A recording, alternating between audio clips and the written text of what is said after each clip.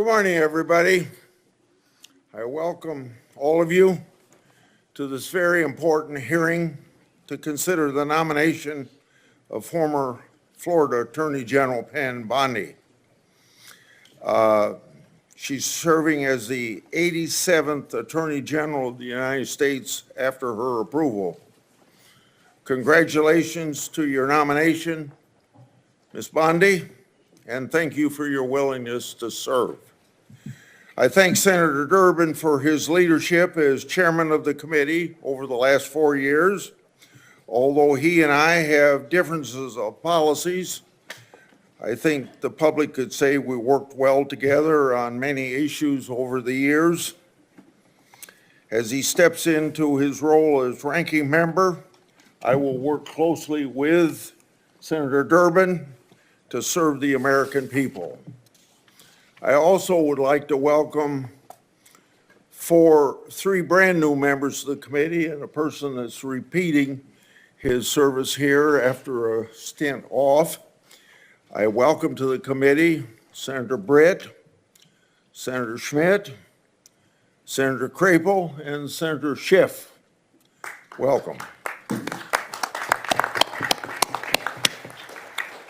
Before we get started, I'd like to set out a couple ground rules.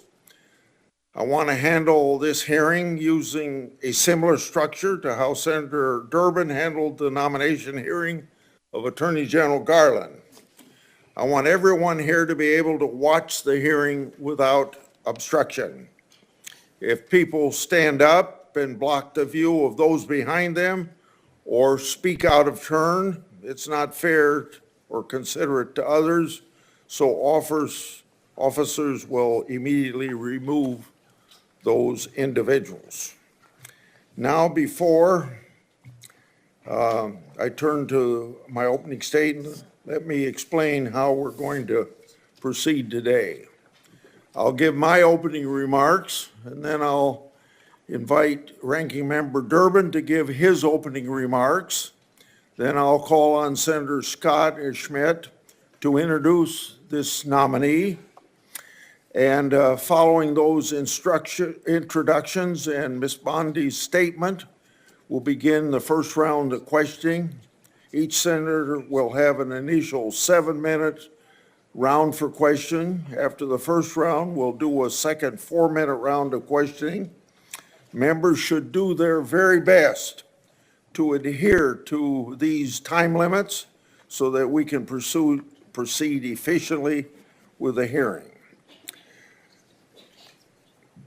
We're here today to considering Pam Bondi's nomination to serve as Attorney General of the United States. Ms. Bondi, for a second time, I thank you for your nomination, willingness to serve, but more importantly, serve the important role of Senate's advise and consent process. You're nominated to one of the most important offices in our country. It took let's see, a lot of work on your part just to get here today.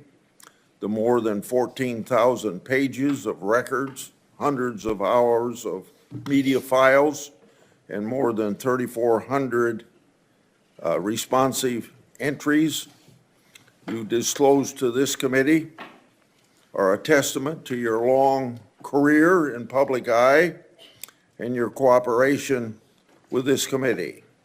I'd like to also thank your family for being here today. I know that many of them have traveled some distance to celebrate with you. I'd like to explain and expect that Ms. Bondi be treated fairly. During Attorney General Garland's confirmation hearing, Republicans treated him with respect. We asked tough but fair questions, and we ultimately voted him out of committee on a bipartisan basis. Although Attorney General Garland wasn't who we on this side of the aisle would have chosen to lead the Department of Justice, We recognize that President Biden won that election and that he was entitled to choose his Attorney General. We were ultimately disappointed with some of the things that General Garland and his department did, but at the time of his nomination, we gave him the benefit of the doubt. As the recent terrorist attacks in New Orleans and around the world have shown, our national security must be a high priority. The American people deserve a secure homeland and borders, safe streets, orderly markets, civil rights, and a protected environment. So, delivering on these promises required the swift confirmation of an Attorney General. This committee should give Ms. Bondi the same benefit of the doubt that this committee gave to Attorney General Garland. President Trump has selected a nominee whose qualifications speak for themselves. Ms. Bondi made history in 2010 as the first woman to be elected Florida Attorney General. She held that role for 8 years and was comfortably reelected by the people of Florida to a second term. 8 years of service as Attorney General of the third largest state in the nation is excellent preparation for the role of U.S. Attorney General. As Florida Attorney General, Ms. Bondi was a member of the Florida Cabinet, Chief Legal Officer of the state, and led a large agency that tangibly impacted people's lives. And by all accounts, Ms. Bondi handled her responsibilities well. As the Florida Attorney General, Ms. Bondi achieved numerous successes. She engaged in key initiatives to fight human trafficking, counter the opioid epidemic, and protect consumers and protect the citizens of Florida from violence. She didn't shy away from hard work or complicated problems. She engaged in an aggressive campaign to eliminate pill mills, took a leading role in securing a $3.25 billion settlement following the Deepwater Horizon oil spill, and eliminated the backlog of rape test kits that had accumulated in that state's laboratories. Ms. Bondi experience isn't limited to her service as Florida Attorney General. She also served as a prosecutor in Hillsborough County for 18 years and prosecuted terrible crimes. She sought tough penalties and justice for victims of violent criminals, domestic abusers, and sexual predators. She prosecuted drug traffickers and thus protected her community. She was also active outside of her professional role, serving in the Junior League of Tampa, on the board of Special Olympics Florida, and is well known for her animal rescue efforts. Her experience and performance as Attorney General, prosecutor, and community leader speaks volumes about her character and her dedication to the rule of law. She's received multiple letters in support of her nomination, including from the Fraternal Order of Police, the Republican State Attorneys General, more than 100 former senior DOJ officials, and a bipartisan group of former state attorneys general. In short, Ms. Bondi is highly qualified, and of course, as we all know, a change is desperately needed. When confirmed, Ms. Bondi will take the helm of at a very turbulent time for this country and for that department. The Justice Department's is infected with political decision-making, while its leaders refuse to acknowledge that reality. Crossfire Hurricane was a textbook example of government weaponization.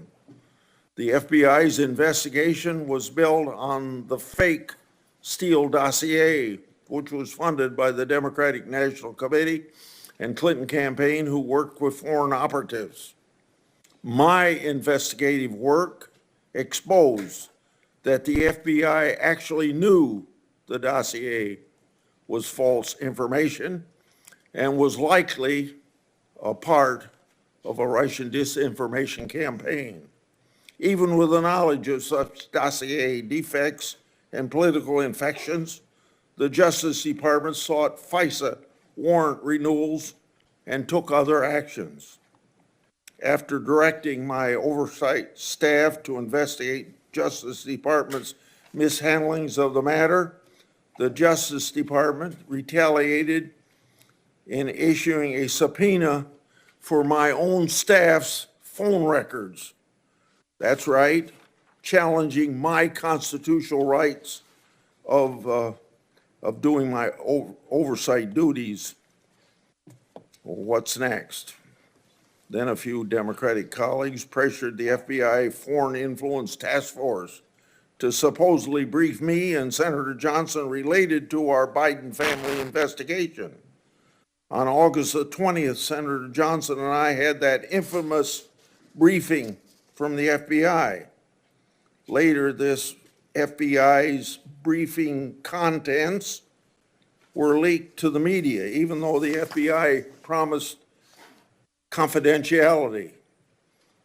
That leak falsely labeled our oversight work as, you guessed it, Russian disinformation. To this day, over 4 years later, the intelligence community and the FBI refused to provide us the intelligence basis for that briefing. The title of this Wall Street Journal's article sums it up, quote, "The FBI's dubious briefing. Did the Bureau set 2 U.S. GOP senators up at the behest of Democrats? Question mark, end of quote. So, I know, as other people on this committee and in and out of Congress know, what government weaponization is. And then we get to Special Counsel Jack Smith and his lawfare operation. It involved an unprecedented FBI raid on Trump's house, including agents that even searched the former First Lady's clothing drawers. Hillary Clinton and Joe Biden certainly did not receive the same treatment by government regarding their records. Indeed, as my oversight exposed, the FBI amazingly agreed to destroy laptop records and records associated with Clinton's staff. This Orwellian conduct should have no quarter.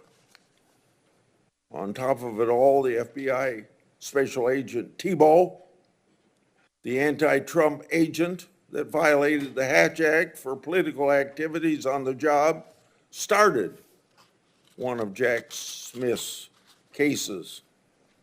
But Jack Smith wasn't the only department official who tried to influence this past election. The Washington Post reported just last August about a previously undisclosed Mueller investigation into Trump that was closed for lack of evidence, and it being, quote unquote, fishing expedition. That news reporting was based on sealed court records, government records, and potentially classified information roughly 90 days before the last presidential election. The Justice Department leaked that information to the press to impact the election against President Trump. And they did it while stiff-arming congressional requests for information that would prove embarrassing to the Biden-Harris administration. So let us not forget some of the more and other flagrant abuses of power that we've seen from the DOJ and the FBI over the last 4 years. And I don't have the time to spend on these that I spent on 2 or 3 others, but just to list them. The Department of Justice used the might of the federal government to prosecute individuals peacefully praying outside of an abortion clinic. The FBI suggested that traditional Catholics could be domestic terrorism threats, claiming that these individuals adhere to, quote, anti-Semitic, anti-immigration, anti-LGBT, and white supremacy ideology, end of quote. The FBI opened dozens of investigations into parents who voiced their concerns at school board meetings regarding curriculum choices and COVID-19 mandates. The FBI applied undue pressure to social media platforms to censor so-called misinformation, downgrading or removing flagged social media posts and removing users. These are only a few particularly egregious examples of rot infesting the Department of Justice. The impact of this political infection in our once storied law enforcement institutions is catastrophic. By every metric, the Biden-Harris Justice Department conduct has failed to live up to our country's ideals. So, Ms. Bondi, should you be confirmed, the actions you take to change the department's course must be for accountability so that the conduct I just described never happens again. The only way to accomplish this is through transparency for the Congress and the American people. Now to my friend, Ranking Member Durbin. Thank you, Senator Grassley. I appreciate your commitment to the Judiciary Committee's longstanding bipartisan practices for vetting presidential nominees. That was in doubt several weeks ago, but I spoke to Senator Grassley and he assured me that he's still personally committed, as I am, to maintaining these practices which we've established over the years. Our process is rigorous, and it shows how seriously members on both sides of the aisle take our constitutional responsibility of advice and consent. Ms. Bondi, thanks for coming to my office last week to discuss your nomination. The importance of the Attorney General to our justice system cannot be overstated. As our nation's chief law enforcement officer, the Attorney General oversees the Department of Justice, which is responsible for protecting the civil rights of Americans, economic freedom and opportunity, public safety, and of course, national security. In short, the Attorney General has real impact on America's everyday life. It is critical that any nominee for this position be committed first and foremost to the Constitution and the American people, not any president or political agenda. But President Trump claims he has, quote, an absolute right to do what he wants with the Justice Department. And that's how he conducted his first term. He interfered with the criminal cases of his friends and allies and successfully pressured DOJ to investigate his rivals. He even tried to use the Justice Department to overturn the results of the 2020 presidential election. The president-elect made it clear that he values one thing above all else, and he said it over and over again: loyalty. Speaking about Attorney General Sessions, Donald Trump said, quote, "The only reason I gave him the job is because I felt loyalty. He was an original supporter." But when then Attorney General Sessions did the right thing and recused himself from the Mueller investigation, Trump said he should never have nominated him, and he fired him. Trump then nominated Bill Barr to succeed Sessions. Barr successfully auditioned for the job in an unsolicited memo to DOJ that sharply criticized the Mueller investigation. Once confirmed, Barr misrepresented and blocked the release of the report. intervened in multiple criminal cases of Trump's political allies, and spread falsehoods about election fraud. But in December of 2020, when Bill Barr finally announced there was no evidence of widespread voter fraud that would change the outcome of the election, Trump dismissed him, fired his second attorney general. This time around, President-elect Trump has vowed not just to use the Justice Department to advance his political interests, but also to seek, quote, retribution against, quote, the enemy within. He has repeatedly threatened to arrest, prosecute, jail, and otherwise punish those he considers his enemies. This includes reporters, prosecutors, judges, poll workers, military officials, and even his own former political appointees. Even before taking office, Trump has forced out his own FBI director that he appointed, Chris Wray, and he's trying to replace Wray with Kash Patel, whose main qualification to be FBI director seems to be his loyalty to Donald Trump.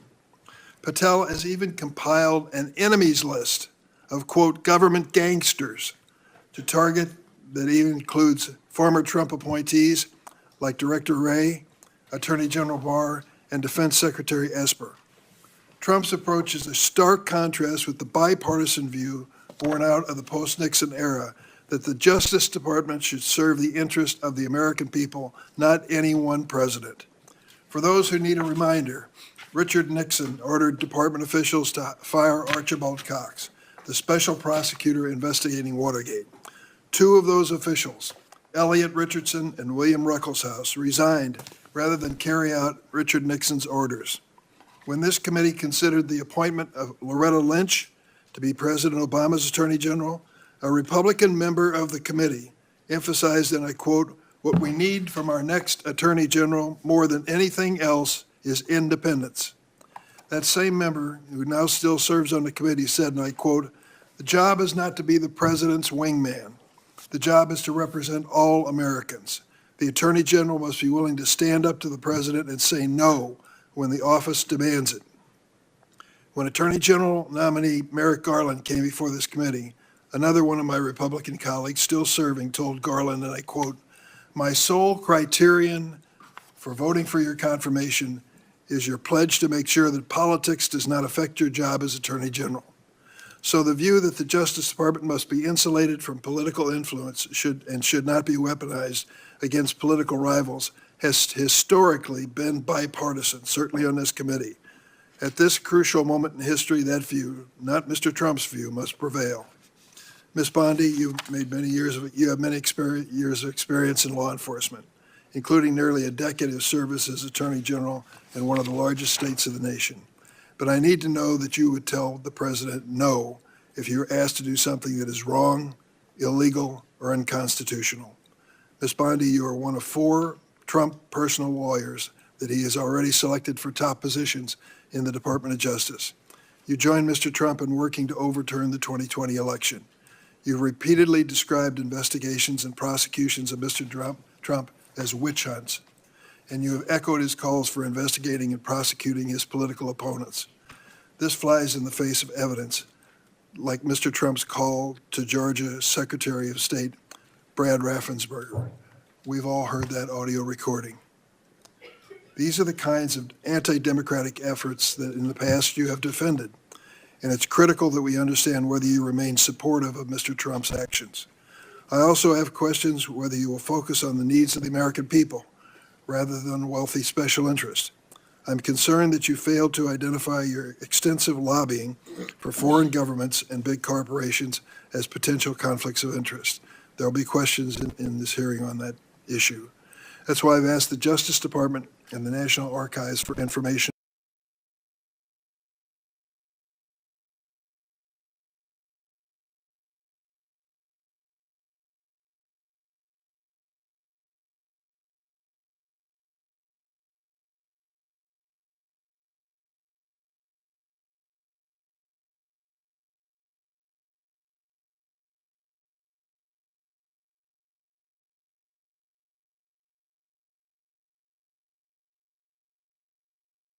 on Uber.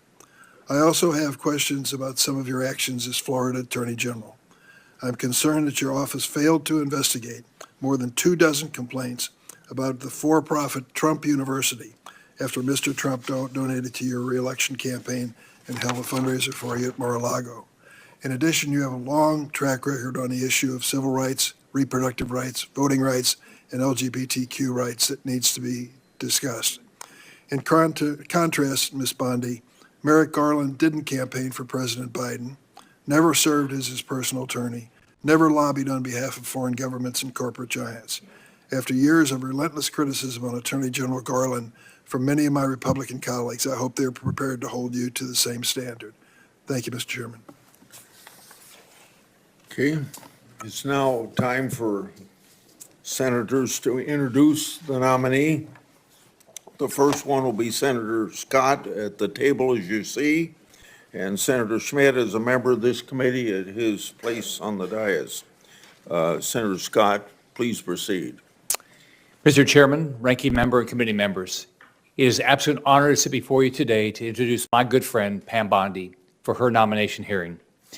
I'd also like to recognize some important people appearing in support of her today, her husband John, as well as her mother, father-in-law, sister, brother, sister-in-law, and nephews, friends, and family members of John.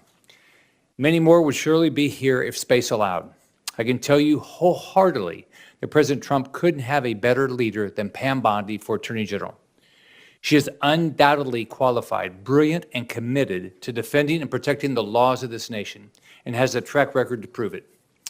It is no secret that the DOJ is facing a public trust crisis after Democrats spent years weaponizing the justice system and the entire federal government. They become an agency that attacks the American people instead of defending and protecting them. That will change under Pam Bondi. Under her leadership, the DOJ will actually fairly enforce the laws, protect the rights of the American people, and keep our nation safe, and crack down on violent crimes and dangerous drugs. And the American people will trust her to do so. I know that well because I worked alongside Pam Bondi for 8 years when I was governor of Florida, and she was Florida's elected Attorney General, working to improve the lives of Floridians to make Florida the best state in the nation to live, work, and raise a family. Pam was an incredible partner, working to keep Florida safe and uphold the laws of our state, ensuring crime is aggressively pursued by law enforcement and prosecutors. President Trump has made clear that one of his top priorities is to reverse the rising rates of crime, and specifically violent crime, that have plagued our communities over the past 4 years. Pam Bondi is uniquely equipped to advance this priority as U.S. Attorney General because she has a proven track record of success in achieving dramatic reductions in crime and violent crime during her time as Florida's Attorney General.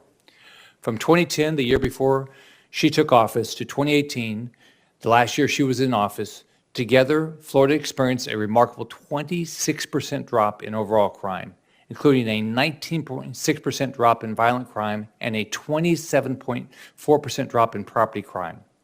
These aren't just numbers. These are tens of thousands of lives saved and communities improved and made safer and families and businesses protected. As Florida's Attorney General, Pam Bondi also spearheaded other life-saving initiatives like tackling the opioid epidemic and fighting human trafficking.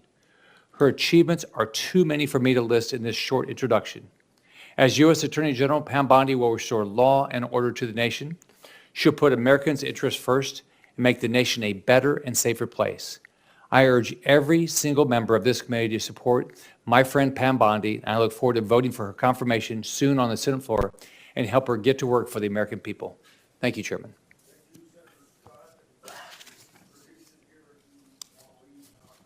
Thank you. Thank you, Mr. Chairman, Ranking Member Durbin, and members of the committee. It is an honor for me and a privilege to introduce Pam Bondi, President Trump's nominee to be the 87th Attorney General of the United States. I have known and worked closely with Pam for years, and I'm glad to call her a friend. When Pam was nominated by President Trump, my reaction was, this is a home run. As many of us are, I was only to be outdone by Senator Graham, who described the nomination as a grand slam, touchdown, hole-in-one, ace, hat trick, slam dunk, Olympic gold medal pick, and he's right. As the letter joined by more than 100 former Justice Department officials put it, quote, it's all too rare for senior Justice Department officials, much less attorneys general, to have such a wealth of experience in the day-to-day work of keeping our communities safe, end quote. Pam exemplifies and personifies the Department of Justice's mission to uphold the rule of law, to keep our communities safe, and to protect our rights and liberties as Americans. Pam has a career in public service that has taken her from her small-town upbringing in Temple Terrace, Florida, to a hearing before this esteemed committee. After attending the University of Florida,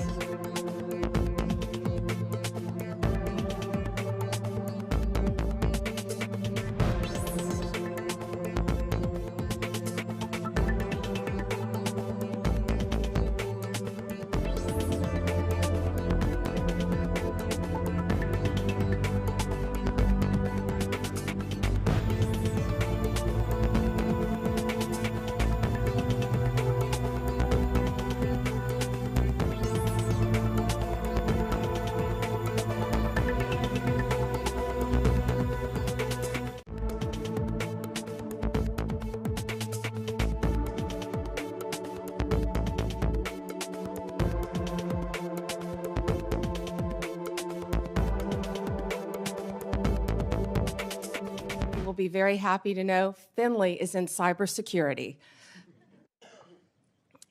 There's a third who is traveling abroad. I wish she could be here. My amazing father-in-law, David, my sister, Beth, my brother-in-law is home with my niece, my nephews, if you could just raise your hand, Evan, Jake, and soon-to-be niece Savannah, my brother, Brad, a brilliant lawyer, my sister-in-law, Tandy, and my nephews, Justin, who just got a 4.0 at UVA, Rex, great college tennis player, Brad, great tennis player. Is Rhea here? And my niece, my beautiful niece, Rhea, and the little guy is in school because he's 10. My friends, Leslie, Kathy, Dina, Tiffany, Kim, Paula, and so many of my former coworkers. And Ranking Member Durbin, if you want to get dirt on me, these women have known me since I was a child. Seriously, most of them. So thank you for indulging me in that. They've all made a very long trip to be here, and thank you for holding my hearing as well and not postponing it. I appreciate that. Thank you all. From the moment I interned at the state attorney's office in Tampa, Florida, all I wanted to do was be a prosecutor. The Supreme Court certified me, and I had 4 jury trials while still in law school. Lost most of them, but had 4 jury trials and never wanted to do anything else. I continued my career there, trying everything from DUIs, domestic violence cases, capital murder cases, the whole gamut. I became a lead trial attorney in courtroom every day trying career criminals, was deputy chief of a division, and then ultimately was felony bureau chief, and eventually left to become Florida's 37th Attorney General for the state of Florida. Nothing has impacted my career more than my experience as a state prosecutor, because I got to know and still keep in touch with many victims and their families from when I was a prosecutor. Upon becoming Attorney General in 2011, I proudly served for 2 terms.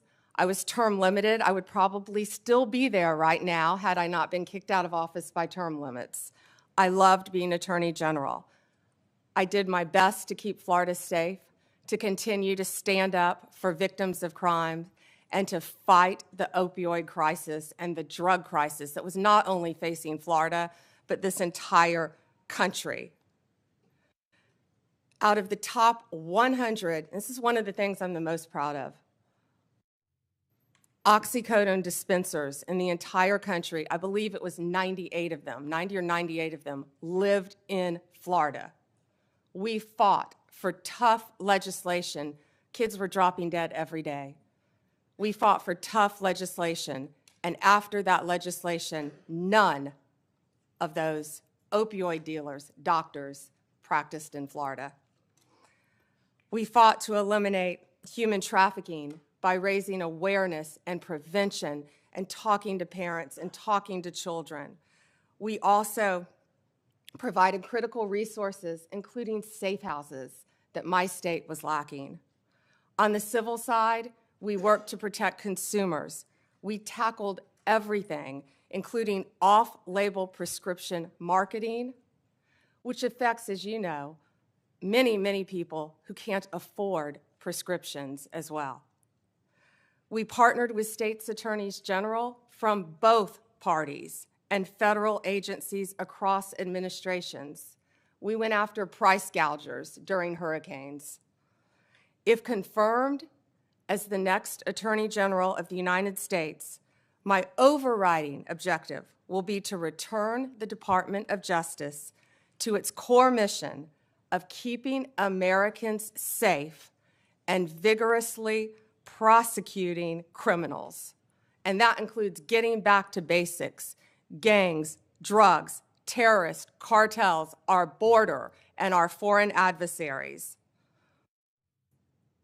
That is what the American people expect, and that is what they deserve from the Department of Justice. If confirmed, I will do everything in my power and it will be my great responsibility to make America safe again. Making America safe again also requires reducing recidivism. We have to fix the Bureau of Prisons, and I am looking on both sides of the aisle. The Bureau has suffered from years of mismanagement, lack of funding, and low morale. I was proud to support President Trump's First Step Act. I think more can be implemented and more can be done on that front. President Trump's leadership on criminal justice reform has demonstrated what is possible when a president is unafraid to do things that have been deemed to be too difficult. We have to reach across the aisle and get solutions for all of these problems.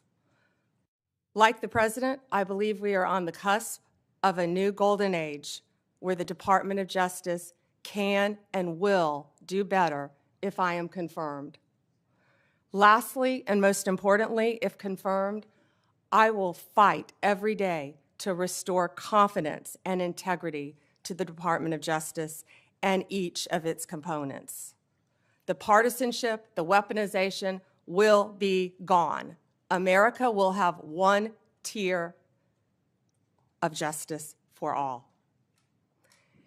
In all this work, I'll collaborate closely with this committee. I will work with all of you, as I've committed to do when I met with almost all of you. And I will partner not only with the federal agencies, but with the state and local officials throughout our great country. I look forward to answering your questions today and working together for this country and our Constitution. Thank you, Senators.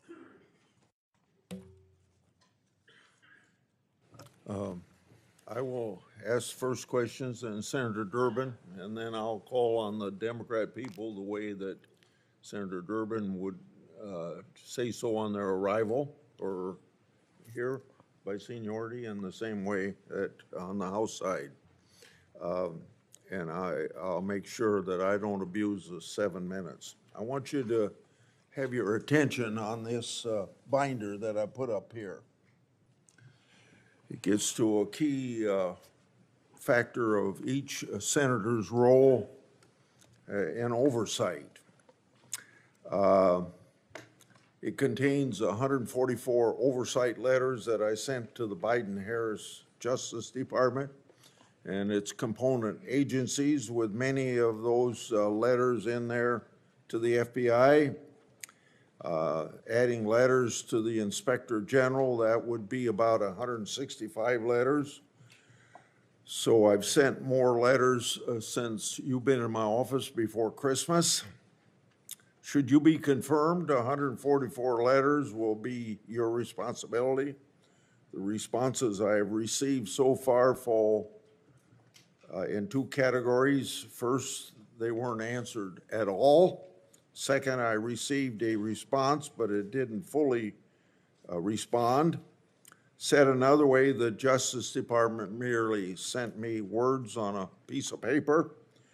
So, should you be confirmed, you'll have an obligation to respond even to the minority and consider a letter from them, even if my signature's not on it, as they want information. Will you commit to responding to my oversight requests as well as the requests of other members of the committee? Chairman, either I or my top staff will personally review the letters and do everything we can to respond to you.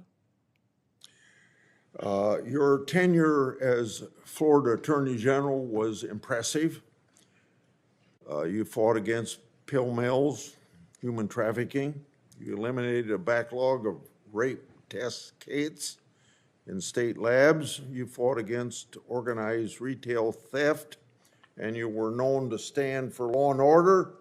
With such achievements, it's easy to see why the people of Florida re-elected you in 2014 and why President-elect Trump nominated you to serve as the nation's chief law enforcement officer. So this gives you a chance to tell us on this committee and the people of this country what you're proud of is your record as Attorney General of Florida. Thank you, Chairman Grassley. I was truly honored to serve the people of the state of Florida for 8 years, but it was a team effort. I had great people around me, many of whom are in this room today. And we did a lot. We did a lot to fight crime, and I've been reminiscing a lot since I was asked to take this nomination. Opioids, as I talked about, were a top priority right when I took office. When I was running for office, I went through the entire state of Florida. Parents were walking up to me, handing me pictures of their children who were deceased from opioid abuse. After I was elected, I took those pictures and I framed them in my office as a goal of stopping that fight, which I talked about in my opening statement. And if U.S. Attorney General, I'll bring those pictures back out, and they will be there to inspire me on the further drug abuse we're facing throughout this country. We also learned that something else was happening. Pregnant women were having babies as a result of being opioid dependent. We call it neonatal abstinence syndrome. We fought to educate mothers. We fought that issue as well. Fentanyl was wreaking havoc in our country, but it was just getting started. I actually fought my own party a bit on scheduling fentanyl because at that time people thought it was something you merely got in the hospital on a patch after surgery. Apples and oranges, and boy, do we all know that now, the difference. Fentanyl is raging throughout our country, and I will do everything I can to fight that with the agencies that fall under the Department of Justice. Human trafficking became a top priority for me as Attorney General. I had the opportunity on a bipartisan trip to go to Mexico, and the one thing I found out there, they were doing better than we were. They had safe houses. I saw things I never dreamed I would see, and all of these things in my past have formed the person I am right now sitting here before you. I came back to Florida. We started a human trafficking council, and we partnered with others, and we expanded and added safe houses in the state of Florida. I don't know how many are in this country right now, but I would like to partner with both sides, if confirmed, to continue those efforts. I'd like to interrupt you Yes, sir. and go to another question. And I'll have another round so you can finish on that point. I'd like to ask you about something that's central to fighting government waste and fraud, the False Claims Act. I want you to know that Attorney General Garland calls me once a year. He called me yesterday to tell me the success of the False Claims Act. Since 1986, when I got it passed and President Reagan signed it, it's brought in $78 billion as of yesterday, his report, $2.9 billion for the year of 2024. Most of that's because of patriotic whistleblowers who found the fraud and brought the cases forward at their own risk. The Supreme Court has long upheld the law's constitutionality, but I want you to know, your view, is the False Claims Act constitutional? Before you answer that, one time in the 1990s, one of the attorney generals said it wasn't constitutional, and when that same person by the name of Barr was back 5 years ago to be attorney general, he said it was constitutional. So if confirmed, will you commit, well, answer that first question. Do you think it's constitutional? Would you defend the constitutionality of it? I would defend the constitutionality, of course, of the False Claims Act, Senator. Last question, if confirmed, would you commit to continuing DOJ's defense of the constitutionality of it? And will you assure the entire staff and funding levels to properly support and prosecute false claim cases? Senator, the False Claims Act is so important, and especially by what you said with whistleblowers as well, and the protection and the money it brings back to our country. Yes, sir. Thank you for your answers. Senator Durbin. Thank you, Senator Grassley. Ms. Bondi, if you're successful in your nomination, this Democrat would like to give you 3 words of advice. Answer Grassley's letters. You'll never hear the end of it if you don't. At issue, I believe, in this nomination hearing is not your competence nor your experience. At issue is your ability to say no. More than any other cabinet official, the Attorney General has to be prepared to put the Constitution first and even tell the President of the United States you're wrong. The political danger and personal costs of such a decision are well documented. You have only to ask former Attorney General Jeff Sessions and Bill Barr, whom Donald Trump sacked for lack of loyalty. And so I have 3 basic questions I'd like to ask you. Most Americans believe that central to the peaceful transition of power in a democracy is the acceptance of the results of an election. To my knowledge, Donald Trump has never acknowledged the legal results of the 2020 election. Are you prepared to say today under oath without reservation that Donald Trump lost the presidential contest to Joe Biden in 2020? Ranking Member Durbin, President Biden is the President of the United States. He was duly sworn in, and he is the President of the United States. There was a peaceful transition of power. President Trump left office and was overwhelmingly elected in 2024. Do you have any doubts that Joe Biden had the majority of votes, electoral votes, necessary to be elected president in 2020? You know, Senator, all I can tell you as a prosecutor is from my firsthand experience.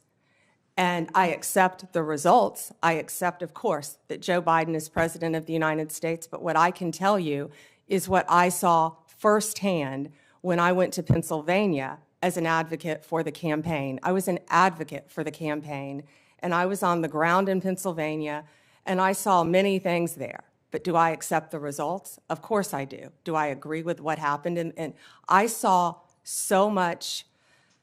You know, no one from either side of the aisle should want there to be any issues with election integrity in our country. We should all want our elections to be free and fair, and the rules and the laws to be followed.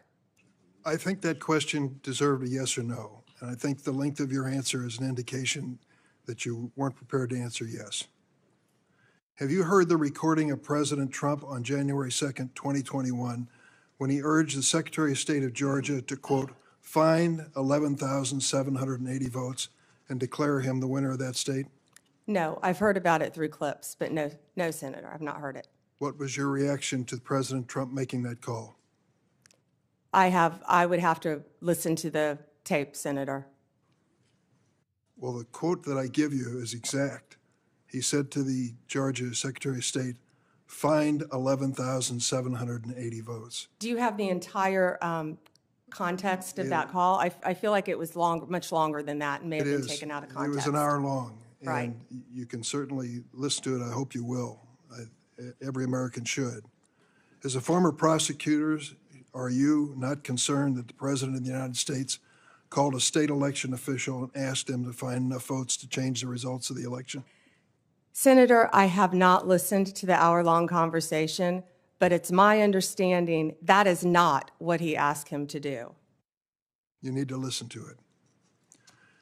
Let me ask a third question. Do you believe that the January 6 rioters who've been convicted of violent assaults on police officers should be pardoned?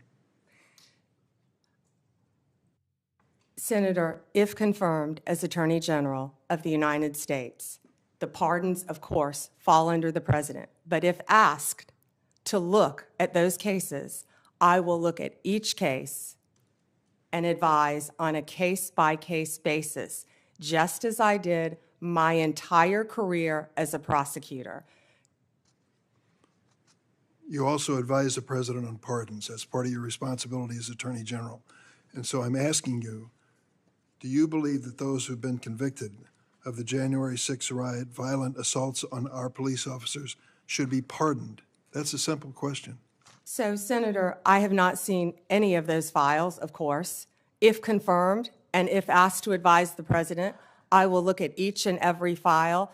But let me be very clear in speaking to you. I condemn any violence on a law enforcement officer in this country. Let me ask you about your work as a lobbyist for Ballard Partners. You did not list your current position as a partner at the lobbying firm, nor the work you've done for your Ballard partner clients, such as lobbying for the country of Qatar for $115,000 a month, and for corporate giants Amazon and Uber when you were asked about conflicts of interest. Why do you believe your work as a lobbyist does not constitute potential conflicts of interest? Well, Senator, first, that was the amount my firm received. I believe multiple people represented the country of Qatar within my firm.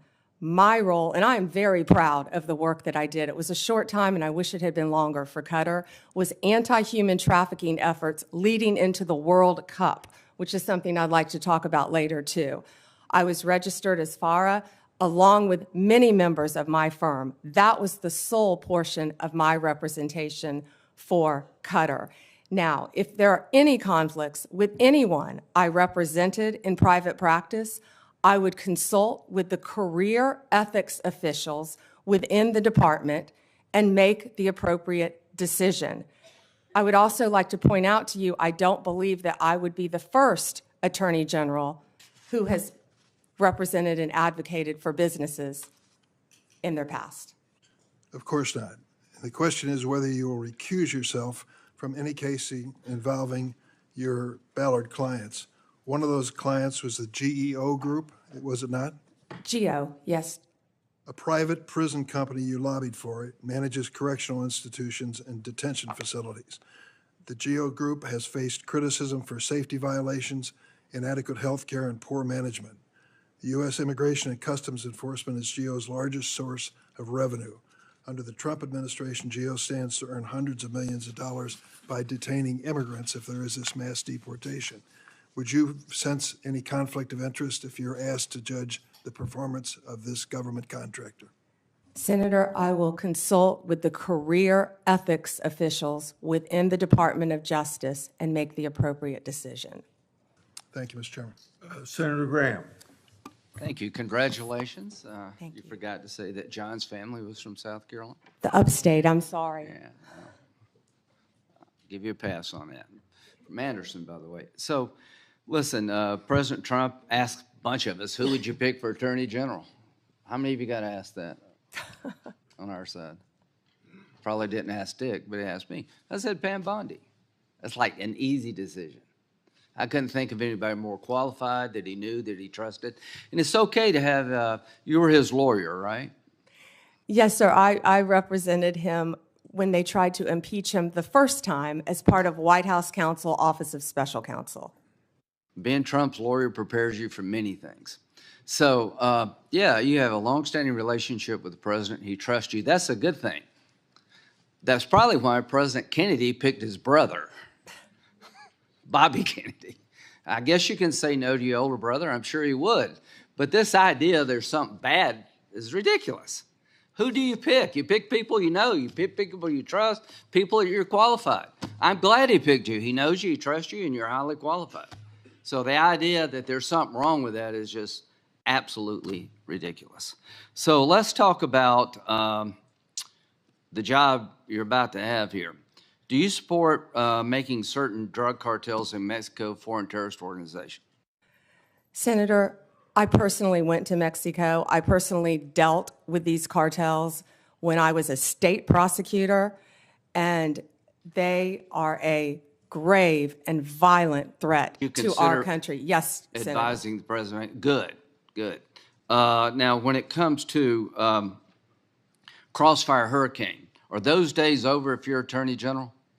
Absolutely. Okay. Lake and Riley, are you familiar with that case? Sadly, I am, Senator Graham. Do you know why the man who killed her was released from custody? He was paroled to the detention capacity at the Central Processing Center in El Paso, Texas. Now, that's not your call. You'll be DOJ. But do you agree with me that the statute regarding parole doesn't allow parole to be based on we don't have detention beds? There's nothing in that statute would authorize parole based on lack of capacity. Are you familiar with that statute? Yes, sir, and that's frightening. Yeah, well, it's frightening. Are you going to fix it? I am going to do everything in my power to fix it Well, if confirmed as Attorney You're going to General. advise President Trump we need more beds. Tom Holman's the guy that's going to do this, but would you as Attorney General say we need more bed space so Lake and Riley never happens again? Senator, my job, if confirmed as Attorney General, will be to keep America safe. Do you think we And need that more include- detention space? And that includes having enough space for violent criminals, for people that should not be in this country, who Yeah. have committed violent crimes. To And the Lake and public. Lake and Riley is one of many. Yeah, but 41,000 beds in this country to detain people. We got like millions of people here illegally. We let this dude go because we didn't have any place to put him. I hope those days are over. And if, Tom, you're listening out there, I hope you'll create enough detention space to make sure we don't find this dilemma ever again. Do you think we're at war? And if so, who with? Oh, Senator, we're at war on so many fronts. Are we at war with ISIS? Of course, we're at war with ISIS. They're at war with us. Do you agree with that? Absolutely, Do Senator. you think since our withdrawal from Afghanistan, threats to our homeland have gone up from ISIS? Yes. Okay, March 7th, 2024, General Corella. I assess ISIS-K retains the capability and will to attack the U.S. and Western interests abroad in as little as 6 months with little or no warning. That's March of 2024. General McKenzie, ISIS-K has a strong desire to attack the United States after it began to grow in Afghanistan following U.S. exit in August 2021. He also stated the threat to ISIS-K from ISIS-K is growing. Major General Quantock, the U.S. remains target number one for ISIS-K. Do you agree with that? Senator, I don't have my security clearance, but from everything I've read and heard, ISIS is one of the greatest threats. Okay, well, when you get your security clearance, you're going to find out these people are coming after us and they want to kill us. So I would like to have a strategy to deal with the ISIS threat that's beyond just the law enforcement model. Does that make sense to you, that we should use every tool in the toolbox? Senator, that includes wrapping in our state and local officials too, and better cooperation throughout our country and our world. I totally agree. Do you support reauthorizing FISA in 2025? Senator, I believe 702 is up in 2026. Okay, I'm I sorry, believe it's 26. 2026, and we will closely be looking at that. FISA is a very Do important you agree tool. that the 702 provides important intel gathering capability to protect our nation? Extremely important. Okay. So, Pam, you're about to step into a job that's one of the most important jobs in any democracy. Let's go back to pardons. If I'm a lawyer for somebody in jail, would you promise to listen to the application and read it before you made a decision? Yes. Okay. No matter who you are. Good. That's the way it works. People want to bargain with you up here. Will you do this? Will you do that? All I ask you to do is call it as you see it, hire good, competent people, and give the president the best legal advice you can, run the Department of Justice in a manner that other people would want to join it one day. Growing up, I had a fondness for the FBI. I watched the show, I think it's every Sunday, wanted to be an FBI agent. Right now, the FBI needs an image overhaul. So you have a real task ahead of you in two areas: to restore trust to many Americans who have lost trust in the Department of Justice, and to make sure that this country is safe from drug cartels that are killing 3,000 Americans every 2 weeks for money, to go after these people, and to protect our homeland that's under siege. I think you're the perfect pick at one of the most dangerous times in American history, and I look forward to supporting you. Thank you, Senator. Senator Whitehouse. Thank you, Chairman. Welcome, Ms. Bondi. Thank you, Senator, and thank you for meeting with me. I greatly appreciate that. It was a pleasure. Ms. Bondi, you were a courtroom prosecutor for a great many years. As a courtroom prosecutor, did you ever have an enemies list? No, Senator. And you went on to be Florida's Attorney General. As Florida's Attorney General, did you ever have an enemies list? No, Senator. As Florida's Attorney General, you were responsible for hiring into the Florida Department of Attorney General, correct? Senator, the Attorney General's office in Florida is the third largest in the state, approximately 1,400 employees and approximately 400 lawyers. Only California and Texas are our bigger offices. And you were So, responsible yes. for hiring into that office while you were Attorney General? Yes, Would you Senator. have hired someone into the Florida Attorney General's office who you knew had an enemies list? Senator, to cut to the chase, you're clearly talking about Kash Patel. I don't believe he has an enemies list. He made a quote on TV, which I have not heard. I saw your sign, or Senator Durbin's sign about Kash. But I know that Kash Patel has had 60 jury trials as a public defender, as a prosecutor. He has great experience in the Intel Department, Department of Defense. I have known Kash, and I believe that Kash is the right person at this time for this job. You'll have the ability to question Mr. Patel. And I'm when- questioning you when right you now do. about whether you will enforce an enemies list that he announced publicly on television. Oh, Senator, I'm sorry. There will never be an enemies list within the Department of Justice. Thank you. The FBI's, what is the FBI's role in national security and counterterrorism, and how important is that role? You know, Senator, I believe now more than ever, counterterrorism is so important and vital in our country. We are facing such incredible threats here and abroad. If I'm sure many of you saw former FBI Director Wray's interview on 60 Minutes, he talked about the threats that, frankly, again, I don't have my security clearance, Yeah, but the but threats given that- facing us, Senator, from China right now that are so great, with Given the that- sleeper cells within our country. Given that importance, is it responsible to call for shutting down the FBI's counterterrorism and national security work? And will you, as Attorney General, impede or shut down the FBI's counterterrorism and national security work? Senator, questions. Senator, I believe that national security is vital right now for our country on so many fronts. I could continue to discuss And the many FBI's others. role in that? And the FBI plays a vital role in counterterrorism Which you throughout will our or will world. not shut down?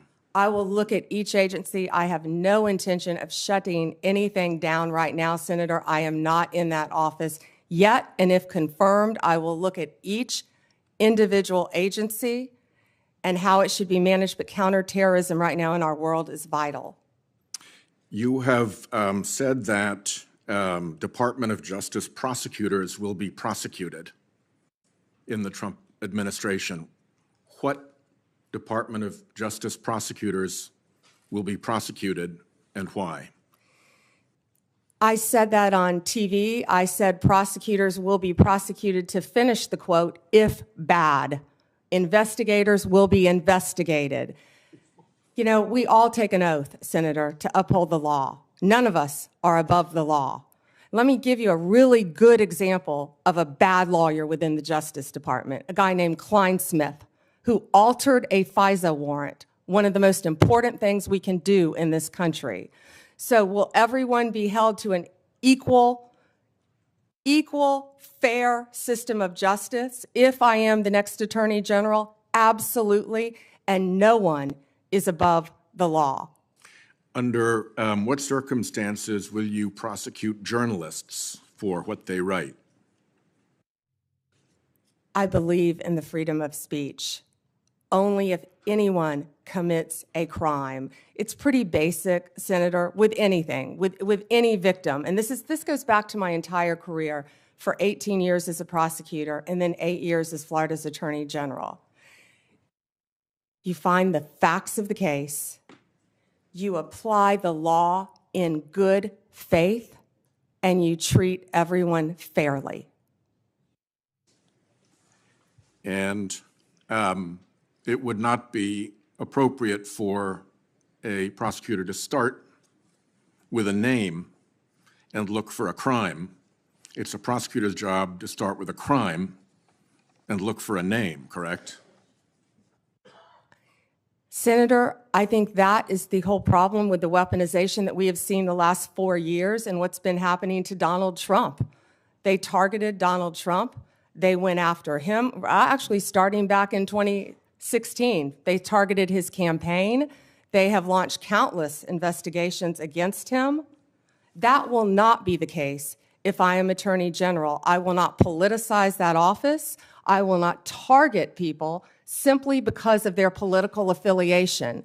Justice will be administered even-handedly throughout this country. Senator, we've got to bring this country back together. We've got to move forward, or we're going to lose our country. Yeah, I think the concern is that weaponization of the Justice Department may well occur under your tenure. And we want to make sure that that's not the case, that you remain independent, that you remain able to and willing to tell the president no when that's necessary to protect the Constitution and the integrity of the department. So that's where I'm asking these questions. We talked in the meeting about the contacts policy that has prevailed really since Senator Hatch sat in that chair and demanded it of the Clinton Justice Department through all the administration since then, with the exception of a brief period under Attorney General Gonzalez, which he corrected and which did not end well for him. There has been a contacts policy that limits contacts between the White House and the Department of Justice to a very few senior officials on each side.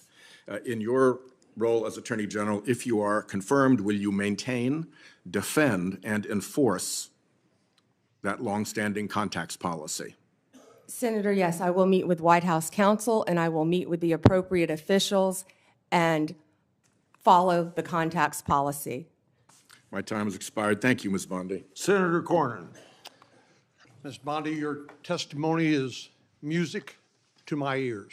Thank you.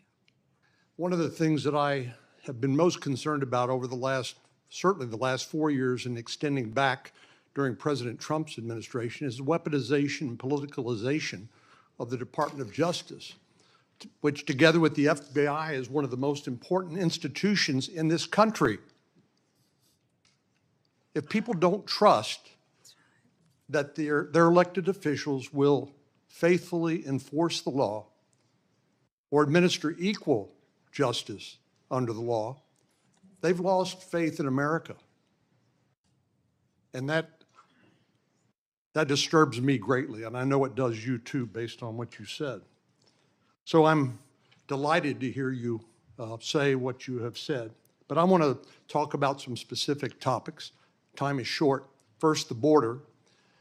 I believe President Biden and Vice President Harris had presided over one of the biggest humanitarian and public safety disasters in American history. Senator Cruz and I represent a state with 1,200 miles of common border with America.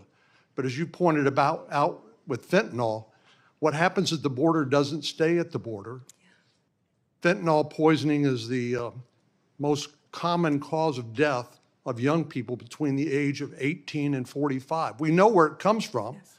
The precursors come from China. They go to the cartels. They mix them up, make them look like innocuous pills. And young people take them and die. It's just that simple and that tragic. So there's just so much that we could talk about with regard to the border, but you know, I know people voted for President Trump in large part because of his promise to restore security at the border. Will you do everything within your power as Attorney General to enforce the laws on the books, including the President's executive orders, which I anticipate he will be signing on January the 20th when he is sworn in, and help do everything you can and the Department of Justice can is to restore security to our southern border? Yes, Senator, absolutely. One example is, of course, if you come here to from anywhere in the country and you show up at the border under the Biden and Harris administration policies, you'll simply be released into the interior of the country, either to await a trial date, which may never occur due to the enormous backlog, or you will simply be paroled And I know parole has a special connotation in the criminal law, but in this context, as you know, it's designed to be administered on a case-by-case basis. Yet President Biden and Vice President Harris had granted parole, that is, released people into the United States on a categorical basis, or anybody who shows up, or because they don't have the detention facilities to keep them. So do you believe Lake and Riley would be alive today if President Biden and Vice President Harris had enforced the law and secured the border? Senator, he should not have been in our country, and then Lake and Riley would have been alive. And I don't think it's just Lake and Riley. There are so many victims throughout our country. Not only that, we're all familiar with the violent gangs who are coming into our country, walking into our country freely through the open border. The cartels, the gangs, Venezuela's let people out of their prisons. It's been reported. I don't have the security clearance yet to see what's happening, but I know, we all know, there are criminals throughout our country, and it is my commitment to you on both sides of the aisle that I will do everything in my power with the agencies that fall under me, if I am confirmed, to make America safe again. We have to do that, Senator. Well, many of us, of course, see classified information on the Intelligence Committee or just generally in our duties as a senator. And so you're not going to feel any better about the blinking lights, the danger that Director Wray has talked about. In my closing moments here, I want to revisit an issue that is of particular importance. 60% of the President's daily brief, which is the intelligence brief that the Director of National Intelligence and the CIA Director delivered to the President, comes from Section 702 of the Foreign Intelligence Surveillance Act. I've called this the most important law that most people have never heard of. I know you have, and you're familiar with it, but I want to ask you a few questions about that. It's been called the crown jewel of U.S. intelligence. And of course, it cannot be legally used to spy on American citizens. And if it is, it ought to be prosecuted to the fullest extent of the law. I know you would agree with that. But there have been some, as you know, and as you pointed out to Senator Graham, we have a temporary extension of the existing authorization for the use of the intelligence community to target foreign threats to our national security that expires in 2026. And I'd like you just to confirm here on the record that you will enforce that law and you can support the law as it is written. Senator, I haven't read the entire 702 in front of you, but I will commit to reading that and doing everything I can to keep America safe again. Of course you will. So Director Ratliff, who's going to be, I'm going to go to his hearing on for CIA Director. Of course, he was confirmed as Director of National Intelligence. Some have argued that in order to query or look at lawfully collected FISA 702 product, that you need to get a warrant requirement in order to show probable cause that a crime, including espionage, perhaps, has been committed. But Director Ratliff has written that a warrant requirement may not achieve its intended objectives and could hinder national security efforts. Do you share Director Ratliff's concerns? I would read his memo, and I will speak to you after I read his memo, Senator. Well, we need to have I hope you and I can continue this conversation after this, because I think there's a lot of misinformation with regard to how Section 702 works. I'm happen to be one of the members of the Senate Intelligence Committee. We read that product on a regular basis, and it is not used to spy on American people. I think what's fundamentally missing is a lack of trust in the intelligence community, including the FBI, which I'm hoping you and Mr. Patel can restore. Thank you. Thank you. Senator Klobuchar. Thank you. Thank you, Mr. Chair. We had a good meeting this week. Thank you for that. And I appreciated your priorities on human trafficking that you mentioned today, that work, as well as fentanyl and some of your other prosecution experience. We had some similar backgrounds in doing that. And I want to talk about, first of all, the U.S. Attorney's Office in Minnesota, one of the premier offices in the country. This office has been instrumental in combating violent crime, dismantling street gangs, taking fentanyl off our streets, enforcing civil rights laws after George Floyd's murder, ensuring victims of fraud get justice. Do you agree that it should be a priority to support U.S. attorneys, frontline prosecutors, and case agents who work hard every single day on our streets? Senator, I think that is one of the most important things in our country right now, and there are so many good men and women within the Justice Department throughout our country, as well as all the law enforcement agencies. Yes, they work very hard and they will be supported. I'm concerned about some of the proposals that could put cuts in the COPS program, burn JAG programs. I know you're familiar with those. Senator Murkowski and I lead the COPS reauthorization bill. Just will you commit to continue to support those programs? Senator, I will read everything about those programs because that is a top priority of mine, and I would love to meet with you on that and Senator Murkowski to support law enforcement and those programs. Thank you.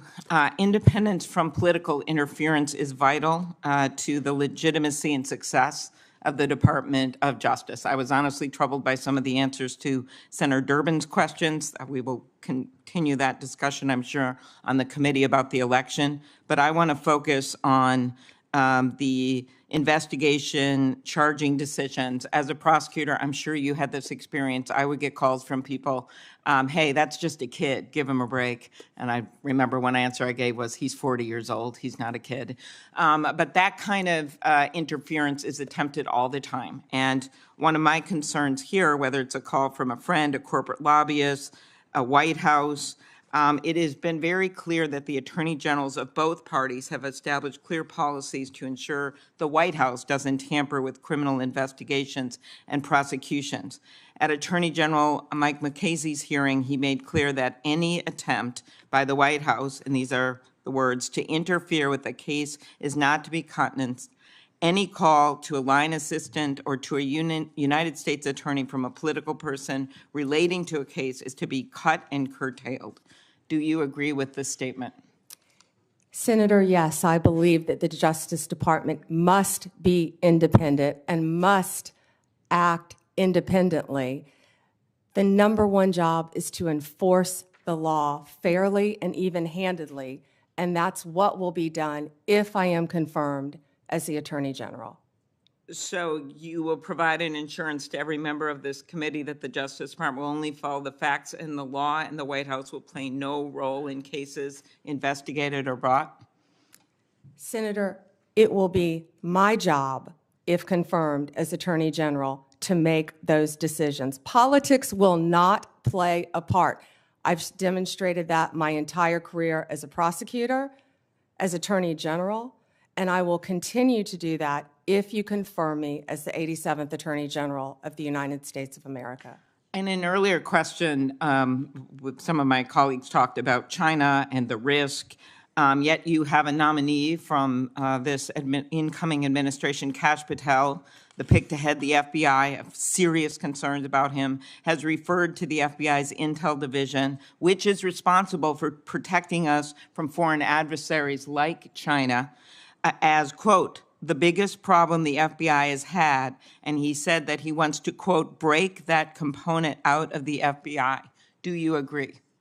I have not seen those comments from Mr. Patel. I would review them, but we have to do everything we can to protect our country. Again, Mr. Patel would fall under me and the Department of Justice, and I will ensure that all laws are followed, and so will he.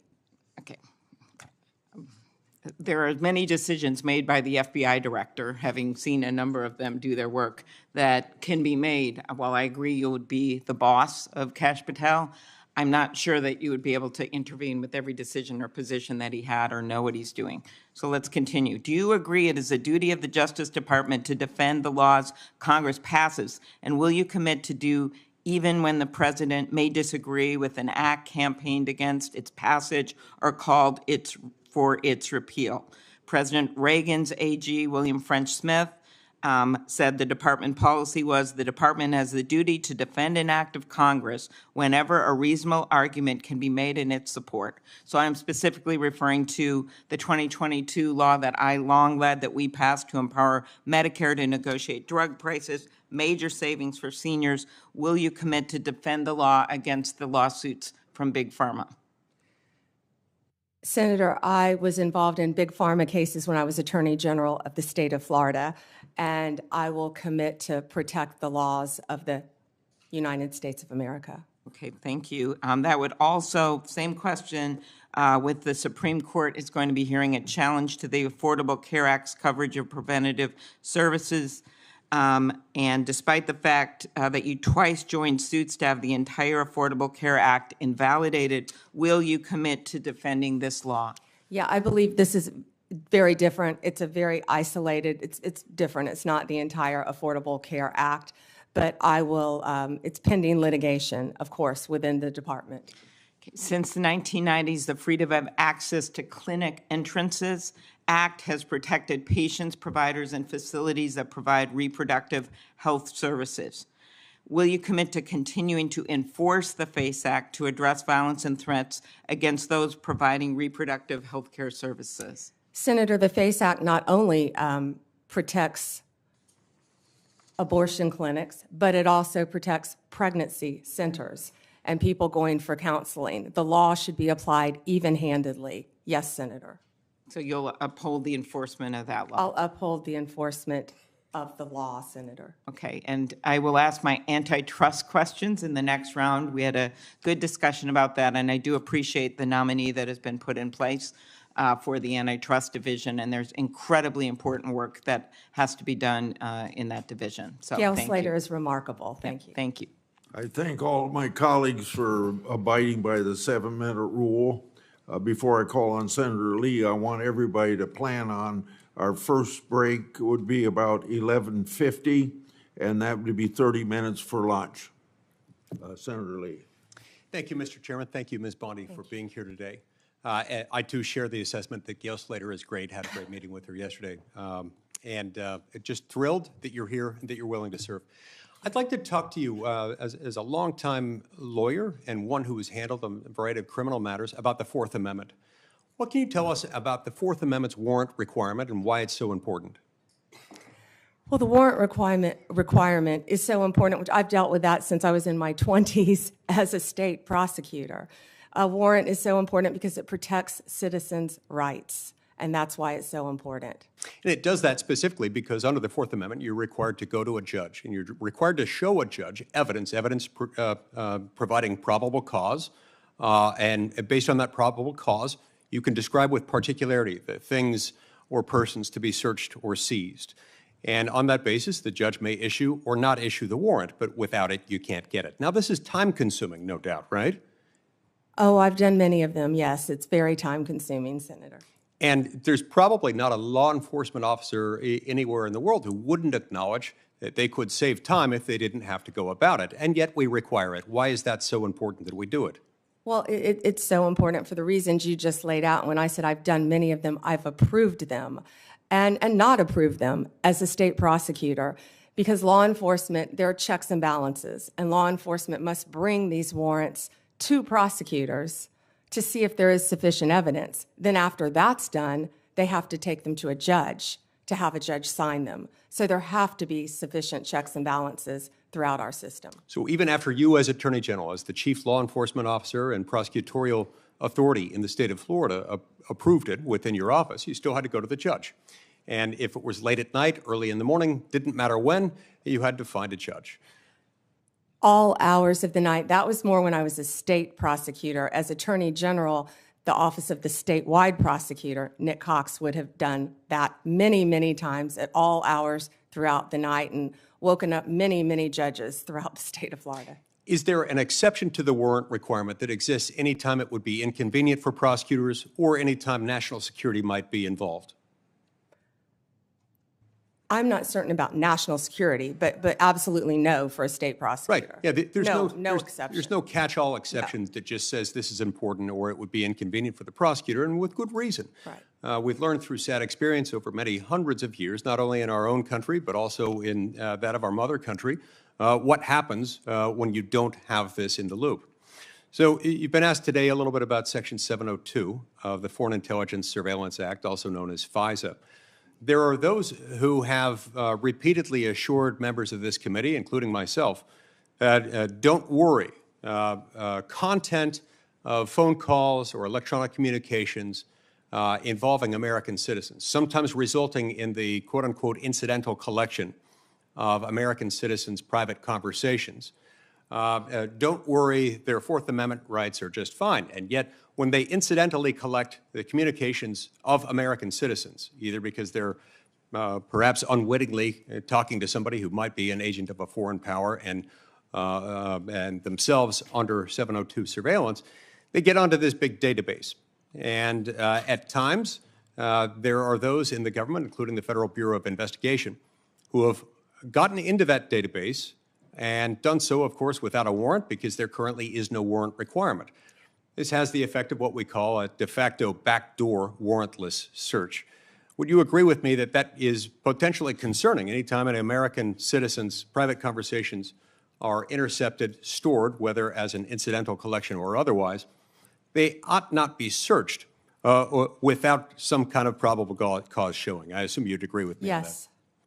Yeah, and it's important. Sometimes people will defend that by saying national security is involved, as if that's the beginning and the end of the inquiry. That has never been the case, and I hope and pray it never will be the case, because that's not what the Fourth Amendment says, not what it does, not what it ever can be. So it's my sincere hope that the next time FISA 702 comes up for reauthorization, Congress finally do what it has been avoiding for a long time, which is to ensure that this doesn't happen. We've heard again and again from people who, if you're confirmed to this position, will soon be your predecessors, prior occupants of the position to which you've been nominated and to which Mr. Patel has been nominated.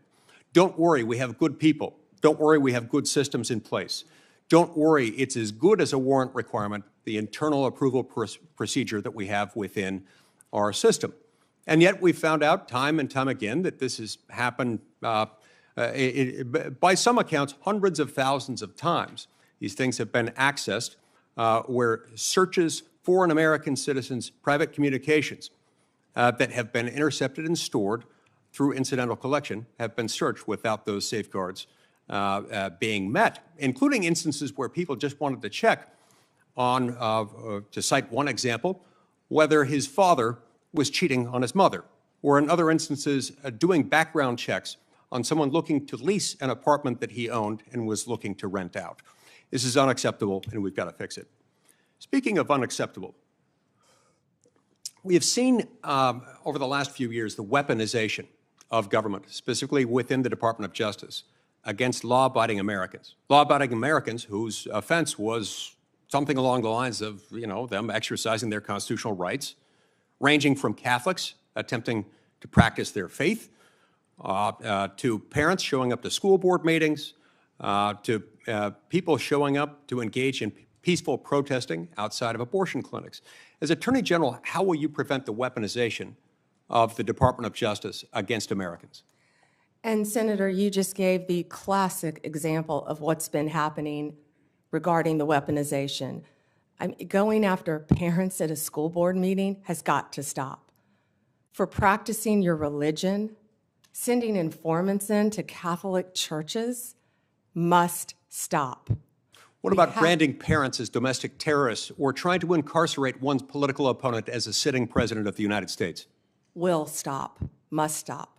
Your Senator. It is exactly the sort of answer I was hoping and expecting to receive from you, and I look forward to doing everything I can to help get you confirmed. I've been pleased with your answers thus far. I've enjoyed knowing you, considering you a friend for many years, and look forward to the great things you will do as Attorney General of the United States. You have my emphatic support and my vote. Thank you, Senator. Senator Coons. Thank you, Mr. Chairman. Welcome, Attorney General Bondi, and to your family Thank and you. supporters. Thank you for your service, and I look forward to our conversation today. I have a simple three-factor test when considering the executive branch nominees before us. Do you have the qualifications and experience to do the job, policy views to do the job in the best interest of the American people, and the character and integrity to conduct your job, and yours in particular, with the independence that the role requires? You demonstrably have the relevant experience. I understand we will not see eye to eye on some or even many policies, but we had a constructive conversation last week about our shared interest in fighting the opioid epidemic, countering human trafficking, criminal justice reform, and supporting law enforcement. But I need to know that you share a core value, ensuring the Department of Justice remains free from partisan or political influence, in particular by the White House. So I look forward to our discussion about that today. As Attorney General, if confirmed, who would be your client? My oath would be to support and defend the Constitution of the United States of America. The people of America would be my client. And it is also my job to advise the president. My client are the people of America. A simple question of constitutional interpretation. Is President-elect Trump eligible to run for another term as president in 2028? No, Senator, not unless they change the Constitution. Thank you. One of the concerns I've raised with you is safeguarding the Department of Justice's independence in the face of some promises on the campaign trail by then candidate Trump that he would use the department to target his political adversaries, or that he might interfere with prosecution.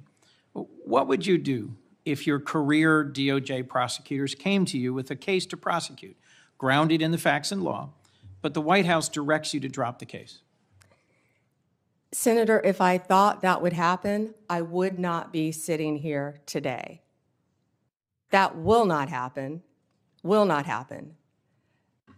Every case will be prosecuted based on the facts and the law that is applied in good faith, period. Politics have got to be taken out of the system.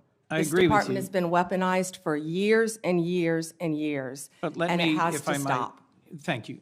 Let me, if I might, Madam Attorney General, refer you back to Senator Durbin's opening comments about previous attorneys general, our former colleague Jeff Sessions, Bill Barr.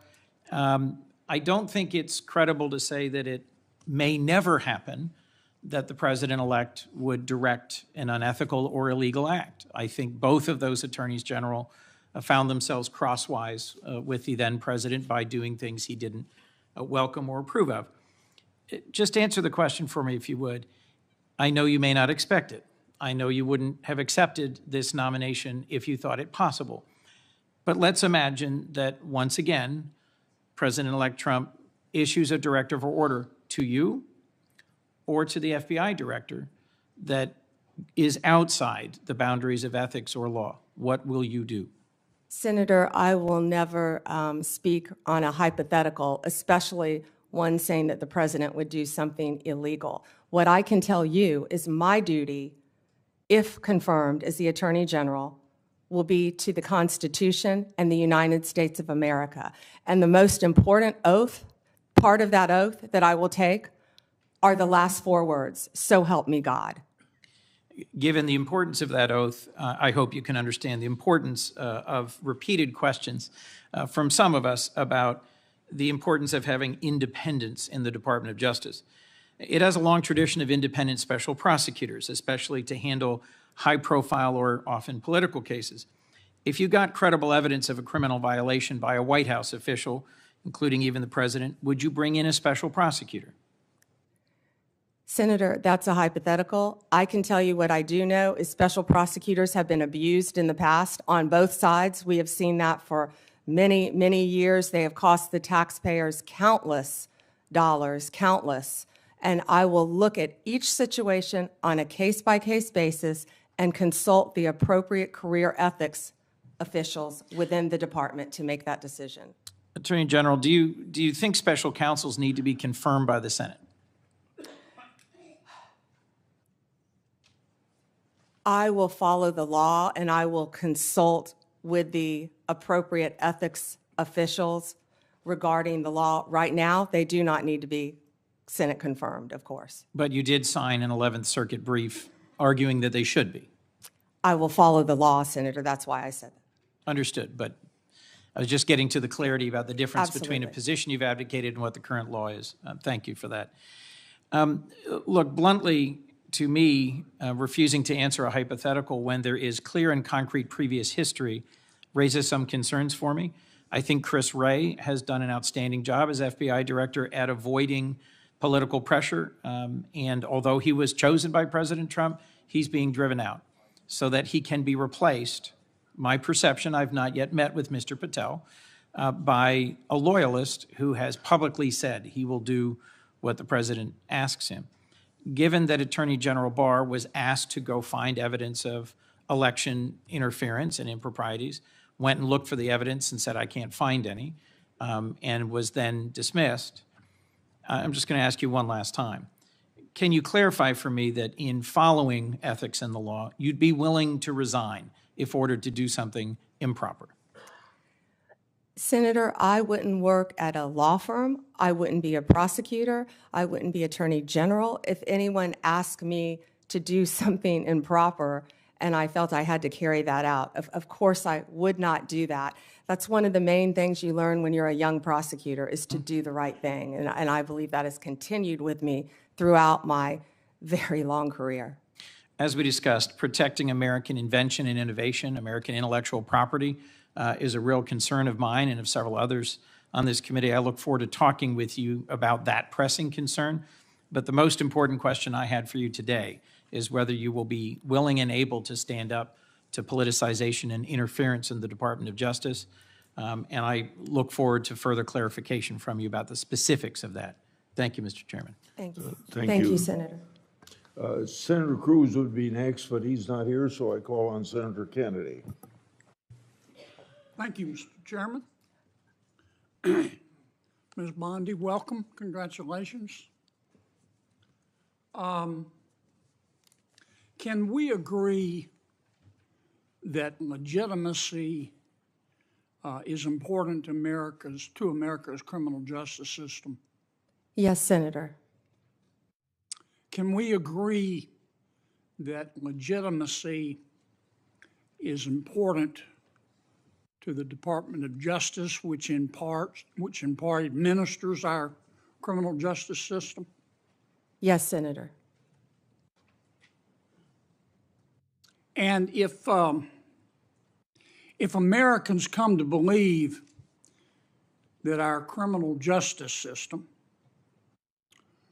or our Department of Justice is acting illegitimately, that makes Americans less likely to accept the results of that system, does it not? Yes, Senator.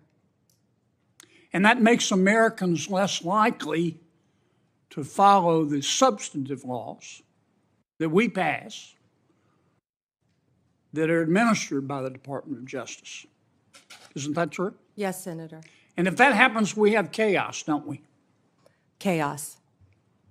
And the social contract is breached, isn't it? Yes. Do you remember a person by the name of Michael Avenatti? Yes. Several years ago, he was a media star here in Washington. An attorney, correct? Yes. He was a media star. And many members of our media loved him because he persistently bashed Donald Trump. And he was on TV every day. He was on CNN more than Wolf Blitzer. Do you know where Mr. Avenatti is today? I believe he's sitting in prison, Senator. He's in jail because he was a crook. And the Department of Justice helped put him there, didn't it? Yes, Senator. Do you remember a gentleman by the name of Sam Bankman-Fried? Yes, Senator. Boy genius. So smart and so powerful that he thought he could command the tides. So smart and so powerful and so rich that he would go to meetings with serious people like Bill Clinton, like Tony Blair, looking like a slob, looking like a fourth runner-up to a John Belushi lookalike contest. And he thought it was cute. Where's Mr. Bankman-Fried today? I believe he is in prison, and I believe that's from the Netflix series I saw as well. Because he's a crook. And who helped put him there? The Department of Justice, Senator. Can we agree that there's some really, really good men and women at the Department of Justice?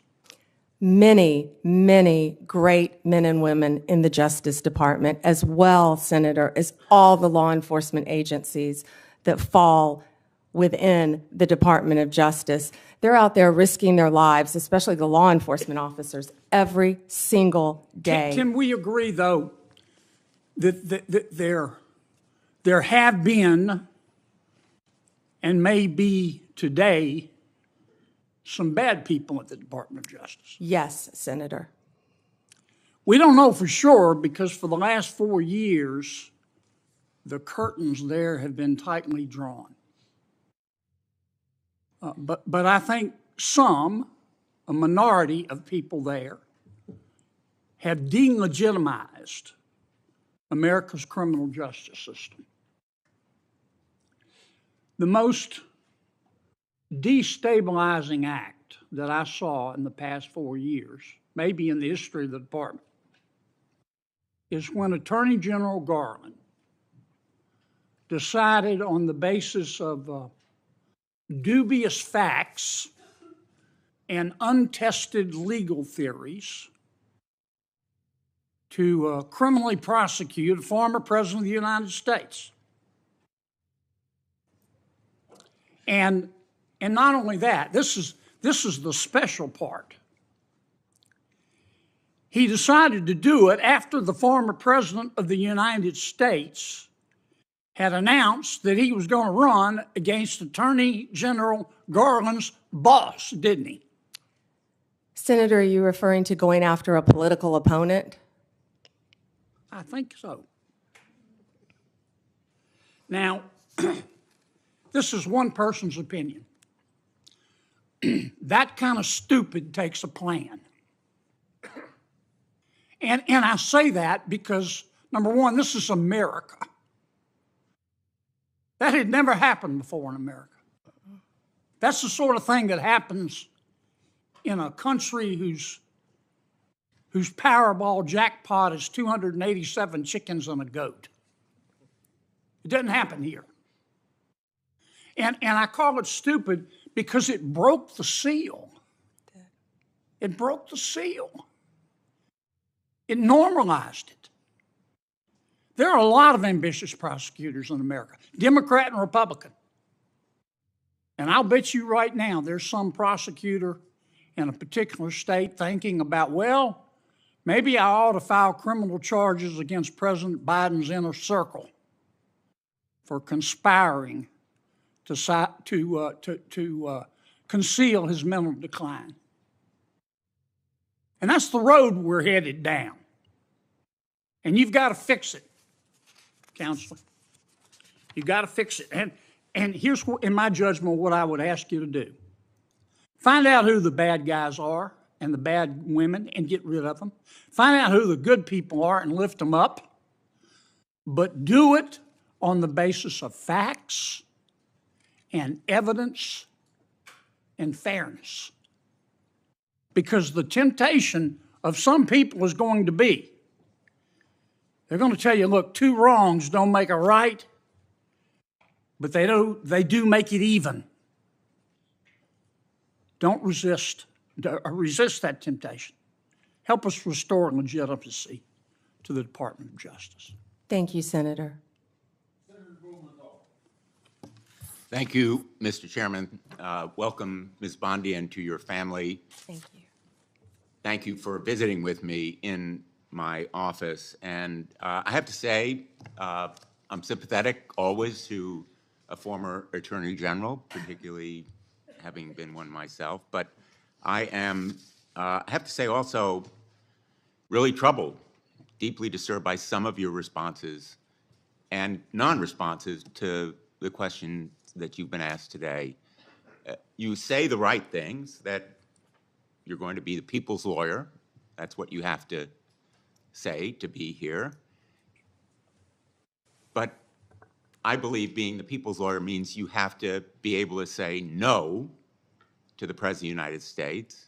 You have to speak truth to power. You have to be able to say that Donald Trump lost the 2020 election. You dodged that question when you were asked directly by Senator Durbin. You have to be able to say that January 6th insurrectionists who committed violence shouldn't be pardoned. You have to be able to say that a nominee for the FBI director who says he has an enemy list, and that's just the beginning of what he has said in terms of politicizing, deeply weaponizing the FBI against political opponents, that he shouldn't be the FBI director. You know, we have some history here with your predecessors, Barr, Sessions, and others, who perhaps sincerely, when they sat where you are now, said that they would say no, but they were working with a president that expected them to be his Roy Cohn, his personal attorney. Do you really think that you can avoid the disgrace that they encountered or the repercussions from the White House if you say no to the president? And so my question to you is, can you say no to the President of the United States when he asks you to do something unethical or illegal? Senator, first, I need to clarify something that you said, that I have to sit up here and say these things. No, I don't. I sit up here and speak the truth.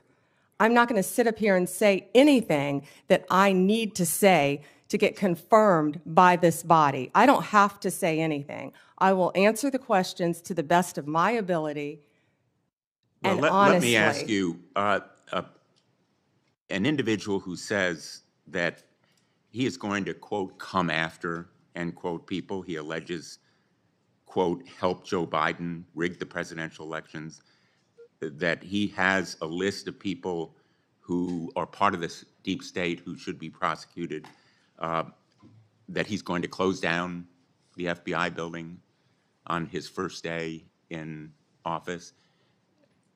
Is that a person who appropriately should be the FBI director? Aren't those comments inappropriate? Shouldn't you disavow them and ask him to recant them?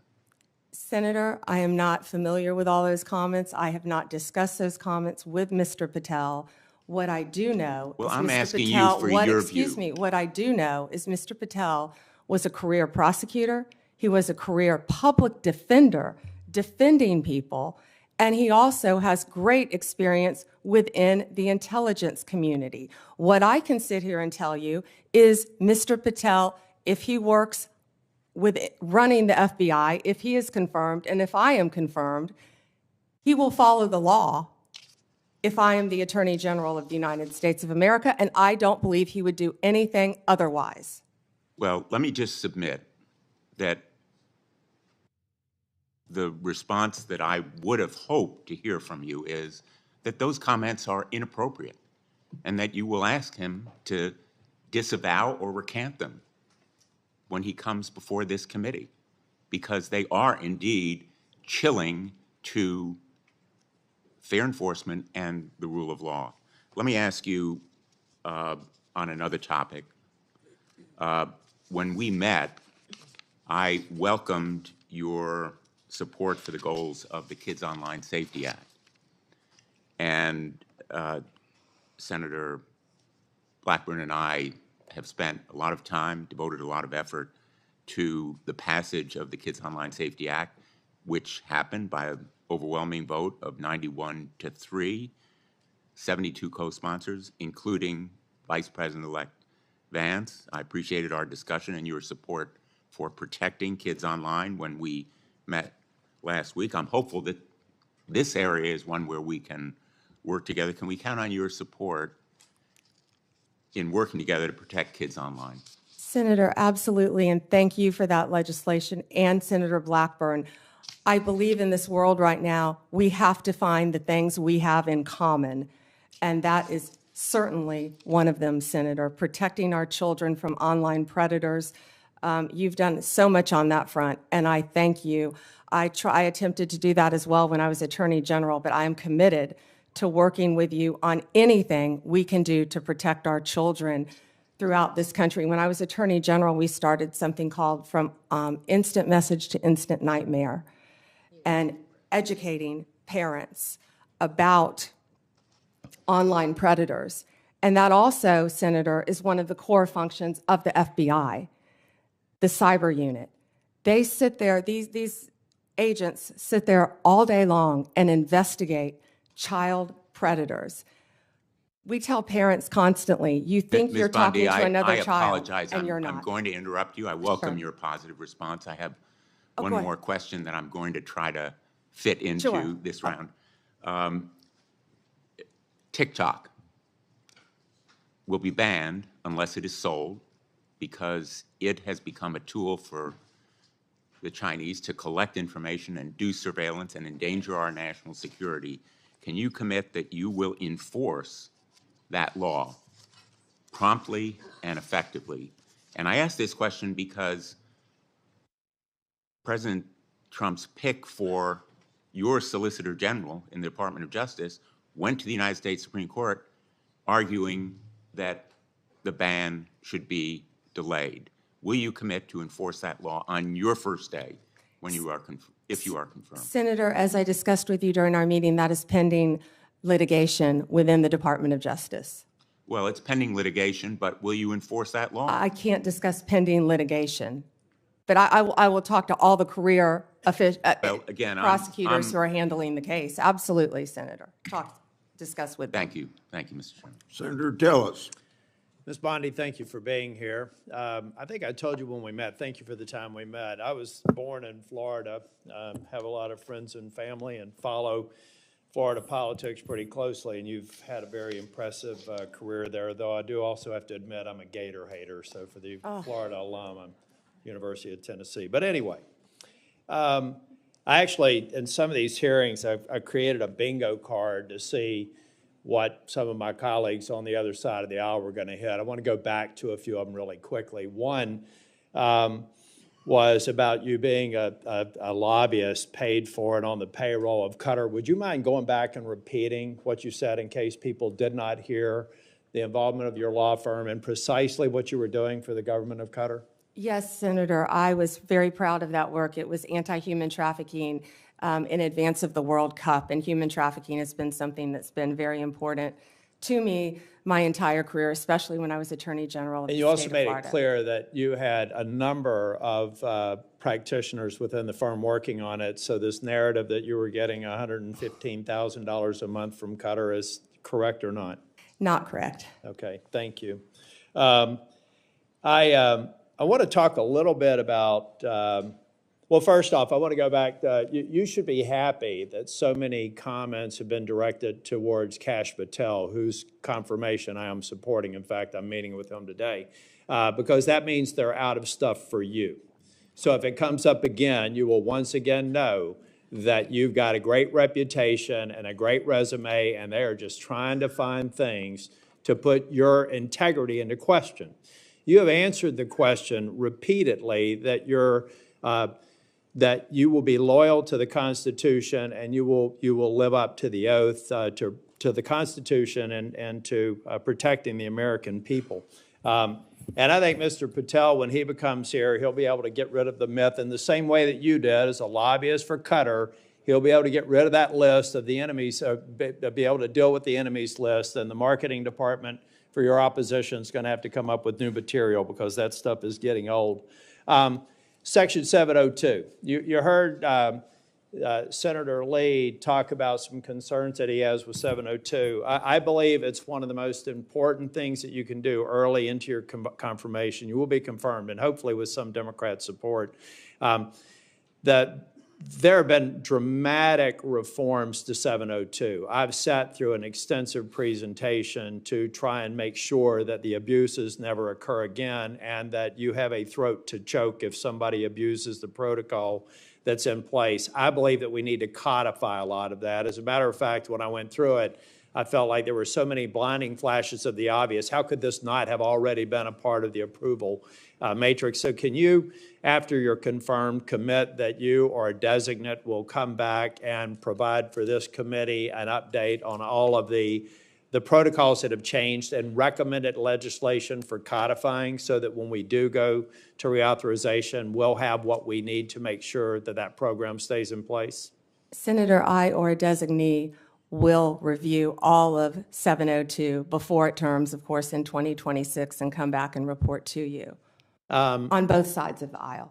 Thank you. You have a great perspective with your time in the state and working with the Department of Justice. Give me an idea of things that we need to do better in terms of, and I'm talking primarily in the law enforcement role. I think many people don't understand the joint task forces, the law enforcement efforts that are going every single day in every one of our states. What an incredible job they do. So can you give me some sense of things that you would look at to say maybe we could do it better from your perspective of having been a prosecutor in Florida? Yes, thank you, Senator. Yeah, having been a career prosecutor, I think I have a unique perspective because I was a state prosecutor, of course, prior to becoming Attorney General. So I worked on a daily basis with local law enforcement and state and federal, not daily with federal, but I worked consistently with state, local, and federal. Then when I was Attorney General, I worked with all three as well. I feel like we have to have better coordination among all our agencies, especially given all the terrorism issues that we've discussed earlier in this hearing. We have to wrap in and communicate better with our local and state law enforcement officers throughout this country. There are so many great men and women in law enforcement, and we have to, I don't know exactly how yet, but we have to figure out a better way to work together with the federal authorities. Thank you. And I'm going to do a second round as well, but I think I also checked the bingo card for election denier. There were some people, that seemed to suggest that you were denying the election. I think that you said that President Biden is our president. President Biden is the president of the United States of America, and President Trump will be the 47th president. But I think you made a point that or at least I inferred from a comment that you made, a very important point. Folks, there are election improprieties in every election. The question is a matter of scale and whether or not you can prove it. We've seen it in North Carolina and seen it in other places. It's one of the reasons why I support voter ID, because we want to make elections easy to vote and hard to cheat. But the fact of the matter is people are cheating. So if anybody on this dais suggests that there aren't irregularities in every election, then they need to spend more time at home and really studying the facts. I don't think, though, that you've said that Biden is an illegitimate president. In fact, I think you said just the opposite. He is the president of the United States, and President Trump will be the next president, right? Yes. Okay. Last thing before the second round, January 6th. A lot of people are going to say you're going to have a rubber stamp for letting people have pardons or recommending a pardon for people who did violence to law enforcement. I'm not going to ask you a hypothetical because I want you to be consistent in not answering them. But I have to believe, as a member, I was the last member out of the Senate on January the 6th. I walked past a lot of law enforcement officers, who were injured. I find it hard to believe that the President of the United States or you would look at facts that were used to convict the violent people on January the 6th and say it was just an intemperate moment. That, I don't even expect you to respond to that, but I think it's an absurd and unfair hypothetical here, and you probably haven't heard the last of it. Thank you, Mr. Chair.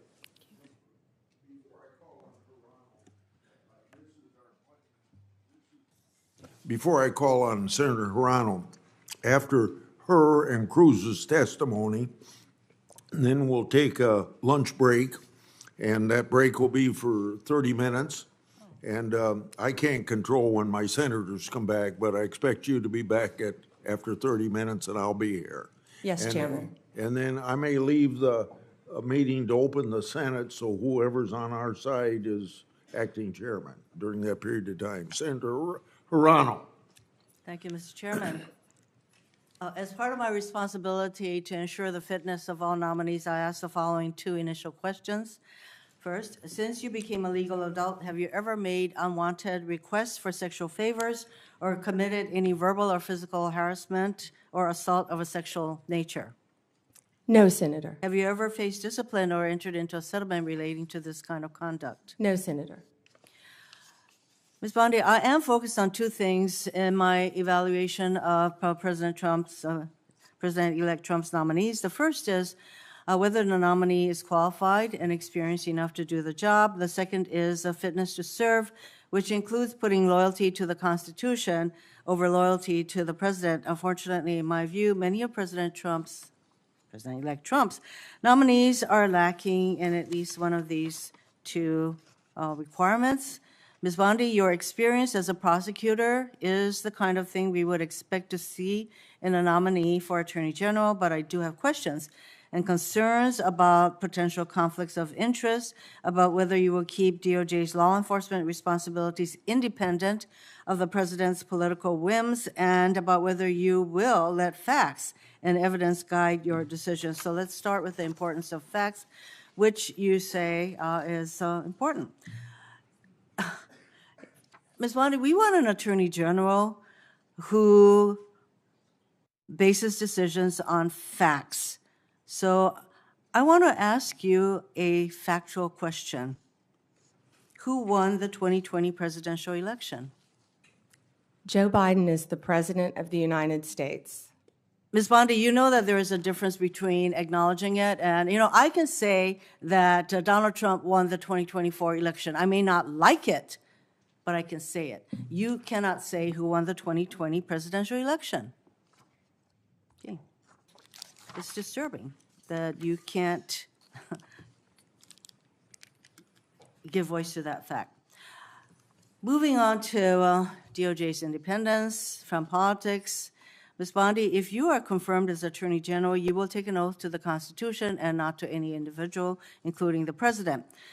To start, I'd like to know whether you agree with some of the statements President-elect Trump made during the election, during the campaign. First, are the felons convicted of breaking into the Capitol on January 6th hostages or patriots, quoting Trump, as President-elect Trump has said repeatedly? Do you agree with his characterization of the felons that I referred to? I am not familiar with that statement, Senator. I just familiarized you with that statement. Do you agree with that statement? I'm not familiar with it, Senator. No answer. He has also said illegal immigration is poisoning the blood of our nation. He said that in December 2023. Do you agree with that statement? Senator, I am not familiar with that statement, but what I can tell you is I went to the border a few months ago. I went to Yuma, Arizona, and what I saw at that border was horrific, Senator. It was horrific.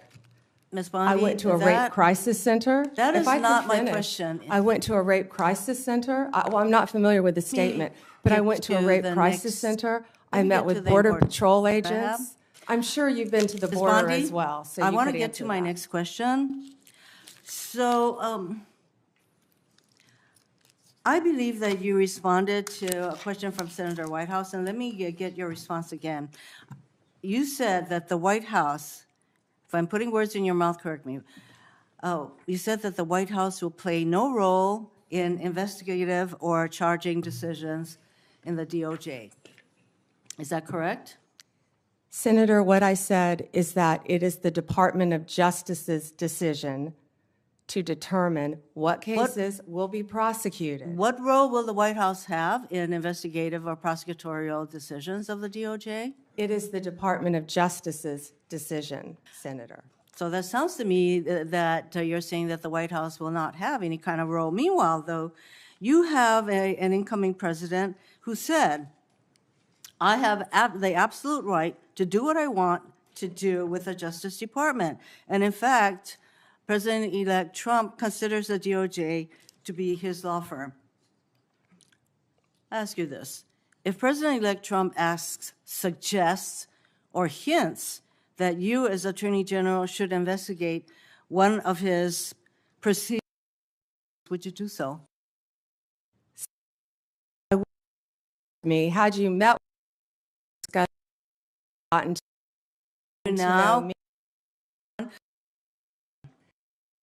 and who refused or discussed is that it is the Attorney General to I'm very follow happy to listen the to law. your responses under oath, Ms. Bondi. So I think it's really important to us that the Attorney General be independent of the White House. And you have a president-elect who considers the AG's office his law firm.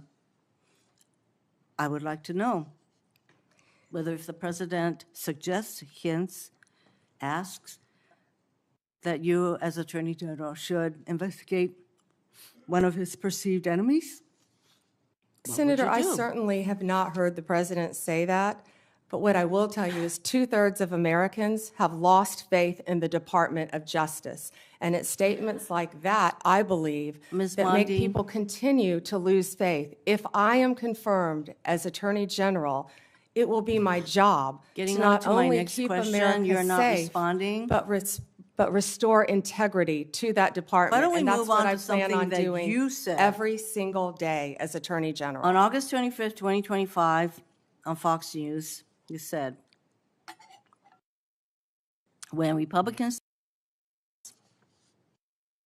prosecutors will be prosecuted, once the investigators will be investigated. Ms. Bondi, is Jack Smith one of those bad prosecutors that you will prosecute as AG? Senator, you hesitated a bit when I said the bad ones. Every decision will Sometimes be badness made in the the eyes of the beholder. I'm just asking whether you would consider Jack Smith Senator, to be one of the people. How about Liz Cheney? Senator, How about Merrick Garland? I am not going to medicals. No one has been prejudged, or nor will I anyone am be asking whether prejudged if I am these are the confirmed. kind of people, these are in fact the people that you would prosecute. I'm not Your getting an answer. time is up. Would you like to? My time is, Would you like to Mr. respond? Chairman, she is clearly not going to answer that question, so let me get on to, Would you like to? I do have I'd love to questions for the second round. You'll have a second round. Would you like to speak before I call on Senator Cruz? No, sir, thank you. Okay. Senator Cruz. Thank you, Mr. Chairman. General Bondi, welcome. Thank you for Thank you. your long career in public service, and thank you for your willingness to take on this incredibly important office. You know, I have to say, I don't know that there is a more important position in this new administration than the position to which you have been nominated, Attorney General of the United States. I thought the exchange just a moment ago with Senator Hirono was illustrative. She asked you how you would respond if the president asked you to target his political enemies. It's rather striking because it's not a hypothetical. It has happened over the last 4 years. And I think perhaps the most tragic legacy of the Biden-Harris administration has been the politicization and the weaponization of the United States Department of Justice. And we don't need to ask hypothetically because Joe Biden publicly mused and allowed the New York Times to report it, calling on Merrick Garland, why will he not prosecute Trump more quickly? And Merrick Garland, sadly, he sat in that chair and promised to be apolitical, and he broke that promise almost the instant he walked into the Department of Justice. If you look on the west pediment of the Supreme Court of the United States, just above the entrance, there's a simple yet profound four-word phrase, equal justice under law. We have seen over the last 4 years a Department of Justice that systematically targeted the political opponents of Joe Biden and Kamala Harris, and that systematically protected his friends and allies. And it is tragic to see the loss of confidence in the American people, in the Department of Justice, and in the FBI. I would note, I don't think there's an institution in America who has lost more respect from the American people than the FBI has in the last 4 years. That is a grotesque violation of the obligation of the Department of Justice and the FBI. So I want to start with just a very simple question. If you are confirmed as Attorney General, will you pledge to fairly and faithfully uphold the law regardless of party? So help me God. Amen. Look, and I want to be clear for folks at home. I don't want a Republican Department of Justice. I don't want a Democrat Department of Justice. I want a Department of Justice that follows the damn law. And I think the American people do too. That shouldn't be too much to expect. Now, I'm grateful to President Trump for nominating you. I think on any objective level, you're clearly qualified for this position. You have been a prosecutor for decades. You have been the elected Attorney General of the state of Florida, the third largest state in America, for 8 years. Let me ask you,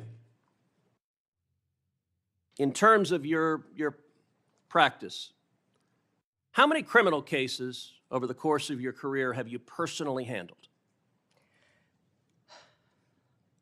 Handled thousands. How many of those were before a jury? Hundreds. I don't want to overstate, but hundreds. I was in a courtroom for many years. I tried 4 when I was an intern, jury trials. I think you had to try at least 20 in misdemeanor before you went to felony. Then you were in court every day, and I was also lead trial attorney for many years trying many cases. So. And how many of those cases would have been before a judge? Oh, hundreds and hundreds as well, but hundreds before a jury, I would assume. And as Attorney General of Florida, how many lawyers did you supervise roughly? Approximately 400, Senator.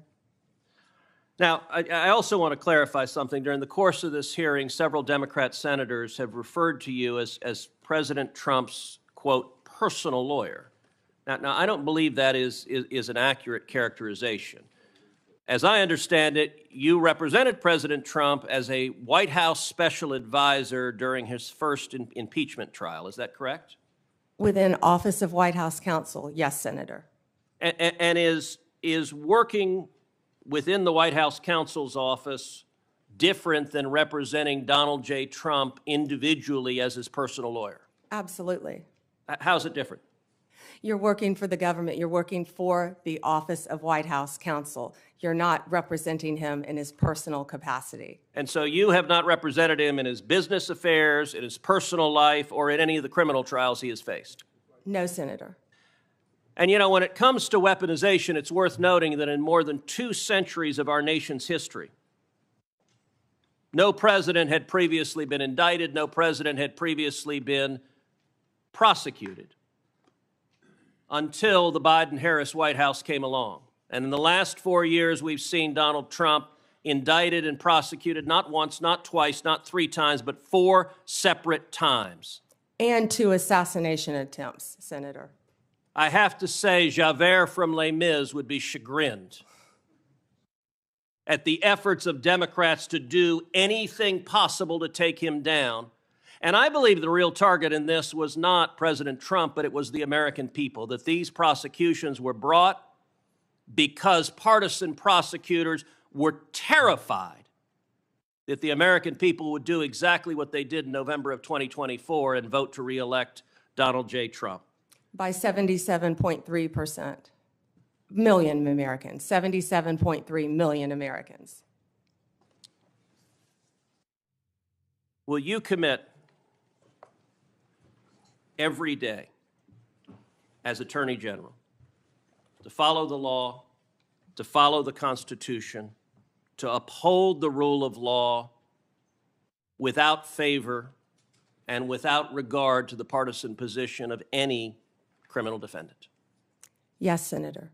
That's what we should all expect from an Attorney General. Thank you. We'll now recess for 30-minute lunch break. That means we'll be back at 12:25. And when we resume, Senator Booker will be recognized to ask his questions.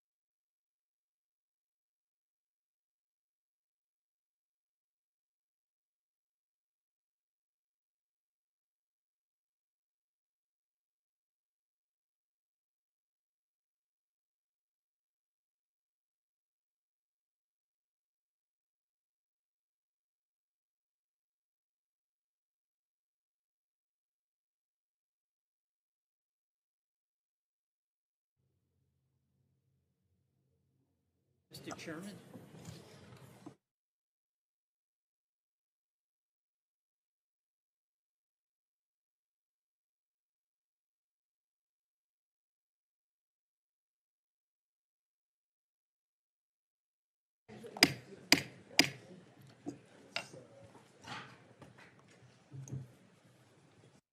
Since senators that would have been called on before the senator from Vermont, I'm going to ask him to start the questioning so we don't waste any time. Mr. Chairman, thank you very much for this hearing. Ms. Bondi, thank you so much for the visit to my office. A couple of things. First of all, congratulations on the nomination. And number two, a couple of Vermont things that we talked about. We're going to have a new U.S. attorney in the state of Vermont. And in the last Trump administration, the Justice Department in the Trump administration worked closely with Senator Leahy, Democrat, and with Governor Scott, Republican, and came up with a consensus choice. And I seek your assistance in helping make sure that we are successful in getting a very competent U.S. attorney in Vermont, and hopefully with the cooperation of Governor Scott, our Republican, as I mentioned, and Senator Sanders and me. And Senator, as I discussed with you in our meeting, I look forward to working with you and cooperating with you and learning about many of the issues you have in Vermont. And thank you. And then on that, by the way, one of the issues we talked about, we are one of 2 states that does not have a residential reentry program. That is outrageous in my mind. I know you worked on the First Step Act, but our federal judges, our federal prosecutors, our federal public defender are all in support of a residential reentry program. Our state and Hawaii are the only 2 states without it, and our justice system and officials believe that we need it. And I seek your energetic assistance in helping us get that residential reentry program. Can I address that, Senator? Yes, I'd like you to. Thank you. Senator, I didn't realize that you were the only 2 states without a reentry program.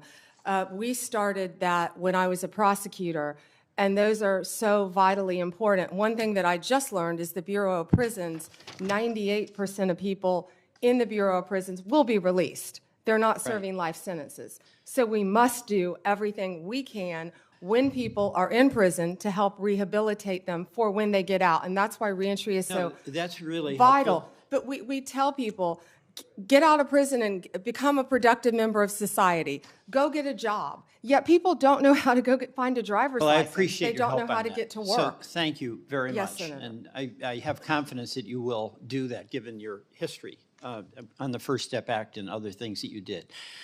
The next, I do have some concerns, not so much about you, but what President Trump has said about a desire on his part to go after what he considers to be political adversaries.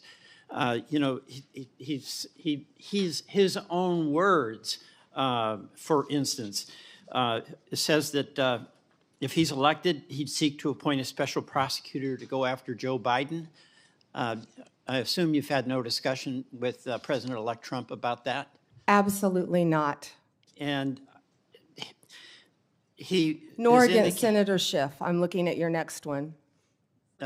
Well, my colleague, Senator Schiff, who I think did an incredibly good job, President Biden had different points, or pardon me, President Trump had different views about that, where he said on a number of occasions that he should be prosecuted, that everybody on the January 6th committee should be prosecuted for their lies and treason. No discussion about that. No, Senator. And Liz Cheney also, he's said that she should be prosecuted for lies and treason as well. We have had no discussions about Liz Cheney. All right, and you've satisfied me that this is not an agenda you have. President Trump has satisfied me that when he says things that are pretty provocative, he's often serious. And as Senator Cruz wants, I want, and that is to have a Justice Department that is not going after people on the basis of them being political opponents. And my understanding, in listening to your answers to the questions along this line, is that you have no intention of pursuing people on the basis of them being a political opponent. No one will be prosecuted, investigated because they are a political opponent. That's what we've seen for the last 4 years in this administration. Well, People will be prosecuted okay. based on the facts and the law and fairly, All Senator. right, that's good. You I have my word. disagree about the characterization of the past 4 years, but we don't have to discuss that, with your assurance that the next 4 years, there'll be no effort on the part of the Justice Department to pursue political adversaries, right? Every case will be done on a case-by-case basis. No one should be prosecuted All right, for just political purposes. Thank you. Absolutely not. I just have a couple of other things. One is the False Claims Act. Senator Grassley, thank you for that False Claims Act. In Vermont, there are incredible challenges for folks trying to get health care. It's really expensive. And there was a shocking report in the Wall Street Journal about a major insurer that is ripping off taxpayers by overbilling, overprescribing on Medicare Advantage, billions of dollars. And the report indicated that insurers are adding diagnosis basically to make money, not to help the patient, that insurers sent nurses to find diagnoses that doctors didn't find, that insurers got paid to cover patients who were already getting your coverage through the VA, and it adds up to billions of dollars, and Vermonters are struggling under the weight of incredibly expensive health care. The False Claims Act, Senator Grassley authored, is an area where the Attorney General can protect consumers against ripoffs. And I'm not asking you to comment on this particular Wall Street report, but I want your assurance that in addition to fighting crime, and we're all for you doing that, you're going to be there protecting consumers and taxpayers from ripoffs. Absolutely, Senator. When I was Attorney General, we went after a pharmaceutical company. It was Medicaid fraud. I can't remember the settlement value. It may even be ongoing, but it was a large number. And that, you know, people don't understand that's hurting the taxpayers of Florida, of Vermont. So use that False Claims Act that we can thank Senator Grassley for. It's cold out there in Vermont. We need vigorous enforcement to protect taxpayers and Vermonters from ripoff charges. Thank you. I yield. Senator Schmitt. Thank you, Mr. Chairman. And it's good to see you. Thank you. And I meant every word of those introductory remarks. I have the greatest deal of respect for you personally and professionally. This is a great pick by President Trump. You're going to do a great job. Thank you. Thank you. I do want to say, though, that it appears as though Trump derangement syndrome is alive and well. The focus of these questions today are disturbing. I don't think my Democrat colleagues learned very much from the November 5th election. The American people rejected all this. Their obsession with President Trump didn't bode well for them electorally, and I think if they stay on this path, they'll be in a permanent minority. But that's up to 112 electoral votes, Senator. the landslide. But that's up for them. That's up to them to decide. I do want to comment a little bit, I guess, on this newfound religion on independence from the Attorney General. I will remind my colleagues that the last 3 Democratic attorneys general for the United States of America were perhaps the most biased, politically biased AGs we've had in modern political history in the United States. And there are some receipts. Eric Holder described himself as Obama's heat shield and wingman.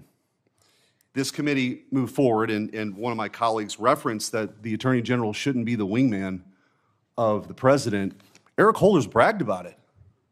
He bragged about it. Loretta Lynch met with Bill Clinton on the tarmac in a private meeting while she was investigating Hillary Clinton.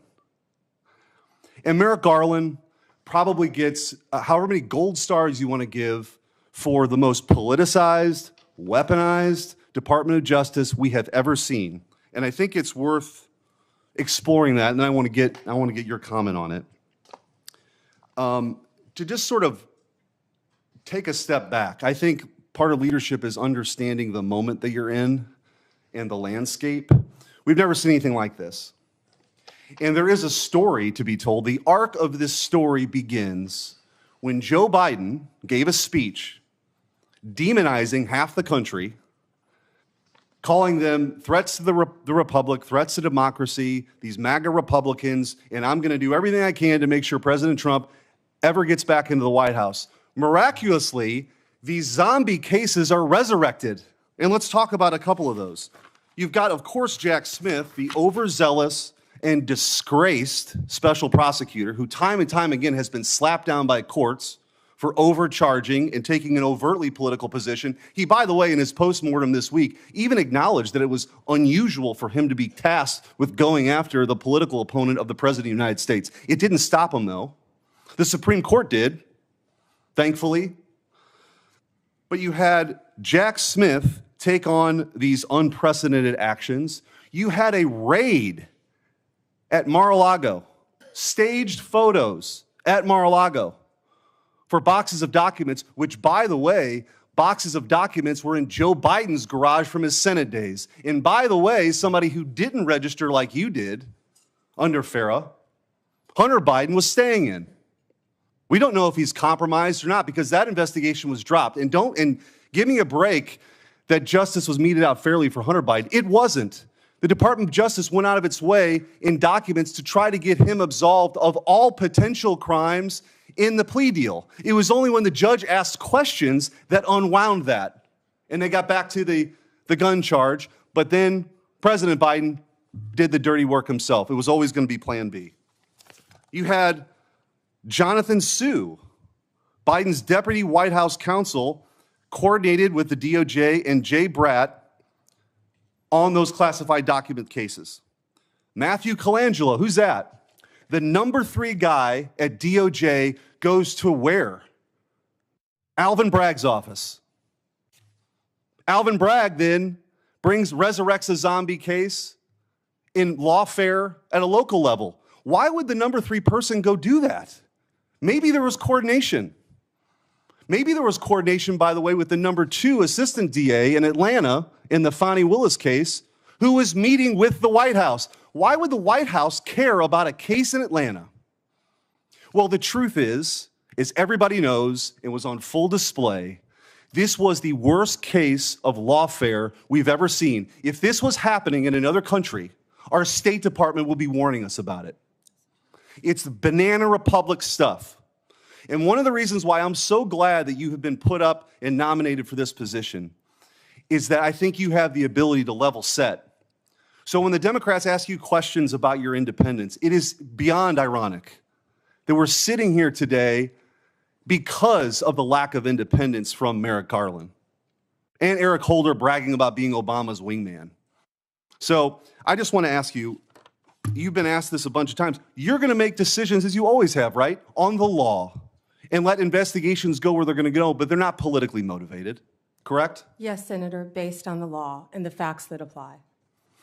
And in my limited time, I do want to give you an opportunity to talk about some of your experience working with law enforcement as Florida's Attorney General. This is something that, as you and I talked about over the years, you were known for this, the collaboration you had. And I think getting the Department of Justice back to its core function of taking on violent crime, protecting the constitutional rights of Americans, but taking on violent crime is really important. And how you went about doing it, you've gotten bipartisan praise for that over the years. You've got the support of all these law enforcement agencies. That's something that you're going to continue and take forward into this office. Is that right?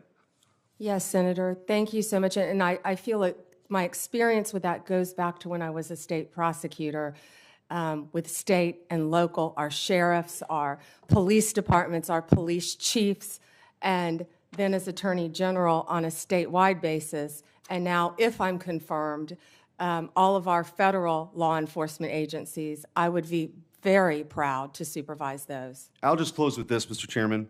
We heard one of my Democrat colleagues ask you the question that you're not going to pursue a case because of a name, but because of the crime. I would argue that the current Department of Justice adopted Lenin's claim, which was, show me the man and I'll show you the crime. and they did everything they could to throw President Trump in jail for the rest of his life because they didn't want to lose the ballot box. That is not what this country's about. That is not what this republic is about. But they did it, and it's up to you now to restore the integrity, and I have of that agency, of the Department of Justice, and I have full confidence that you will. Thank you, Senator. Thank you. Thank you, Mr. Chair. Before I begin, I just want to remind us all for the record that the 34 convictions, not indictments, convictions of former President, incoming President Trump were by a jury of his peers. Thank you, Ms. Bondi, for being here today, and I too would like to welcome your family and friends who are here. Thank you. Appreciated the opportunity to meet yesterday to learn about your priorities and discuss a number of issues that are important to me. But I got to tell you, as I reflected on our conversation yesterday and as I've observed the hearing today, I continue to have significant reservations on your ability to function as a truly independent Attorney General for your friend. Let's say you keep referring to him, your friend, President-elect Trump. So I hope you can address some of these concerns through your responses to my questions here. Now, the first issue area is something that we didn't get a chance to touch on yesterday. So I actually want to follow up on some of Senator Durbin's questions from earlier about the 2020 election. And to be specific, on the day after the 2020 presidential general election, you traveled to Philadelphia to appear alongside President Trump's then attorney, Rudy Giuliani. And together, you falsely asserted that President Trump had, quote, won Pennsylvania in that election. Now, I want to be clear. At that moment, there were still at least 1 million ballots left to be counted in Pennsylvania. Of course, President Biden went on to win the state by more than 80,000 votes. But in the following days, even after the results were clear, you continued to double down on the big lie, promoting falsehoods about election fraud and cheating without offering any actual evidence. And I remember it clearly because I served as California Secretary of State at the time, and I invited anybody associated with the Trump campaign who was making these claims to come forward with evidence of irregularities in the election or massive voter fraud. 4 years later, I still have seen none. So I ask you today, do you have any evidence of election fraud or irregularities in the 2020 election? So, First Senator. Yes or no? It's a yes or no question. First Senator. Do you have evidence, yes or no? First Senator, I'm so sorry about the fires to you and Senator Schiff and what you're going through in your states. I have to say that. I And appreciate think that, all but of my our clock is I'll ticking answer and I your want to question. hear All of your our answer. hearts go out to everyone in California for what you're facing right now. I'm glad you asked the question about Pennsylvania. It's I a was yes or no hoping question. I was Do hoping you have evidence, someone yes or would. no? Senator, I was hoping you'd ask the question. Do you have evidence, yes or no? I traveled to Pennsylvania. Do you have the evidence, I yes traveled, or no? Senator, to Pennsylvania. Okay, you're not answering my question. If you have no evidence to offer, let me ask you this. Will you now retract your previous statements that Trump won Pennsylvania in the 2020 election, yes or no? Oh, Senator, I traveled to Pennsylvania, and let me tell you what I saw firsthand. Yes or no? no? I didn't talk about California because I was not in California. I talked about Yes or no? Last time I'm going to ask. I talked about Pennsylvania because Mr. I Chair, was there. I'm going to move on because You she's got a clearly not court answering my order questions. And to I want to know, observe. colleagues, for everybody, members of the committee and everybody watching, that the attorney who stood beside Mr. Giuliani was making very similar statements. And he has since been disbarred from multiple jurisdictions for making these false claims about the 2020 election in court. And like Mr. Giuliani, as you've noted today, you've taken an oath to uphold the Constitution just as an attorney. And now you're asking us to consider you to serve as the chief law enforcement officer in our country. So it's imperative, Ms. Bondi, that you subscribe to facts and evidence and not politically convenient conspiracy theories. Your job will be, your job will be to protect voters and election workers, not to undermine and dox them. Now, I know that earlier you agreed that Joe Biden is in fact president, but many of the president-elect's inner circle continue to spread the big lie about the 2020 election. Then we'll move on to a different topic. 'cause I know that's Senator, one you were that you're obviously speaking. not comfortable May with. I speak? You When cut me I ask off you the when I next was question, speaking. you can speak, and I hope you answer, Ms. Bondi. Well, I'd now, like when to we met answer the yesterday, previous one, Senator. when we met yesterday, You pointed your finger at me and you said did not you were seem speaking. to be familiar Let me answer with my question. the I'm not going to be citizenship bullied by you, clause, the Senator 14th Padilla. Amendment of the United States of America, which was deeply disappointing. I guess you And I'm didn't want to hoping you're hear more my familiar answer with it about today Pennsylvania. after I gave an opportunity to study overnight. So can you tell me and this committee what the citizenship clause of the 14th Amendment says? Senator, I'm here to answer your questions. I'm not here to do your homework and study for you. If I am confirmed No, as you're Attorney the one General... asking for a confirmation Hey, vote, you ma'am. cut me off. Can I please finish? What does the 14th Amendment say? Senator, the 14th Amendment, we all know, addresses birthright citizenship. I've been a state prosecutor. I've been a state AG. I look forward to, even given your remarks today, working with you and the people of California if I am confirmed as the 87th Attorney General of the United States of America. I didn't take your homework assignment. I'm sorry. I was preparing for today. So on the 14th Amendment, now you've testified repeatedly to this committee that you will uphold the laws of this country and defend the Constitution of the United States.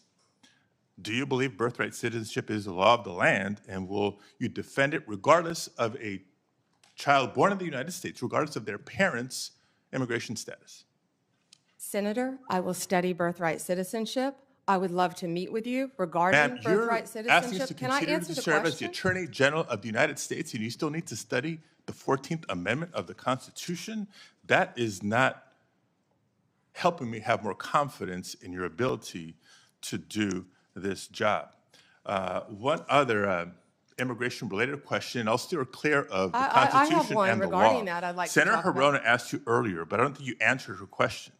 Can you please tell us, do you agree with the statement that immigrants are, quote, poisoning the blood of our country, yes or no? I did not say that. I did not say that you said that. I'm asking if you agree with it, yes or no? I did not say that. Do you agree with it, yes or Senator, no?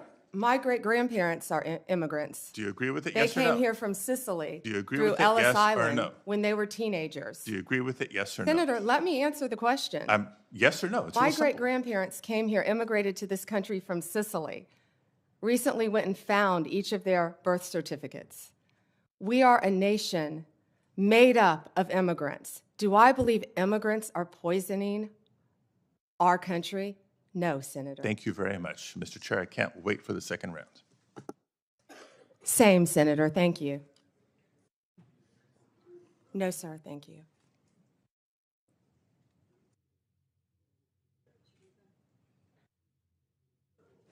Suggestions about unfair statements about the 2020 election. I thought I'd remind people that Senator Schumer and former Senator Casey raised questions about the Pennsylvania Senate race just a few months ago. In 2018, numerous Senate Democrats, some of them on this committee, claimed that the Georgia governor's election was stolen. In 2016, Hillary Clinton and a host of Democrats claimed the election was stolen or illegitimate and blamed Russia for the loss. And every one of my Democrat colleagues voted last month to confirm Judge Anthony Brzezinski.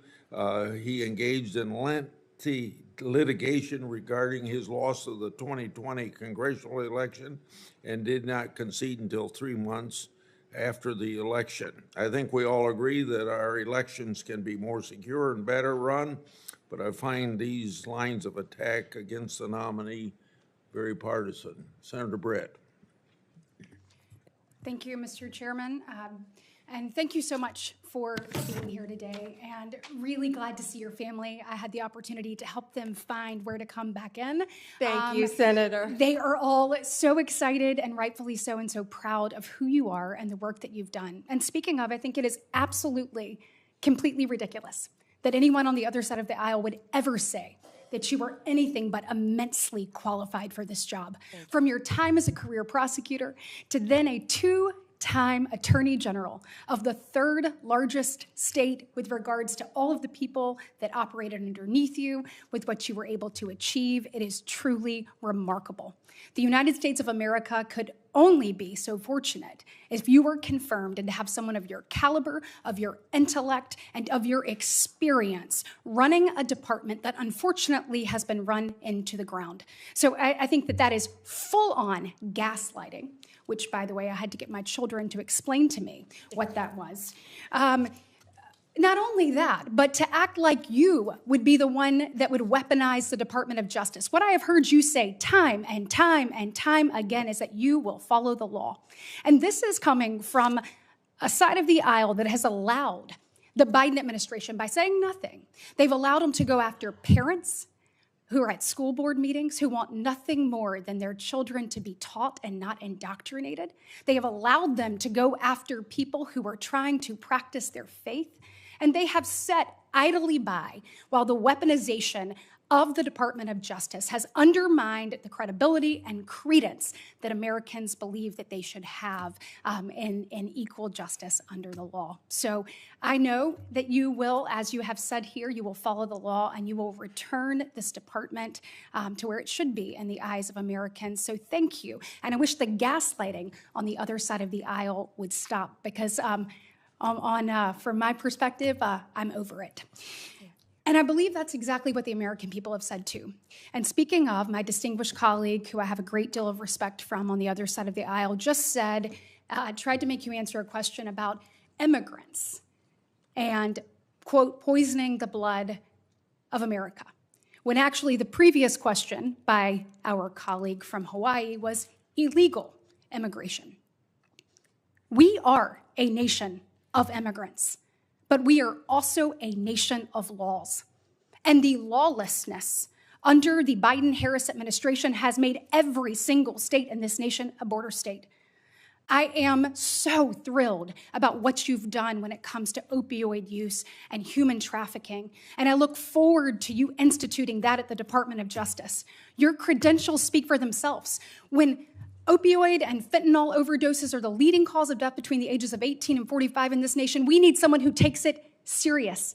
You not only take that serious, you have a track record of proving to the American people you've done it for the people of Florida, and I look forward to what that means to the families that I have met. You talked about the families you met across Florida that showed you pictures of their loved ones that they lost, their brother, their sister, their cousin, their friend, their mother.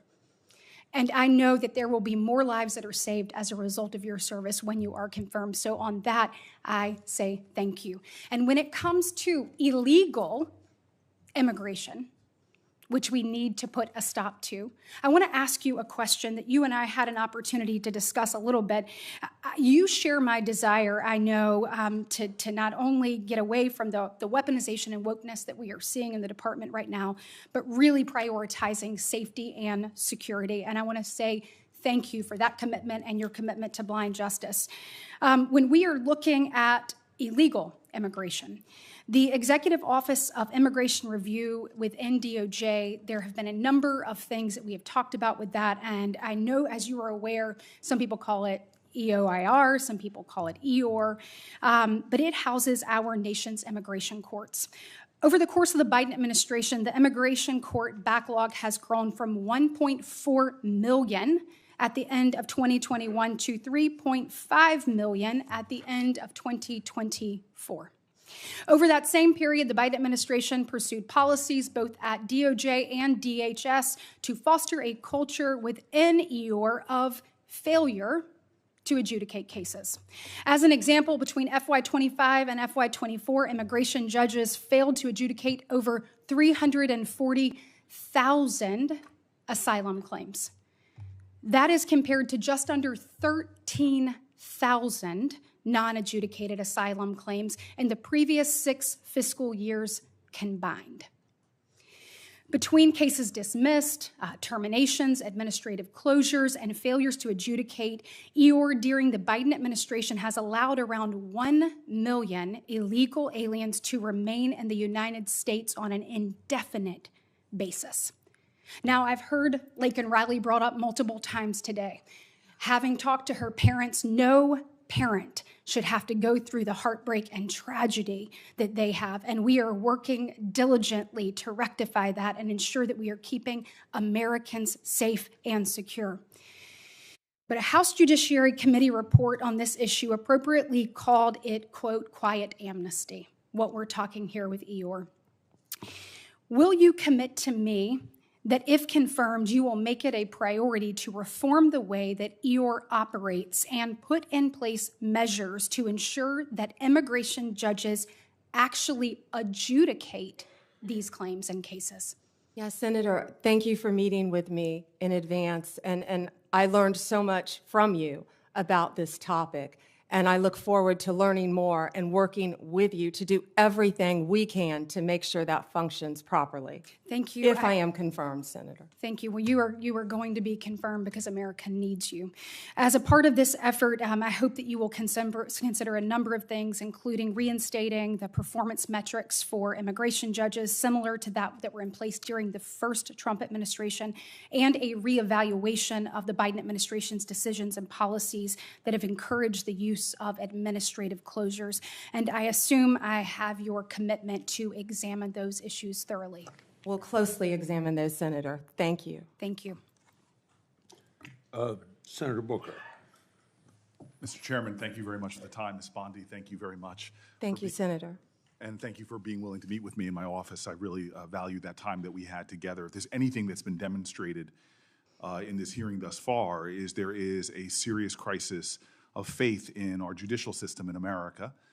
And we are at a time where, as Judge Learned Hand reminded us in his writings and speeches, that the power of the Constitution is only strong as long as it is believed in and had faith by the American people. And that faith is shaken by so much of the political tumult. And as we have a new administration coming in and a lot of the protestations about retribution or going after political opponents, I know you could expand your empathy enough to understand why there are many that really worry about your independence. But I've heard you over and over again in this hearing, as much as I've tried to focus on it as I've gone back and forth between Senate Foreign Relations and another Floridian, Marco Rubio. But I am hearing from you that you understand that the Attorney General's guiding star is the U.S. Constitution and her client is the American people, that there can be no argument about that. Yes, Senator. Yes. And more than that, though, I hope that you, should you be confirmed, understand that there is an urgency in not just demonstrating through your actions that independence, but beginning to heal this country's lack of faith and shaken faith in that independence, in the U.S. Constitution. History may not long remember what any of us individually do here, but for the sake of our democracy, what you do to restore and repair the American faith, whether they be Democrats, Independents, or Republicans, is vital. I want to switch here to say publicly that when Donald Trump appointed Craig Carpenito as the U.S. Attorney in New Jersey, it was over the objections of myself and then Senator Menendez. I was wrong in my anticipation that he would not do good things in our state. He partnered with local leaders like those in Newark, New Jersey, to dramatically drive down crime. He was good for the safety of the city in which I live and the one that I led. Part of his strategy was to focus his resources on the most violent criminals. But that also meant that he used something that you know of called prosecutorial discretion. His strategies aligned with that of local leaders and was able to create historic drops in our murder rate. You know, through your experience, and you're intimately familiar, that enforcement decisions prosecutors must make every day, which charge to bring, which plea deal to offer, or what sentencing recommendation it makes, it's very important that local prosecutors understand that. Given this enormous discretion our legal system gives them, that they are best determined to make decisions about public safety. I'm very concerned that many people are starting to call for a time in our country where the Department of Justice should prosecute state and local prosecutors who exercise that prosecutorial discretion. As Attorney General, will you commit to respecting the autonomy of state and local prosecutors? Senator, we have to work together with state and local prosecutors. That's what I did my entire career. And if confirmed as Attorney General, I will continue to do that. They serve a vital function in our justice system. And you understand, like in my state, that sometimes they will decide not to go after certain low-level offenses in order to use their scarce resources to focus on the strategy of pursuing more dangerous people. Yes, Senator, I completely understand that. And those decisions shouldn't be politicized if they're part of a larger public safety strategy. No, Senator. When I was a state prosecutor, we used to sit down with the U.S. attorneys and talk about cases and work together. And that's what I'm discussing about bringing back the cooperation between state and local Thank you, Ms. Bondi. governments. I just want to continue. One of the most stunning hypocrisies I've found since I've been down here in Washington is every politician gives lip service to driving down gun violence.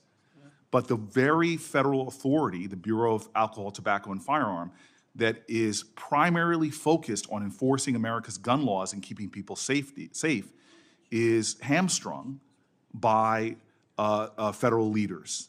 The ATF's core responsibility is assisting in local law enforcement. When I was a mayor, I detailed local law enforcement to the ATF, but I'm stunned at how they have been stripped of resources, of their budget, and all of their capabilities to go after illegal gun running.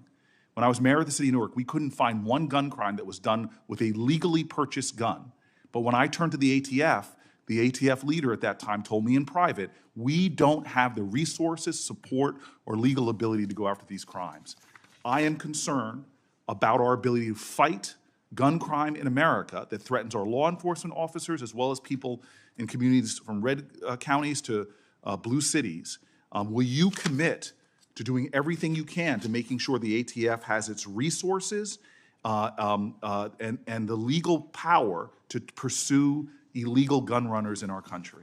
Senator, I will do everything in my power to prevent illegal gun runners in our country. When I left being a state prosecutor to run for Attorney General, I almost didn't run because I was working on a wire case involving illegal gun runners. The DOJ issued in 2022 a use of force policy for its federal law enforcement officers. It was approved by the heads of the DEA, FBI, U.S. Marshals, and ATF, and many of them said it is actually a use of force policy that actually protects law enforcement officers as well as protects others from having their rights violated. It was also endorsed by the Fraternal Order of Police and NAPO, the National Association of Police Organizations. This policy is considered best practices in law enforcement. Will you commit to continuing this policy? Senator, I have not read the policy. I will review the policy, and I will report back directly to you if I am confirmed as Attorney General, and consult with law enforcement, absolutely. And I would appreciate if you looked at the policy and I submit questions for the record, hoping that you can elucidate maybe more of your thoughts on this. Certainly. And then I will also say, as my last question, because I see my time has run out and I look forward to a second round, the DOJ issued a policy regarding chokeholds, which limited the use of no-knock warrants and chokeholds.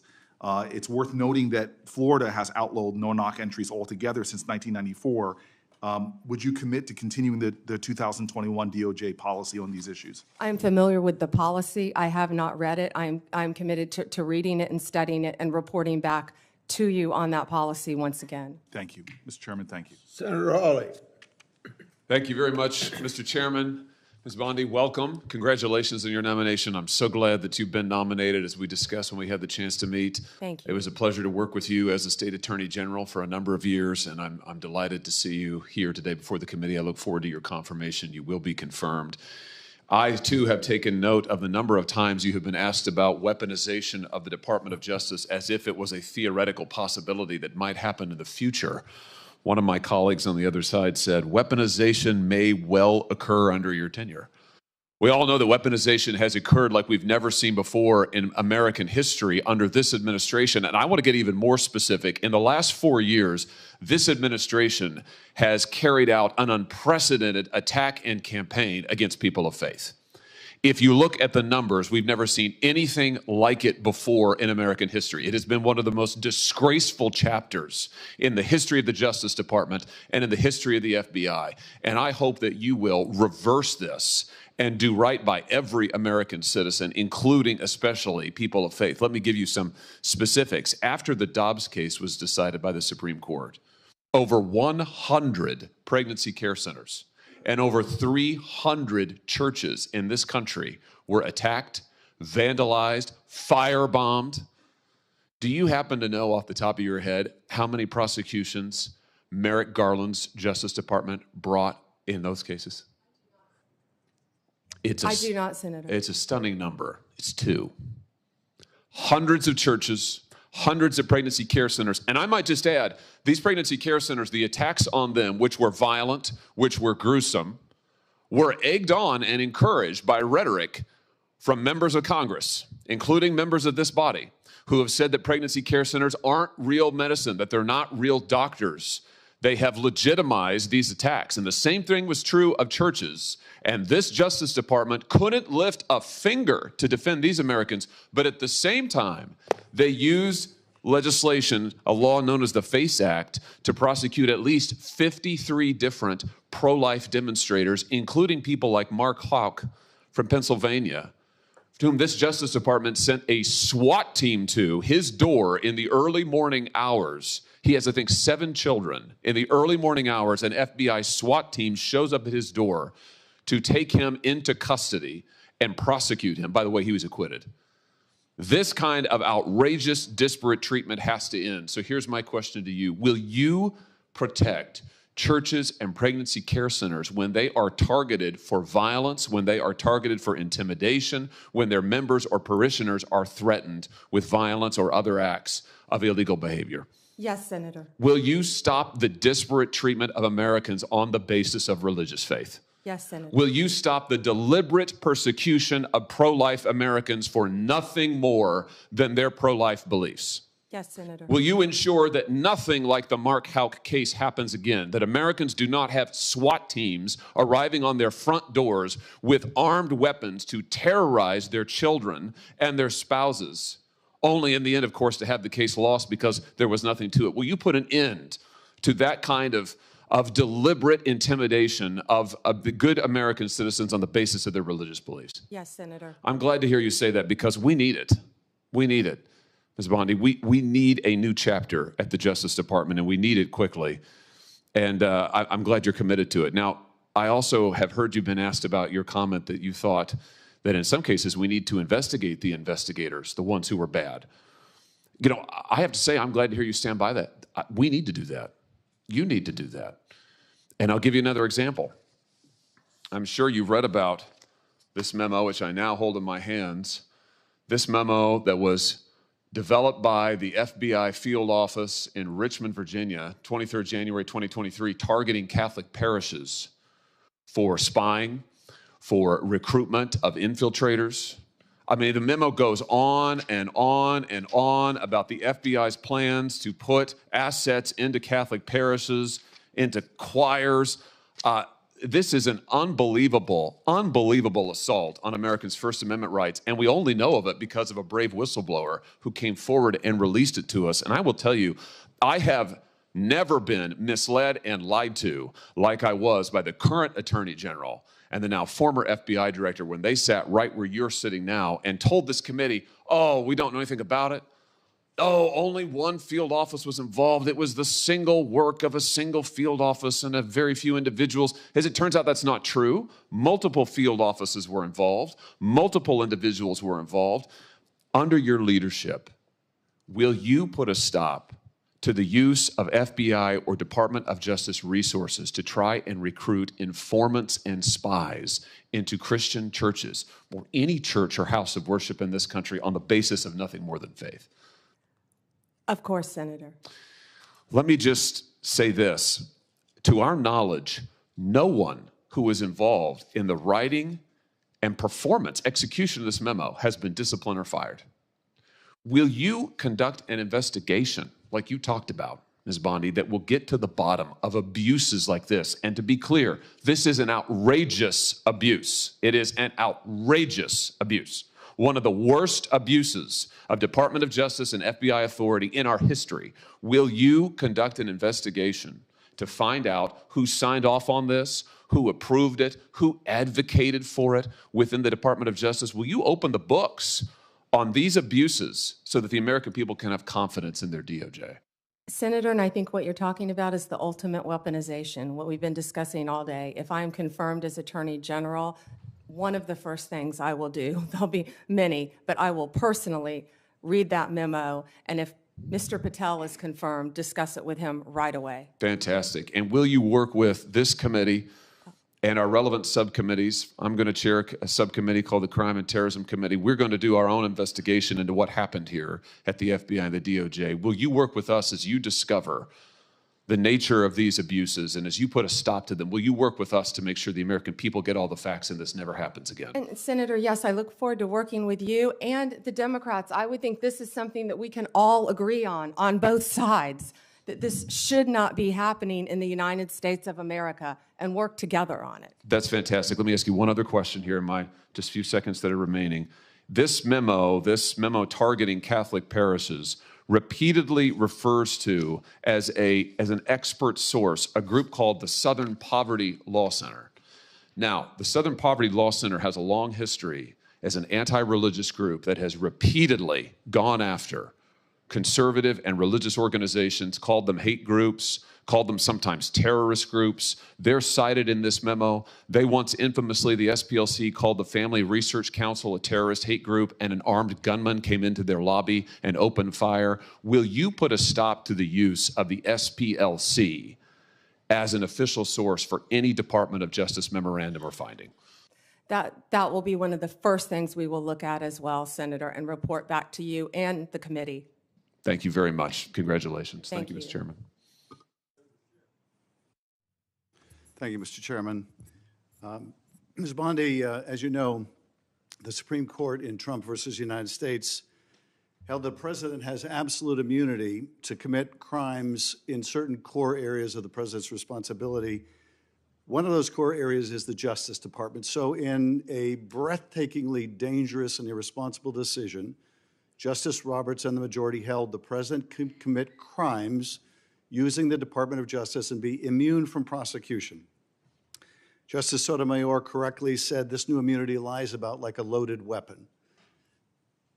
So the fear and the concern we have is that the incoming president will use that loaded weapon, that immunity, to commit crimes through the Department of Justice. And for that reason, it is all the more important that we have an Attorney General who has the independence, the strength, the intestinal fortitude to say no to the president when it is necessary. So my first set of questions has to do whether you have the independence to say no when you must say no. And you can say this is hypothetical, but it is not hypothetical. So let me start with one very specific non-hypothetical. The president has said Jack Smith should go to jail. Will you investigate Jack Smith? Senator, I haven't seen the file. I haven't seen the investigation. I haven't looked at anything. It would be irresponsible of me to make a commitment regarding anything without, you're a long practicing attorney, without looking at a file. So you would need a factual predicate to open an investigation of Jack Smith, is that right? Not a summary by you sitting here. Yes, sir. And not a summary by the president either, right? Absolutely. So a summary by the president or his desire to investigate Jack Smith would not be enough for you to open an investigation of Jack Smith, is that right? I will look at the facts and evidence in any case. And sitting here today, Senator, 72% of Americans please, I only have have 7 lost minutes. faith in the Department of Justice. Sitting here today, are you aware of any factual predicate to investigate Jack Smith? Sitting here today, yes or no?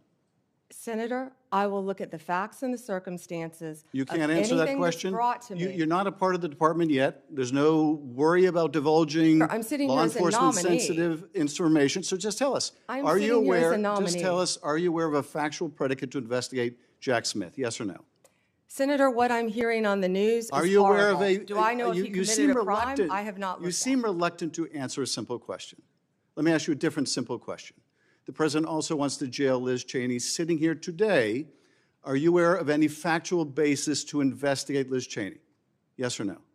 Senator, that's a hypothetical, and I'm not going to answer that question. No, it's not hypothetical. I'm asking you, sitting here today, whether you are aware of a factual predicate to investigate Liz Cheney. Senator, no one Based has on what asked you me know. to investigate Liz Cheney. That is a The hypothetical. president has called for it publicly. You are aware of that, aren't you? No one has asked me to investigate But the president Liz. has We're called- also the worried about president- Liz Cheney, the Senator. president has You know what called we for should this- be worried about? Ms. Bondi, The please crime rate answer in my California questions. right now You is are through aware, the roof. Ms. Bondi, Your my- robberies Ms. are Bondi, 87% my higher question- than the national my question average. is this. That's what I My want to question be is this. focused on, Senator. Do you have the if I'm power to confirmed say as no to the Attorney president? General. And what you're suggesting today by your non-answer is you don't have the independence to say no to the president. So let me ask you a different question. It also requires you, if you're going to be a good attorney general, to be able to tell hard truths to the president. So my questions now are, can you tell hard truths to the president? So let me start with an easy truth that you could speak to the president.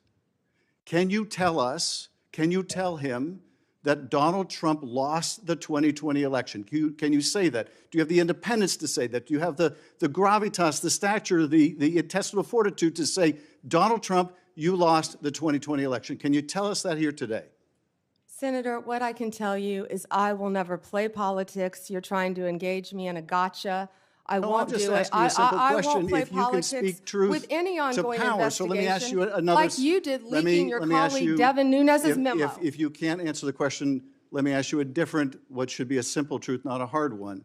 Was there massive fraud affecting the result of the 2020 election, yes or no? Senator, I'm glad you asked that question. If you'll let me answer what I saw in Pennsylvania. No, I asked a simple question about massive fraud. I can only tell you what I saw in No, Pennsylvania. I know you want to answer a different question, but my question is, can you tell us whether there was massive fraud affecting the results of the 2020 election, yes or no? Was there I or can was there tell not? you what I saw when I went as That's an not my, advocate that's to not the my campaign. question. So you can't answer that question. You can't speak that even easy truth to us, let alone to the president. So let me ask you a different question. It will also be important that you give good advice to the president. Are you prepared to advise the president not to pardon people who beat police officers? Senator, as I said, the pardons are at the direction of the president.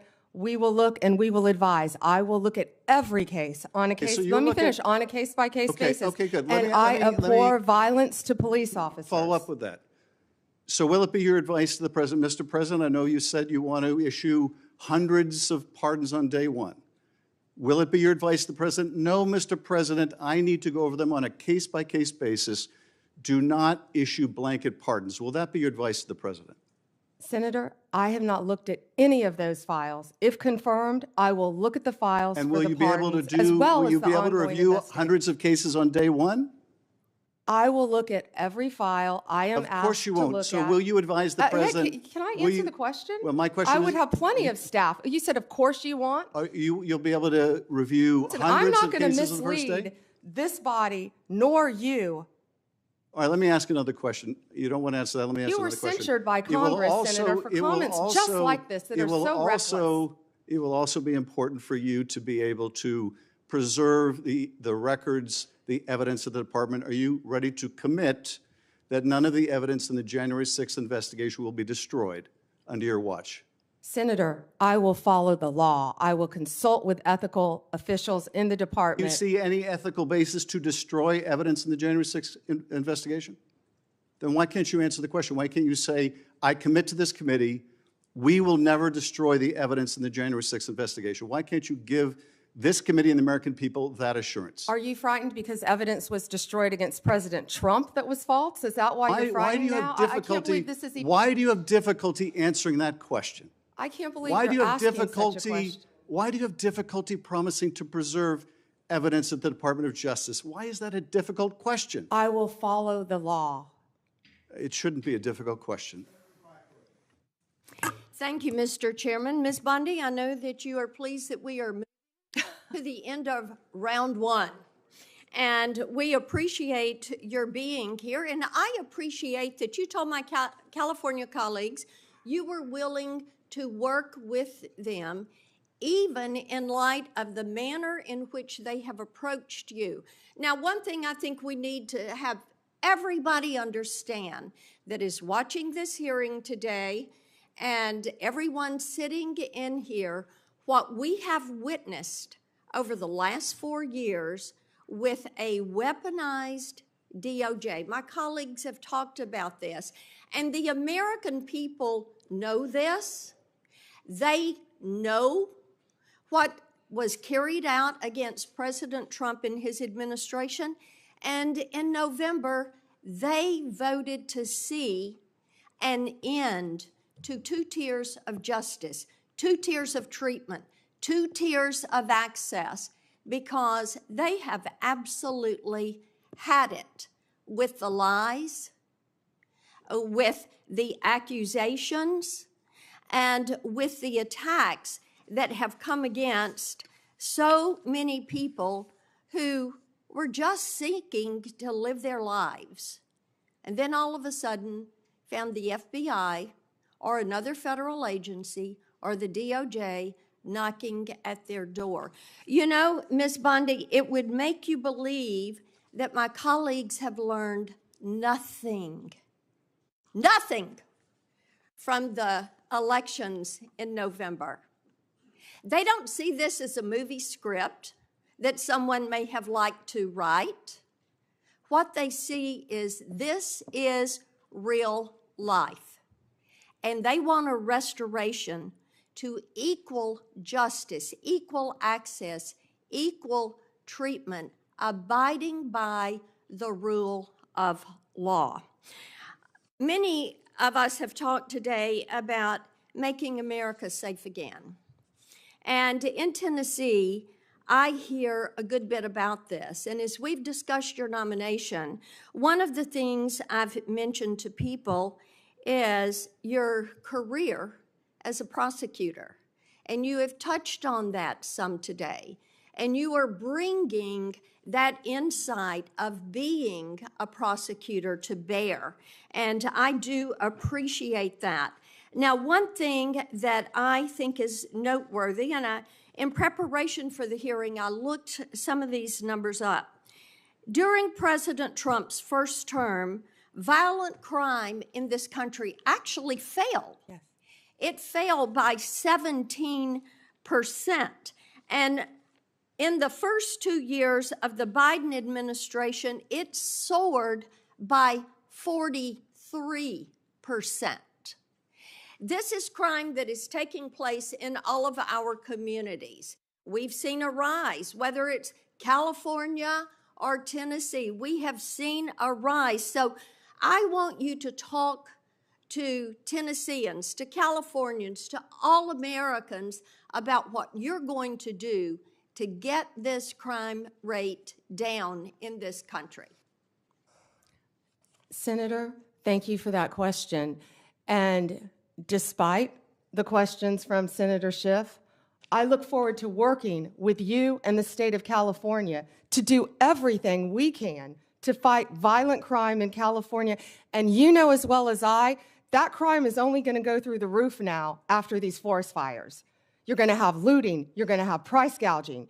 You're going to have so many things that I have dealt with in the state of Florida, and I am committed to working with California just as much as I am committed to working with you, Senator Kennedy, in the tragedy that just took place in Louisiana, given all the human beings that were murdered in your state. And we have the Super Bowl coming up in less than 3 weeks now, I believe, Senator. I've been a little busy.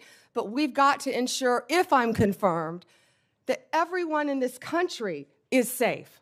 And I will work with you. I will work with you, Senator. I will work with all of you in this country. For everything that Senator Blackburn said, we have got to reduce violent crime, and we have got to restore integrity to our law enforcement officers. Donald Trump, we keep saying he won this election by 77.3 million votes and 312 electoral votes. Look at the map of California, Senator Schiff. It's bright red, the popular vote, for a reason. People want law and order. They want to be safe so they can go to take their children to school, so they can go to church, Senator Hawley. People want safe streets. Of course we care about our economy and what's happening in this world, but if we're not safe, none of that works. We have got to come together. We have got to work together to make America safe again. And that, in turn, will make America great again. And I don't know where that phrase has become a bad word, because I think that's a great one, making America great again. Let me move on with you to something else that's about law and order, and that is Section 1507. Because making certain that our justices are protected is important, and we also, with our judges, Section 1507 makes illegal any protest outside of a judge's residence if the intent is to influence the judge's decision-making. And we have heard about the protest outside of justices' homes where they were shouting loud and clear things like, and I'm quoting some of that, "If you take away our choices, we will riot," end quote. Another one, "No privacy for us, no peace for you," end quote. In other words, if the justices did not vote to uphold Roe and Casey, the protesters would continue to harass them. Despite this clear violation of the law, Merrick Garland did not bring a single charge, not one single charge, under Section 1507.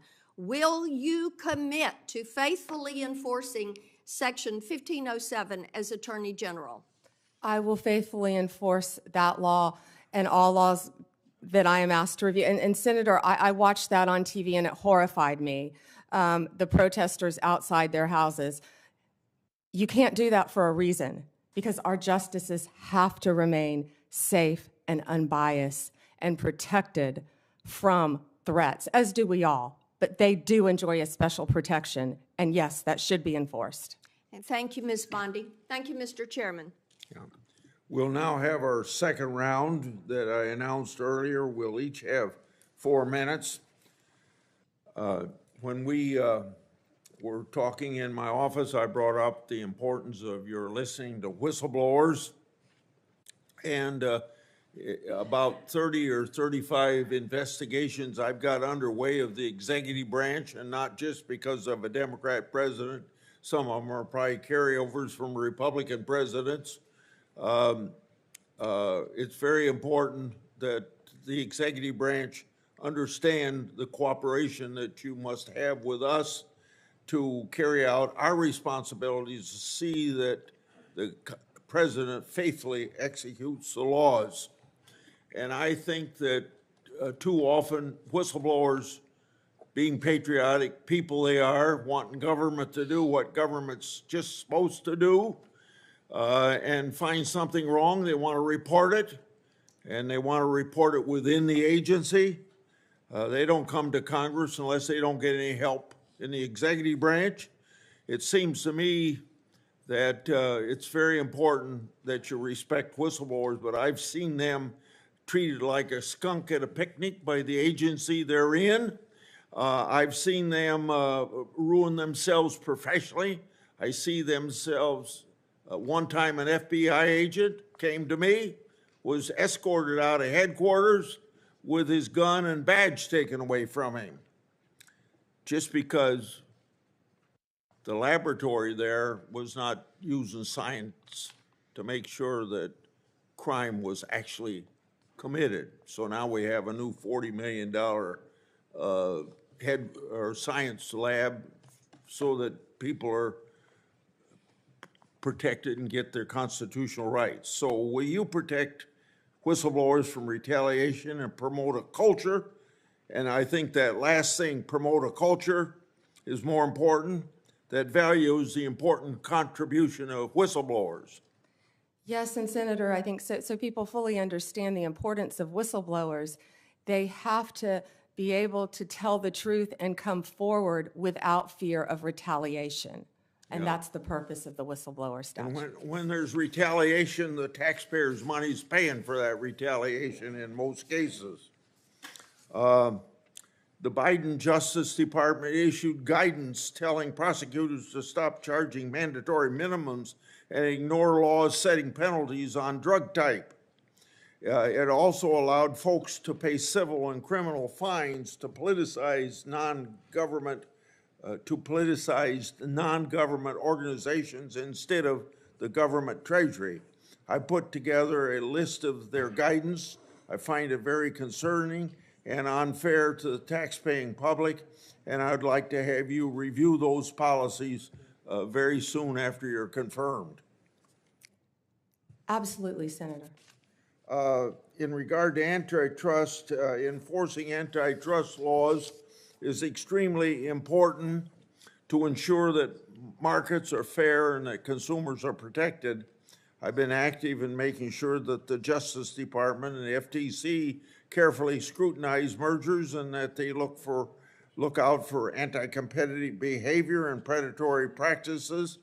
I keep a close eye on these issues as they impact my state of Iowa, and particularly agriculture, healthcare, and technology industries, and I'm interested in your commitment to make antitrust enforcement a priority. Antitrust enforcement was a priority when I was a state AG, and it will be a priority if I am confirmed as Attorney General. And again, I am so proud to have Gail Slater handling that. She is do you agree that? Loved by both sides Okay. of the aisle. Well, my time's up. Go ahead, Senator. Go ahead if you want to. Okay. This is the Civil Rights Division in your department, if you're head of it, supposed to enforce laws against race and sex discrimination. But under the Biden administration, the Justice Department has arguably promoted discrimination and turned a blind eye to racist hiring practices. Do you agree that race and sex discrimination by employers is illegal, even if the discrimination is called diversity or equity? No one should be discriminated against. Go ahead. I'm done. You owe me 44 seconds. Ms. Bondi, I'd like to say something, and I hope you agree with it.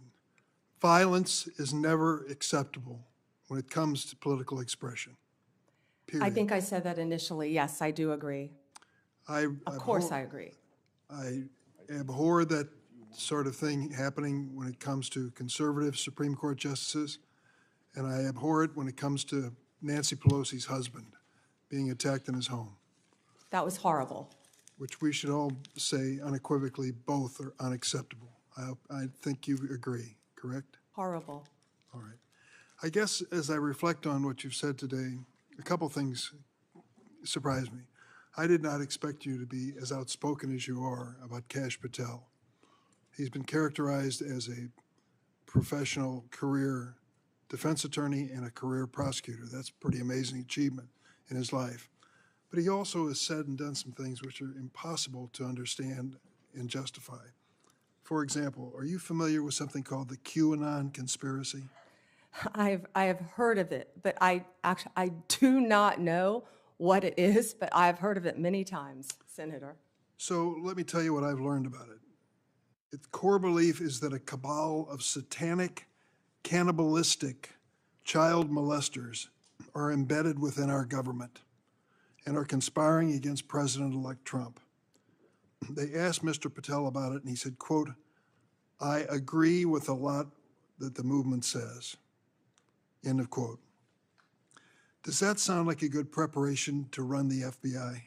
Senator, I don't know anything about, I had heard of QAnon, but I've never heard that definition attached to it at all. You're going to have to ask Mr. Patel about those statements. We will. And I'll tell you, until we get answers to those questions, I don't know many people on this side of the table will give him an unequivocal endorsement. This and his enemies list, what he calls his government gangsters, this is what you expect of Stasi. This is what you expect of secret police. It is not what you expect of justice in America, as you've even described it at the table today. So I would say this unequivocal support of Mr. Patel should at least have some reservation until he explains some of these outrageous positions he has taken. I look forward to hearing his testimony about QAnon in front of this committee. You will. Let me say another word about January 6th and what happened. We lived through it, many of us. We'll never forget it. To think that the United States of America's Capitol building was desecrated by an insurrectionist mob that came in and did horrible things particularly to our police force that keeps you safe as you sit there and keeps us safe every single day. Over 100 of them were attacked by these demonstrators. One, Kenneth Bonowitz, a member of the so-called Proud Boys, another alt-right group, assaulted at least 6 officers, placed one in a chokehold and lifted him up by the neck. Bonowitz injured one officer so severely he had to retire. Kyle Fitzsimmons, convicted for 5 separate assaults against law enforcement, including one that caused a career-ending and life-altering injury to U.S. Capitol Police Sergeant Aquilino Ganell.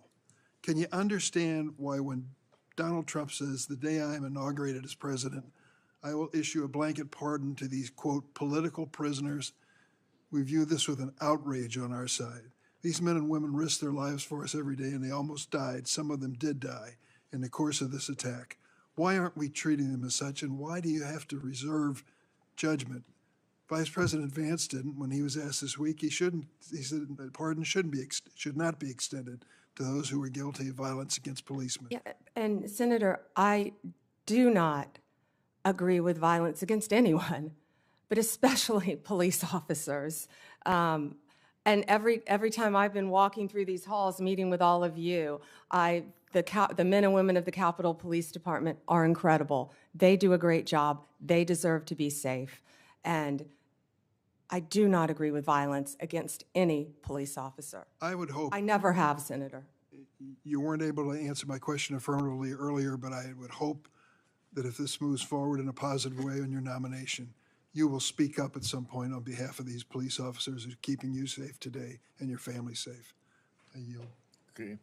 Before Senator Graham, I want to enter into the record without objection from the members of this committee, letters from law enforcement groups who support Ms. Bondi's nomination. These groups include the Fraternal Order of Police, the National Sheriff's Association, the National Association of Police Organizations. They praise her, quote, support for law enforcement, crime prevention, and public safety, end of quote, without objection. So ordered. Senator Graham. Thank you. Well, I've been gone for a while, so they're asking you about Kash Patel. It must be going pretty well. You didn't miss anything, Senator. So that's just an observation. So anyway, thanks to my colleagues on the Democratic side. It's been a good hearing. And a couple things. Pardons. If somebody applies for a pardon, you'll give the president legal advice as to whether or not he should grant it. Is that the way the system works? Yes, Senator. Okay. So rather than prejudging what you would do, you would look at the application and give him your best advice, and you don't like people who beat up cops. Correct. I hope no one does. Yeah, okay. Fair enough. So let's just get back to the process. I'm not going to speak for the president, Yeah. but the president does not like people that abuse police officers either. Yeah, well, the hope is that through this pardon process, you'll make a rational decision based on the applicant rather than deciding the outcome in a Senate hearing. That's all I'm asking. That's what I would want if I represented somebody. I'd want at least to be heard. Now, Section 230, are you familiar with it? Yes, Senator. One thing that unites this committee is protecting children and society at large from social media abuse. We passed online privacy legislation. Senator Durbin's been great to work with. Everybody, Klobuchar, we're all trying to find out how to empower people who may be victims of social media. To empower a parent whose child's been bullied, when you call the social media platform and they blow you off, you go to court and they kick you out of court because of Section 230. Sexual exploitation of children on the internet, we've heard stories that make us just break our hearts. We're united of trying to give people a say. If they take your content down, you're appealing to the people who made the decision to take your content down. So what I want to do, along with Senator Hawley, everybody, is repeal Section 230 or replace it with a system that empowers consumers who may have been hurt. Do you agree with that? Senator, I would love to look at that with you. I'm not familiar with what you want to do on the issue. I've talked to Senator Klobuchar. I think Senator Durbin and I may have even discussed it, but I'm committed to looking at that with you. There are so many issues online that's one of the things. We have to find things that can bring us together now, and this has to be one of them. Well, just Protecting our children. Here's what FBI director said, Ray, where you agree with him not, I agree with this. I see blinking lights everywhere I turn regarding the national security threats. Does that make sense to you? Yes, Senator. I was looking at that, the date of that. That was a year ago. Yes, Senator. I also heard about, I haven't seen it yet, his 60 Minutes interview that was very troubling to me for our country. Right. We know we found 8 guys from Tajikistan that were released, caught again because they were tied to ISIS. So the point I'm trying to make is January 20th, we own this. I just urge you, to the extent you can, to urge the president to secure that border. We need money. The idea of moving money around from defense is not going to cut it. We need a lot of money for bed space, to finish the wall, do technology, hire ICE agents to accelerate deportation of people who are criminals and gang members. We don't have time to waste. I hope you'll make that an urgency because the threat is real. Are you worried about an attack on our homeland being generated from ISIS or their affiliates, and what should we do about it? Senator, I don't have a security clearance yet, but only from the public reporting that I've seen, I'm terrified. Senator Whitehouse. Thank you, Chairman. I'm going to try to fit in 2 questions in my 4 minutes. Lindsay, stick around because I'm going to say something nice about you. First, yes to 230. We've got to really work on that. There's a lot of support for fixing 230, in fact, outright repealing 230 in this committee. First question. Presumably, your commitment to fairly enforcing the law based on facts and evidence would also apply to environmental cases. Yes, Senator.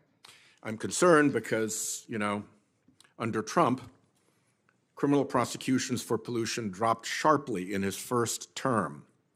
And you will be running an Environment and Natural Resources Division that has things like, for instance, a methane task force that big polluters who spent big money to get President Trump reelected don't like.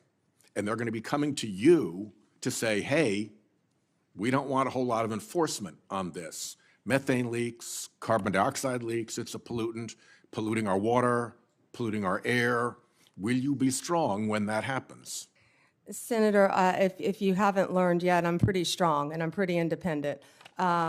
And I will, I think you and I spoke about this in your office a bit. I don't know a lot about that issue, but I am committed to meeting with the ENRD division and talking to you about it. I wish I knew more about the issue you faced, but I don't. But I'm committed to absolutely looking at it and doing what I can to help you in your state. I don't want environmental prosecutions to be an ignored stepchild subset. It's law just like any other law. The second question that I'd like to get to goes back to Chairman Grassley's opening comments, that it's going to be really important for the Department of Justice, under your leadership, to answer questions from senators, both Republican and Democrat, and to give us real answers. Sometimes the best oversight comes from the other party. And indeed, sometimes the best oversight comes from one senator who sticks to one issue and persists at it without necessarily support from the rest of the committee. And that oversight has been really consequential in the past, and it's really important. So Chairman Grassley has been very good about trying to enforce that rule. And I want to tell you just a quick story about something that went the wrong way, I believe. Crossfire Hurricane was mentioned by Senator Graham. There was a committee investigation into Crossfire Hurricane. During that Crossfire Hurricane investigation, box loads of material was provided by the department and the Bureau to Senate Republicans. They got files, they got investigative reports, they got internal memos, they got stuff that would not be FOIA-able. They really were able to do a deep dive because they got everything they asked for, even stuff that the FBI would ordinarily not produce. That was happening on that side of the aisle. For me, I had questions about Justice Kavanaugh's supplemental background investigation. And I asked for things like, what is the Department of Justice policy for how tip lines work? That's a FOIA-able question. I didn't get a single piece of paper. I asked for things like, what are the ground rules for investigations of supplemental background investigations? I didn't get a single piece of paper. Senator Graham called the Deputy Attorney General up into his office to say, will you guys please knock it off and give this guy some information?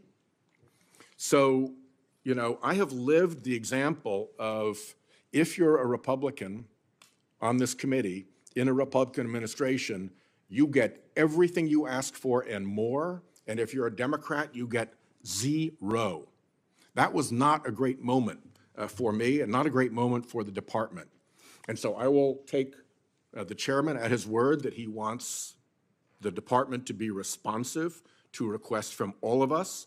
And I would ask you, will you be responsive to all of us, irrespective of our party affiliation, if we are asking legitimate questions that you have the power to answer? Senator, I think I've said that from the beginning. Yes, especially on Freedom of Information Act, I will follow the laws that apply to the Freedom of Information Act. I believe in that. I actually dealt with the public records when I was a state prosecutor. It's been so long ago, I'd forgotten about that. Yeah. So I handled all the public records. One just sort of point of order here. The FOIA, the Freedom of Information Act process is one thing. Anybody can get information under the Freedom of Information Act process. As senators, we should be able to do better than that. When we're doing worse than that, that's a sign that somebody's hiding something. When we're doing better than that, that's a good thing for congressional oversight. Thank you, Chairman. Thank you. Senator Tillis. Can we take a minute off Senator Schiff, since I'm joking, since he took an extra minute? I'm joking. Yes, you can. You wanted to say something to Senator Schiff? No, sir, I asked if we could take a minute off Senator Schiff since Senator Whitehouse went took an over by a extra minute. minute. I was teasing. I'm sorry. Okay. Senator Tillis. Thank you, Mr. Chairman. Ms. Bondi, I wanted to come back, and I'm glad I did, because I got another mark on my bingo card. QAnon came up. It's a little-known fact, but the so-called, I think I heard someone say that that's an organization, a cabal that has cannibalistic tendencies. I don't know if y'all know this. It's a well-documented fact that the so-called QAnon shaman is a vegetarian who actually had to be transferred to another prison to satisfy his dietary needs after being sentenced to 41 months in prison. So I don't know if all the QAnon people are cannibals, but it's a little bit absurd. I just wanted to add a little levity here and let y'all know I'm one mark away from hitting bingo. Yeah, but you know, it's important to talk about this, folks, because this is the part I don't like about the big committee. I love intellectual property subcommittee, because we don't get into this theater. But it's just absurd to think that, and it was mentioned in reference to a comment that Kash Patel made, who I spoke with earlier today. You know, it's just absurd to kind of throw that stuff out there. Does anybody honestly believe someone with a distinguished career like Kash Patel thinks that a cannibalistic cabal controlling the internals of government really exists? Let me give you an example why I resist that notion. I resist the notion that most of the members here, who all raise tens of millions of dollars through Act Blue, that has a subpage that only until Senator Butler finally told them to take it down, after I spent a year ranting about it, on their Act Blue, a subpage on Act Blue had the all cops are bastards subpage and fundraising drive. I came to this committee for a year and try to encourage my members to say, this is absurd. So would it be fair for me to say that President Biden is embracing an organization that thinks all cops are bastards and you should have a fundraising run for 13.12 miles and protest outside of police departments and put pressure on them? Saying that President Trump or you or anybody else or somehow or Kash Patel have an allegiance, it's so absurd To think in a big hearing like this, we actually just talked about that we actually think someone of the stature and the experience that would come before this committee would actually think a bunch of people-eating cabals controlling the innards of government was real. That's just being, I get the theatrics, I get the marketing department thought it'd be really cool if it was said, but guys, that's not us at our best. And I just thought it was kind of funny that he's a vegetarian too. But I want to go back to, this is a narrative that people are going to force, and I'm going to trust you to do what you do as a prosecutor. Like you said earlier, you're going to examine the facts of a case. You're going to give the president your best advice. If you, I cannot believe if there is compelling evidence that you as a prosecutor know that this person breached the Capitol and injured a police officer, that the president would even ask you to consider it. And I certainly can't imagine you recommending that they move forward. It's a hypothetical. I don't want you to respond to it, but your track record as a prosecutor would suggest otherwise. Last question. You mentioned that when you were dealing with some of the opioid challenge, I think it was opiates, Oxycontin, I believe you mentioned, that you went up against your own party or you got some pushback from your own party. Would you explain how you have looked at your party and done the courageous thing of speaking truth to them? Oh, I remember when that started. Several of my former colleagues are behind me. They're probably smiling, but I remember when that started, I said, "Ooh, I'll never get elected to a second term," because yes, I fought for what I believed in based on meeting these victims' families and seeing the need, and I fought the industry. Whew, that was a and big you were in an industry, elected position. and the doctors. You were in an elected position with a lot of people with a target on you, and you stood firm. Thank you. More than once, Senator. Thank you. Senator Coons. Thank you, Chairman Grassley. Attorney General Bondi, in our previous conversation, we talked about criminal justice reform, and in particular, your contribution to the enactment of the First Step Act in the previous Trump administration. And I just want to talk with you about a couple of bipartisan initiatives in this area. Senators Cornyn, Lee, Durbin, Tillis, Booker, and I have introduced a bipartisan bill called the Safer Supervision Act. It focuses on the fact that federal probation officers have a massive caseload, often more than 100 folks they are supposed to be closely supervising. And this bill would work on focusing supervised release resources on those who really need it and creating positive incentives for those who are willing and able to be rehabilitated and leave prison much less likely to reoffend. What's your experience about the need to support people when they get out of prison and to provide them with positive incentives rather than just leaving them to their own free will and the very high likelihood they may reoffend and thus violate public safety concerns? Yeah, and Senator Coons, that's why reentry, we call it, halfway houses, what you need, Senator Welch, are so important because many people deserve to go to prison, but many people are going to get out of prison. And Almost all. We don't want a revolving door. We want to do everything we can to make productive members of society. And when someone goes to prison, I mean, I saw this every day. You saw this as a revolving door. People get out. And first of all, I back up. We need drug programs. I could go on. We need drug programs, more drug programs in our prison. We have to. Mental health, we would be here for another 2 days. We have to get more mental health in our prison system, counseling to help people. I think our local jails actually do a better job of it, at least in Florida. But we've got to work on that because when people get out, we expect them to do well. Many people don't even know how to go get a driver's license, yet we're telling you, go get a job, have a place to live. So we have to do everything we can to help. If I could move to the driver's license question. I've also led a bipartisan bill with Senator Wicker. Senator Grassley is also a co-sponsor. It's called the Driving for Opportunity Act. And it recognizes that in many states there is a practice of suspending driver's licenses where someone is too poor to pay their court-related or public safety-related fines and fees, but where the driver's license isn't suspended because they're dangerously driving. It's just because they haven't paid their fines and fees. And then without a driver's license, they lose their job or they're not able to get a job. Would you be willing to work with this bipartisan group of us on these two bills, Driving for Opportunity and the Safer Supervision Act? I would love to read both of them, and I was unaware of that happening with driver's license. Last two questions. Clemency, as we discussed, often near the end of an administration, there's a rush to consider pardons.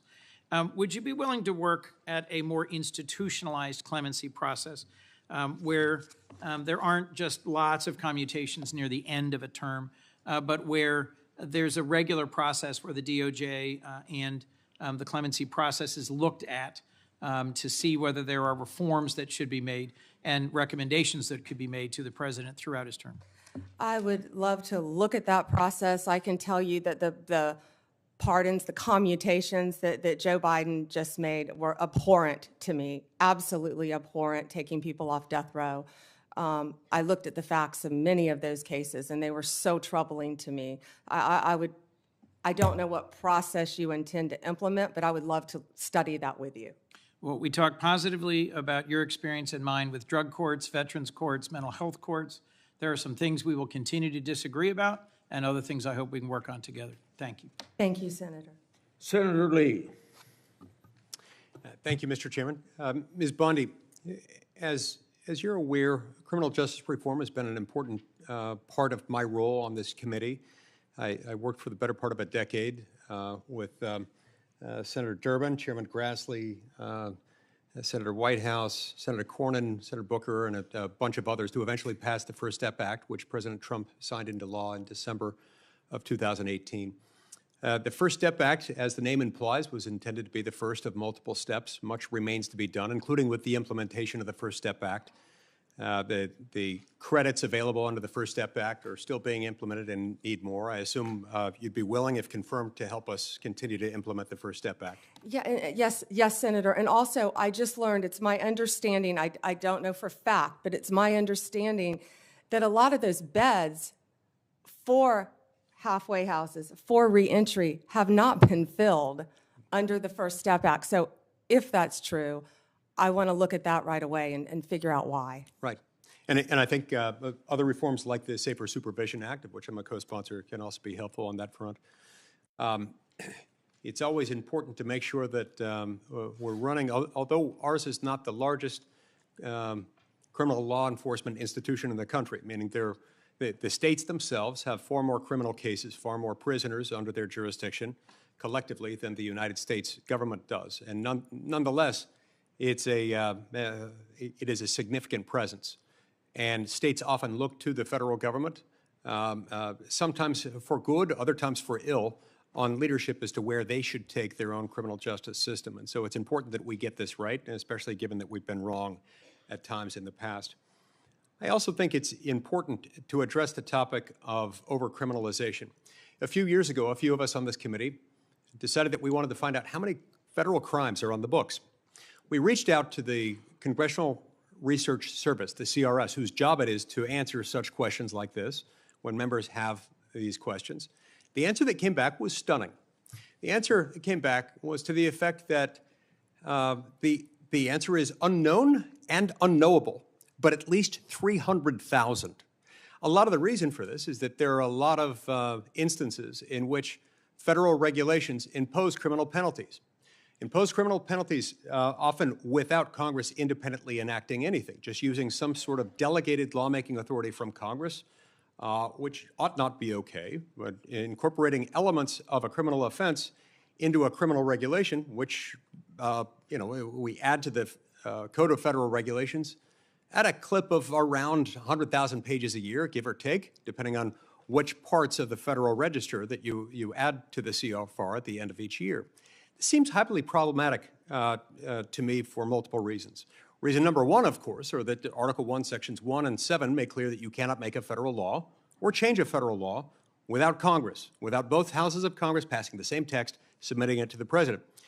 Reason number two, oftentimes when this happens, you end up with an either absent or hugely ambiguous mens rea, meaning the standard of intent with which one must have acted in order to commit the criminal offense in question is often absent or at least so murky that nobody can tell what it means. Both of these things, of course, lead to huge problems for defendants and for the liberty interests of the American people.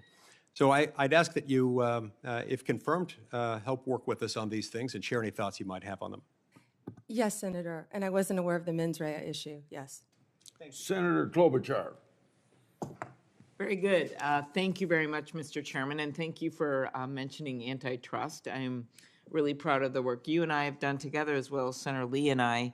And I know we discussed with you, Ms. Bondi, the work on allowing state AGs, a bill that Senator Lee led, and I was the Democratic lead on letting state AGs keep the antitrust cases involving tech in their states. And Senator Grassley and I successfully passed our bill to finally update the merger fees, which have allowed larger mergers have to pay in more, smaller mergers less, and that has led, along with other reasons, to beef up the antitrust division of antitrust during the last few years. And I want to make sure that you are committed to continuing a strong antitrust division with adequate personnel.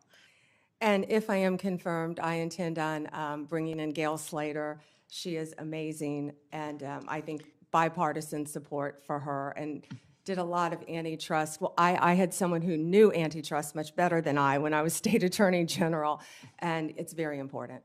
But how about the resources for the division? It has been under this administration, the current outgoing one, they have added lawyers and others to it. And my question was is if you'll continue that. Yes, I was actually looking at the structure of that unit, and if I am confirmed, I've been a little busy, I plan on working with Gail Slater and all the lawyers in that unit. Okay. And then just, you and I discussed some of the important cases, the Google case, Live Nation, Ticketmaster, the Apple case, I don't know if we talked about that one, but RealPage. And will you commit to continue these cases and to pursue remedies that will fully protect consumers from anti-competitive conduct? I'm not asking what the result will be. I can imagine you couldn't answer that, but I'm just asking that under if you are confirmed that you will continue the work on these cases. Yes, Senator, I haven't looked at those on a case-by-case basis, but I'm committed to that type of case and protecting consumers. And I will look at that and have that unit look at that right away. Thank you.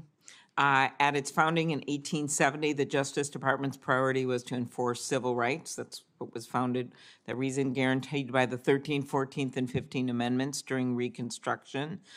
Today, civil rights enforcement is led by the Civil Rights Division. Do you believe it is a critical mission of the Justice Department to vigorously enforce our nation's civil rights laws? Yes, Senator. Okay, thank you. Voting rights. Will you commit to properly enforcing federal laws that protect the right to vote that are critical to ensuring free and fair elections like the Voting Rights Act? Yes, Senator. Okay. We're back to the FBI nominee. Again, I express my deep concern, Kash Patel. He has vowed to retaliate against the president-elect's enemies, quote, not just in the government, but in the media, end quote. As we know, the president-elect has already sued a pollster in Iowa whose predictions turned out to be wrong, which happens with pollsters all over the place, as we all know. But a free press is essential to our democracy. Reporters must be able to do their job without fear of being investigated or prosecuted. Will you commit that the Justice Department, under your leadership, if confirmed, will respect the importance of a free press? Absolutely. And if the president or the, depends on who the FBI director is, I have some strong views on that, tries to push to go after the media, how would you respond to that?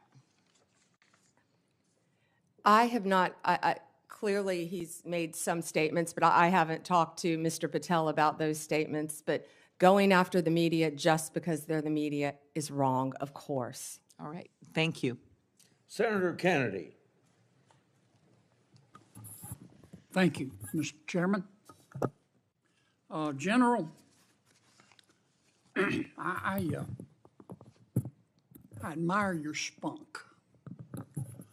Coming from you, Senator, that is a huge compliment. You know, I learned the hard way up here. You may know it already, but up here, if you turn the other cheek, You just get it in the neck. Oh. You're friends with President Trump, are you? Yes, Senator, and I spoke to him this morning. You're not enemies. No, Senator, I don't think I'd be sitting here if I was an enemy. He'd be crazy to have me sitting here if I was an enemy. So you're friends. Yes, Senator. I find otherworldly this suggestion by some of my colleagues that somehow disqualifies you. Have you ever seen a president of the United States appoint his enemies to his cabinet? Exactly, Senator. I think many presidents, including President Obama, were friends with his attorney general throughout the years. Okay. I want to also ask you about one of the suggestions of my colleagues. I wrote it down. He said he was concerned that, quote, you would start with a name to prosecute and then look for a crime, unquote. It made me immediately think of District Attorney Bragg in New York, who actually in 2019 ran a campaign in large part suggesting that if you elect me, I'll prosecute Donald Trump. I believe there were others as well, Senator. Right. How long were you a prosecutor? 18 years. Okay. Is there anything in your background to suggest that my colleague's suggestion that you would start with a name and then look for a crime, is there anything in your background that would give him basis to say that? No, Senator. Okay. Have you ever done that? No, Senator. And I Ever think I have a plan- lot of former colleagues sitting behind me who would back me up on that as well. Do you plan to do that as Attorney General? Of course not, Senator. I hope no Attorney General going forward would ever do that. Well, I thank you for your time today. One need not be clairvoyant to see that you're going to be confirmed. And you talked a lot about bringing us together today. I'll make this suggestion. Senator Durbin talked about it. You can bring us together if you will just answer Grassley's letters. That will be a really good start, because you'll never hear the end of it, nor should you. The man he's like a dog on a bone. Thank you, Senator.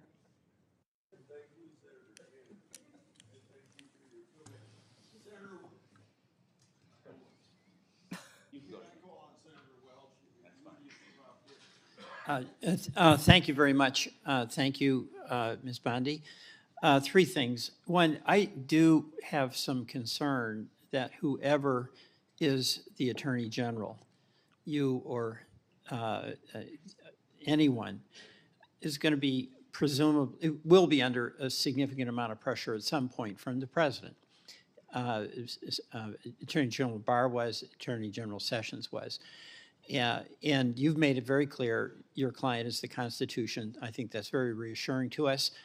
But the President does have now a Supreme Court provided immunity. And I just want to express to you my concern, and it really does align with what Senator Schiff said. You have what I regard as a very bad decision by the Supreme Court. The President should not be above the law, never has been. And my concern, on the basis of statements that President-elect Trump has made, is that he does identify people as political enemies, including Senator Schiff, and there may come a day where there is pressure on you. And I'm just going to express my hope that that independence that you've had throughout your career when it comes to the Constitution or pressure from a higher official, that you're going to choose the Constitution. So you don't even have to answer that. But it's a concern I share, I think, not just with colleagues here, but with many Americans. My colleagues have made the case about weaponization in this administration. We can have a debate about that. But there's been a universal statement here that we want the rule of law to be the basis of going forward. So thank you for allowing me to say that. Second, I'm really interested in your focus on how do we cut down on recidivism. I was a public defender. That's how I got started. You started prosecutor. In Vermont, prosecutors and defenders were good friends. We each had a job to do. But my experience with my clients, and I'm accepting folks who just, they're really dangerous. You've got to lock them up. You've got to throw away the key. But the vast majority of people had a substance abuse problem, oftentimes had very limited education, oftentimes face these incredible dilemmas that Senator Coons was talking about, where they get fines and they get their license suspended, so the job they had now they lose. So can you just elaborate a bit on what you want to do to inject some energy into dealing with cutting down on recidivism? Well, first, we can address it at the Bureau of Prison level, of course, what we talked about. Those are for the people who will be locked up in prison serving sentences, to make sure they get the resources that they need upon release. 98% of the people in the Bureau of Prisons will be released. I believe it's a mess right now, a mess. And when you look at an organizational chart of the office, assuming I may get confirmed, I was looking at all the slots and my eyes went down to the bottom to Bureau of Prisons because of my career experience as a prosecutor and caring about what happens there for the very reasons you said. We need more drug courts, and you were talking about drug addicts as well. Mm-hmm. It's more than that, and we both know that. It's also people who are dual diagnosed, meaning you have a drug addiction but also mental health issues, and that's well, Senator, I'd like to. I can't wrap my head around yet. Right. I'd like to work with you on that. And then the third thing is that I mentioned this earlier: the consumer issues, the False Claims Act efforts that you can bring, the challenge to ripoffs in the civil sphere, where companies are doing things that are just crushing our consumers and charging ripoff in overcharging. That is very, very important, and I hope that there'll be as much emphasis on protecting consumers as there will be on protecting public safety, which obviously is a high priority for you and for the department. Yes, Senator. Okay, thank you. Thank you. I yield back. Thank you, Mr. Chairman. I think you're doing incredible today. I'm not surprised. Mom, how are you doing? Good? I told her not to react no matter what. That's probably harder for her than it is for you. Well, listen, we've talked about this over the years. So for me, I didn't know any lawyers growing up. I'm trying to think when I actually met a lawyer in my life. I grew up in a really blue-collar neighborhood, but I was attracted to the law because I felt like it gave guardrails for people to pursue their dreams, right? That you would be on equal footing. And I think that your fights for the little guy, I referenced this in the opening statements, are admirable. And, you got some questions earlier about, are you willing to stand up against corporate interests, or are you willing to fight back? I mean, I think you've demonstrated that, right? I think we did it together when we were attorneys general as well. Yeah, your client is the people, and it's your job to fight for them. Because in these jobs, especially even a local prosecutor, I think is even more appropriate scenario. There's only one local prosecutor. There's only one prosecutor in that county. So it's interesting when we have these discussions about some of these prosecutors across the country. And Senator Hawley and I know there's been a couple in Missouri, and they're all around. When they decide not to charge violent criminals, there's nobody else who can do that. There's nobody else that can do that. One of the things that when I was Attorney General we were able to do when President Trump was in office, sadly the Biden administration dropped this effort, was we had assistant AGs deputized as assistant U.S. attorneys to help fight violent crime, to add capacity. And when, there was a surge to take on some of the most violent criminals on the streets, we were there to help. Those are the kind of partnerships I'm guessing that you'll look towards, right? To get back to the core mission of taking on violent crime and fighting for the little guy. So I wanted to give you a little bit of an opportunity to talk about that. And also, sort of what's your vision? You're answering a lot of questions. What's your vision for the department? I mean, How do you see your role? How do you want to go do that? I think you're incredibly qualified to do it, but just in your own words, what are the things that you're going to focus on? You know, Senator, it's truly overwhelming when you look at the volume of that department. The Department of Justice, it is the largest law firm in the world and manages the largest law enforcement agencies. And that's why, first and foremost, what I did when I was Attorney General, you surround yourself with great people. And that includes Gail Slater, that includes my Chief of Staff, if I am confirmed, my deputy, and so on and so on, and work from there, but look at each and every department. And I don't know if one department is more important than the other, but I will work very hard every day. And as Senator Welch had said, it's not only fighting crime. I think that's just first and foremost on Americans' minds right now. But that's why there is an entire huge civil division that falls under the Department of Justice to protect consumers, to do the antitrust cases, to do all the Medicare cases, to do all of the other cases. So it's multifaceted. But first and foremost, of course, to keep America safe and restore integrity to that department. I don't think I can stress enough that 72% of Americans have lost faith in the Department of Justice. Yeah, and I think that the belief that the American people need to have, again, is that people are going to be treated the same. As you said earlier, there's only one tier. There's not two tiers of justice. And I think that's, when you really dig down to some of the comments you've heard and questions, on, at least on this side, that's the big concern. I don't want it tilted in anybody's direction. You just want it to be fair. And you want certainly the top law enforcement official in the country to view it that way. I think you do. And I think your history, your qualifications, your demeanor, your character warrant a bipartisan vote. I hope you get it. I really do. You deserve it. Thank you, Senator. Senator Blumenthal. Thanks, Mr. Chairman. Again, thank you, Ms. Bondi, for answering our question. I want to come back to TikTok. And we ran out of time when I was asking you before about the importance of the law that was passed overwhelmingly bipartisan majority here in the United States Congress. As you know, last year, a Chinese hacking group, it was called Salt Typhoon, broke into several American phone companies, reportedly used that access to spy on the White House, the FBI, other sensitive government targets. The threat of Chinese communist espionage goes beyond just watching. It also involved potentially shutting down our grids, other critical infrastructure targets. I assume you agree with me that Chinese cyber warfare, espionage, malign influence is an existential threat to America. It is an existential threat, Senator, and also I have not seen it yet, but from what I've heard about former FBI Director Wray's comments on 60 Minutes regarding China, sleeper cells within our own country, infiltrating our water systems, our natural gas lines, telecommunications, a very, very real threat to our country. I'm glad that we agree, and as you know, and as the Department of Justice has noted, it's not classified, so we can talk about it openly. The ByteDance is beholden to the demands of the Chinese government. It is controlled by the Chinese government, and it in turn controls TikTok.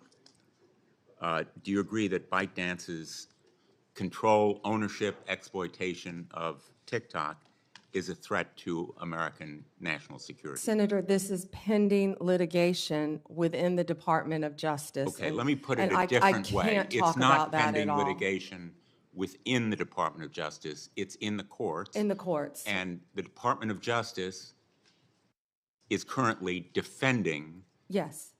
the constitutionality of American law. Will you Pending. continue to defend the law passed by the Congress defending America's national security? Senator, I cannot, it would be irresponsible for me to talk about anything, and it is pending litigation. you We can know, talk I was semantics Attorney all day General, long. and very I'm not often- trying to hedge on anything, Senator. I'm I just having can't a comment on problem anything. with the idea that you won't tell me that the Department of Justice will continue to defend against a constitutional attacks the law of the United States. When I was Attorney General of the state of Connecticut, I would say I have an obligation to defend the law of Connecticut against any attacks. You have an obligation, or you did as Attorney General of Florida, to go to court when those laws were attacked. You have an obligation as United States Attorney General to do what this Attorney General is doing, whether you agree with it or not, and frankly, whatever the president thinks about that law, you have an obligation to defend it. This is an easy question for you. Will you defend laws of the United States of America against constitutional attacks? I'm asking you in general. In general, yes. And with respect to the law that would require divestiture of TikTok, which is a law passed by this body and supported by, I think, a majority of members on both sides of the aisle, why can't you tell us that you will defend it? Senator, I'm not hedging. This is all pending litigation, and I can't talk about pending litigation if confirmed as Attorney General. I have to tell you, with all due respect, that answer is unacceptable to me. Thank you. Thank you. Before I go to Senator Britt, I'd like to enter a letter into the record from former Department of Justice employees who support Ms. Bondi's nomination. This bipartisan group of attorneys includes several former AGs, assistant attorneys general, U.S. attorneys, right to share both strong and enthusiastic support, unquote, for Ms. Bondi and attest to their, quote, integrity, her integrity and devotion to the rule of law, end of quote. Without objection, I would enter these into the record. Hearing none, so ordered. Senator Britt. Thank you, Mr. Chairman. Several of my colleagues on the other side of the aisle have insinuated that your friendship with Donald Trump is a problem. My colleagues on my side of the aisle have leaned into this, kind of exposing the hypocrisy, given what we have seen before from previous administrations. And I would just like to read something to you from 1961. Washington, January 13th. The Senate Judiciary Committee approved without objection today President-elect John F. Kennedy's selection of his brother, Robert, as Attorney General. The vote came after a 2-hour hearing. Would you like a 2-hour hearing, by the way? Can we redo this? Yeah, that's right. The vote came after a 2-hour hearing devoted in large part to the praise of Mr. Kennedy. Forecasts that there would be several critical questionings, especially from Republicans, proved incorrect. All 14 committee members present voted to approve the nomination when it was formally made. The New York Times. As it said, blood is thicker than water, meaning family bonds are stronger than any other relationship. I just think that that needs to be before the American people once again, and I appreciate you continuing to reiterate that you will serve the people of this great country and that you will follow the law. Thank you, Senator. I'd like to move to something that has become another theme of this hearing, and that is Senator Grassley's letters. So I myself sent a letter to our current Attorney General and unfortunately received the very same treatment. So in front of this committee, Merrick Garland, Attorney General Garland, had made a testimony that we found evidence to possibly contradict what he had said. On March 23rd, he came in front of the Appropriations Committee, where I was a member, and I presented him with evidence that the DOJ had actively discouraged the enforcement of 18 United States Code Section 1507 at the homes of Supreme Court justices in the wake of the leak of the Dobbs decision. Evidence that appeared that he had clearly either misled or misinformed this committee.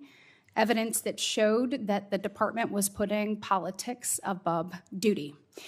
Section 1507, as you well know, makes it illegal to picket or parade near a judge's residence and with the intent of influencing them in the discharge of their duty. It was openly and flagrantly violated on numerous occasions in the summer of 2022, yet never enforced by U.S. Marshals stationed at the home of the justices, in large part because of the evidence that we showed that they had been actively discouraged from making arrests. When we asked Attorney General Garland why no one had been prosecuted, he said because no one had been arrested. Really going back to the fact that the U.S. Marshals in these slides were actively discouraged from making them. On May 3rd, 2023, I led a group of senators, many on this committee, sending a letter to the Attorney General asking him for a response to 19 questions by the end of May. And to this day, I have yet to receive any actual response to any of my questions. To Senator Grassley's second point, if you do get a response, which mine came almost a year late, it was just words on paper.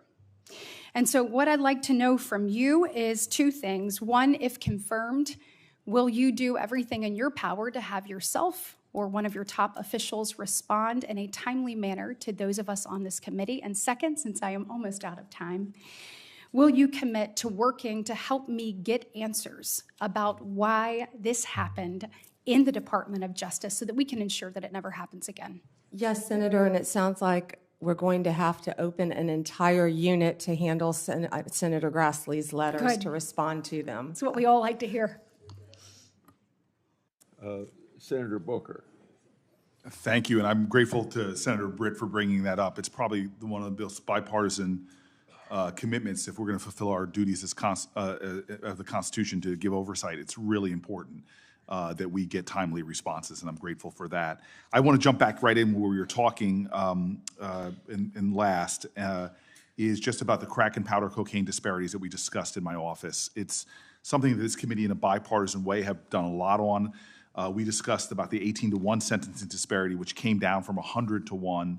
I've been working in good faith with people like Senator Grassley on trying to just get justice with that, move it as much towards 1-to-1 as possible.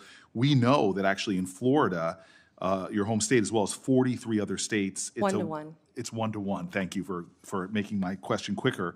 Will you commit to continuing the DOJ 2002 policy of just enforcing it as if it was 1-to-1? Yeah, and I will look at that policy if I am confirmed as Attorney General. I had no idea it was 18-to-1. That I will look at that policy if confirmed and report back to you right away. It sounds like if I'm confirmed, I have a lot of reporting backs to do right away. Thank you. But I will, Senator. Am I overly stating the fact that reading from your expression that you seem to think that 18-to-1, especially given what's going on in Florida, seems unreasonable? I was unaware that that was happening and why you would want it to be 1-to-1. Right.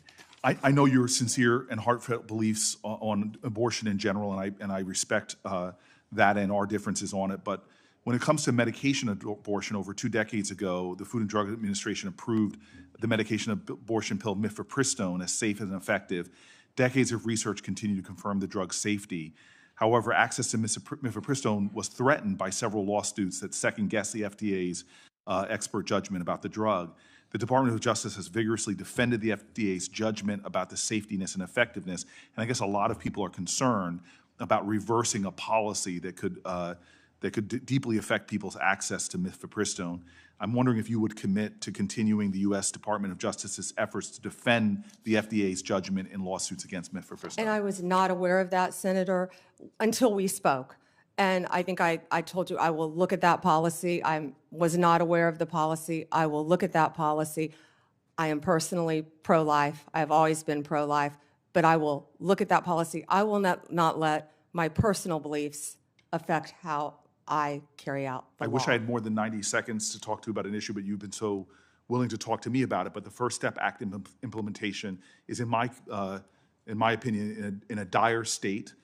We had a bipartisan bill with 87 senators voting for it, 88 if Lindsey Graham was not off fighting the world's fight. I would like to make sure that you work with us to have implementation done. One of the reasons why it's so poorly implemented is because of the disastrous realities in the Bureau of Prisons. We've had bipartisan hearings here about the egregious stuff. The hearing was so disturbing that one of my colleagues on the side came over and said, whatever I can do, let's work together.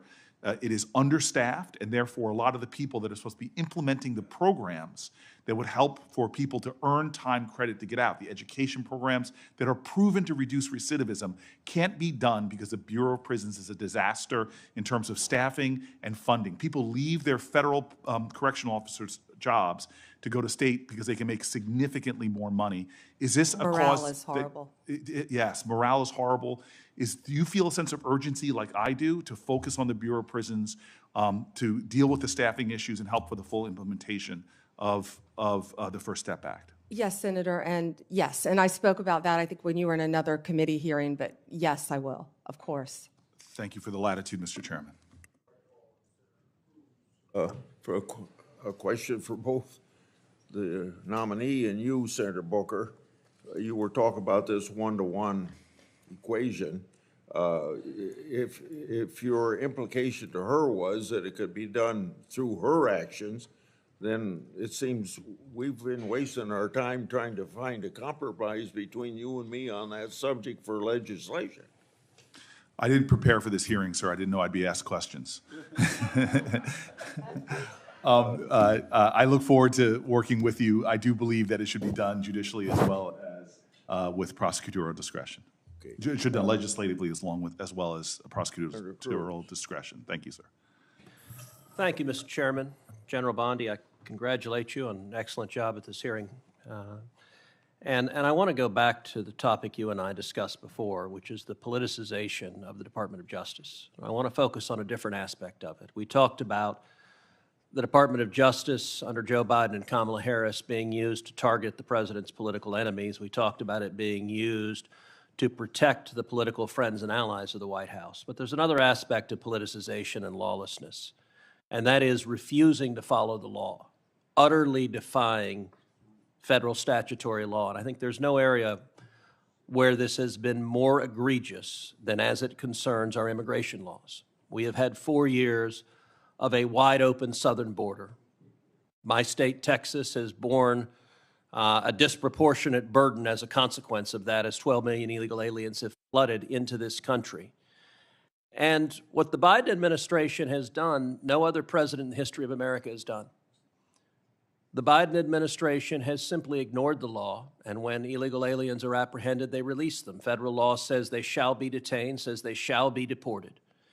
And frankly, our constitutional system is not meant to deal with a president who defies the law. Article 2 says the president shall take care that the laws be faithfully executed.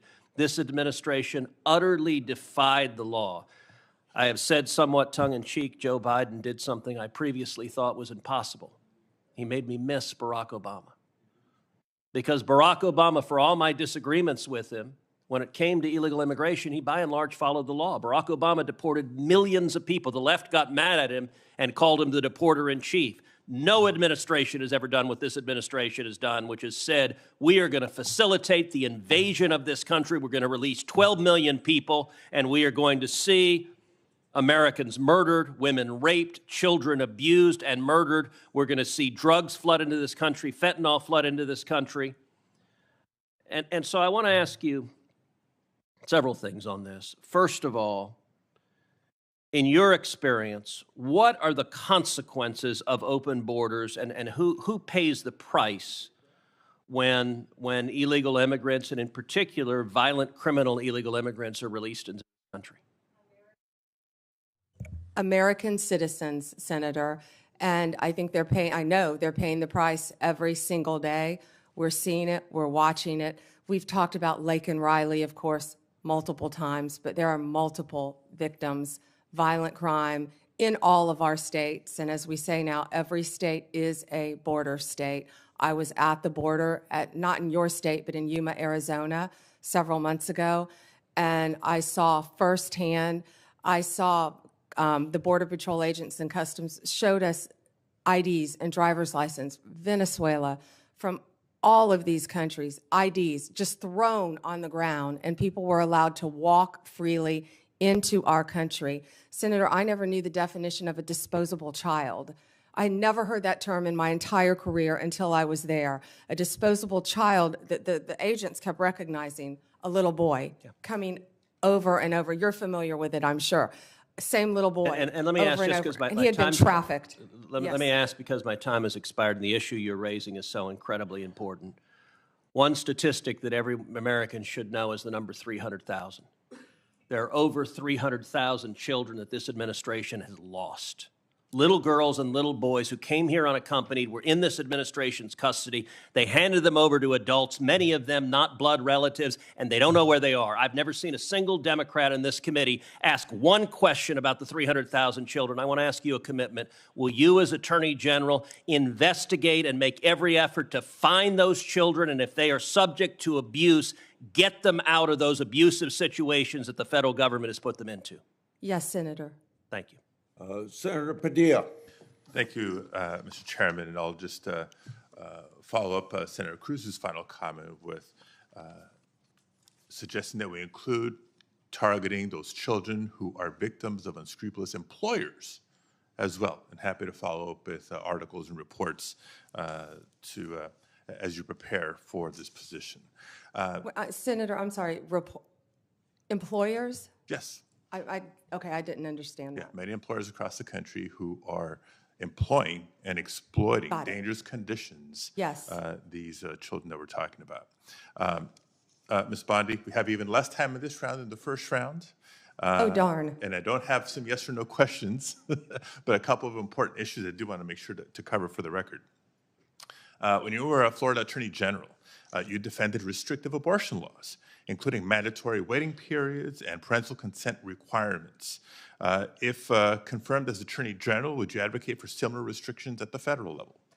I will follow the law of the United States of America. Okay, well, I'm asking this question because there's a difference between federal law and Florida law. There's a difference between the law and your personal views. So how And according would you to ensure, Dobbs, those are left to the states. how would you ensure that your personal views don't influence your decisions as Attorney General in cases involving reproductive health? Oh, my personal, no, my personal feelings would not influence, Senator. Okay. Next, questions on the topic of gun violence, which continues to be a challenge and a problem in many parts of the country. As you know, the Department of Justice plays a key role in enforcing federal gun laws and working to prevent gun violence. In the wake of the Parkland shooting in 2018, you expressed support for certain gun control measures in Florida, including raising the minimum age for firearm purchases and implementing red flag laws, which I agree with, I support, and they're proven to make a difference and to save lives. How would you use the position of Attorney General to advance these common sense gun safety policies on a national level? First, Senator, let me say I am pro-Second Amendment. I have always been pro-Second Amendment. I will follow the laws of my state of Florida and our country, of course, regarding any gun laws. I worked that shooting, meaning I was there when 17 family members were notified, I was there, that their children were murdered. Also, Pulse nightclub. I also went to Nevada to help with the MGM shooting. The Attorney General at the time asked me to come out there. I believe over 60 people were murdered there. I am an advocate for the Second Amendment, but I will enforce the laws of the land. Okay, well, I appreciate that. I would certainly hope so. But any specific ideas that you have on advancing the common sense gun safety proposals that you support as you were Attorney General? I gave you two examples: raising the minimum age for firearm purchases or implementing red flag laws. There's, I think, a growing national consensus on universal background checks. I would be glad to meet with you and review any legislation that you have, Senator. Okay. All right, I only have a few seconds left, but thank you for your testimony. I know we asked some tough questions in this hearing. That's what the confirmation hearing process is supposed to be about. I know how to count and I know how to read tea leaves. It seems to me you're a very, very, very, very likely to be confirmed, and certainly look forward to working with you in your office on the issues that I've raised today and more. And I certainly look forward to seeing you demonstrate the independence and respect for the rule of law that you have suggested to the committee today.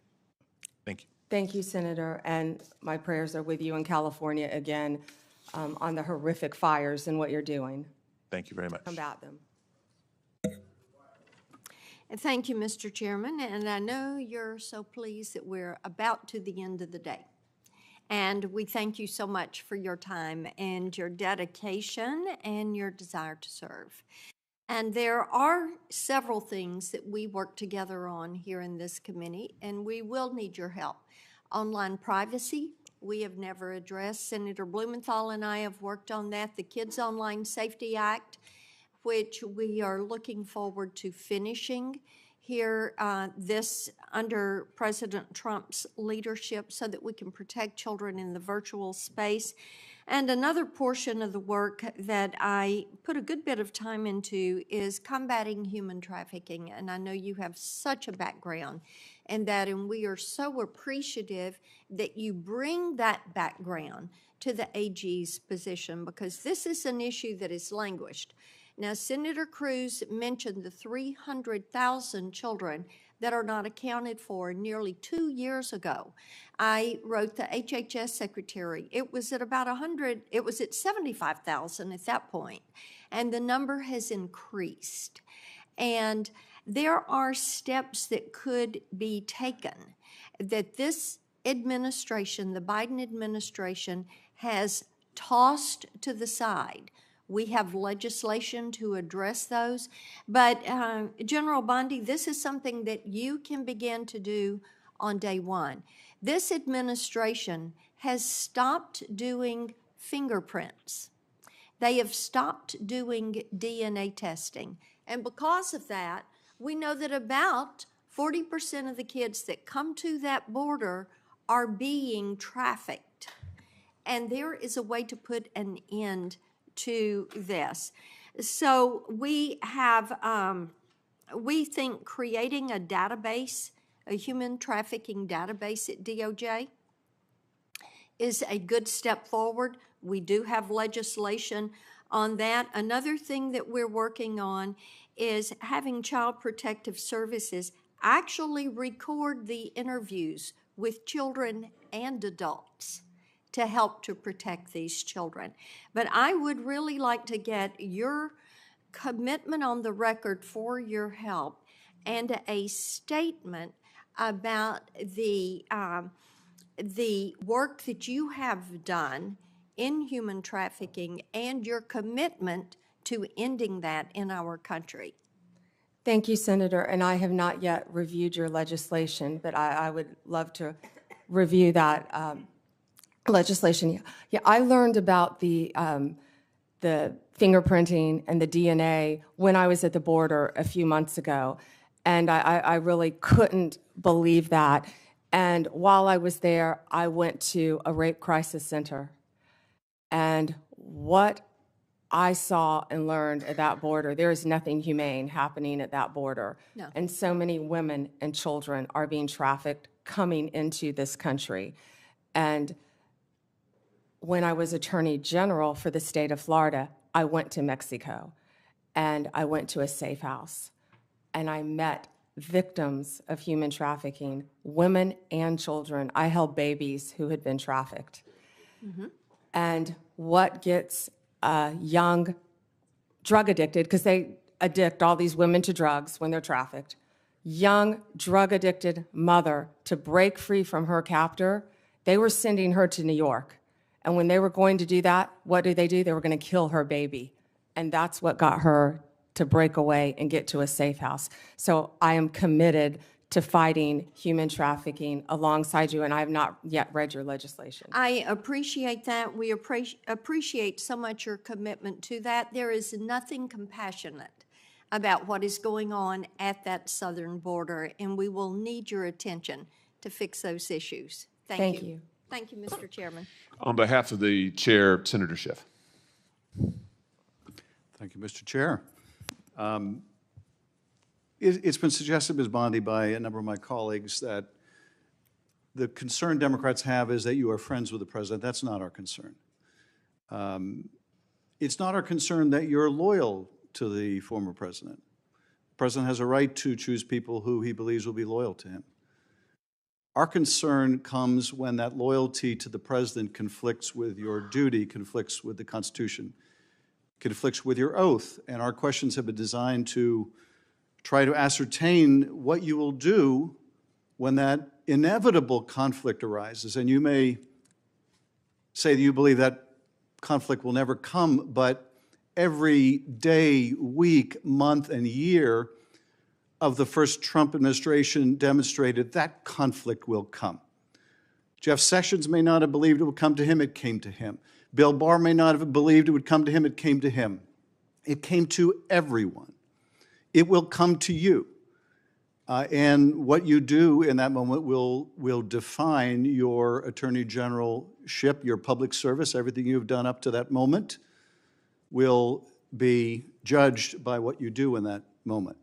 I would encourage you to talk to Secretary Mattis, someone who had broad respect and has broad respect of Americans on both sides of the aisle, who felt it incumbent on him to leave his post because he could not in good conscience continue to do as he was asked.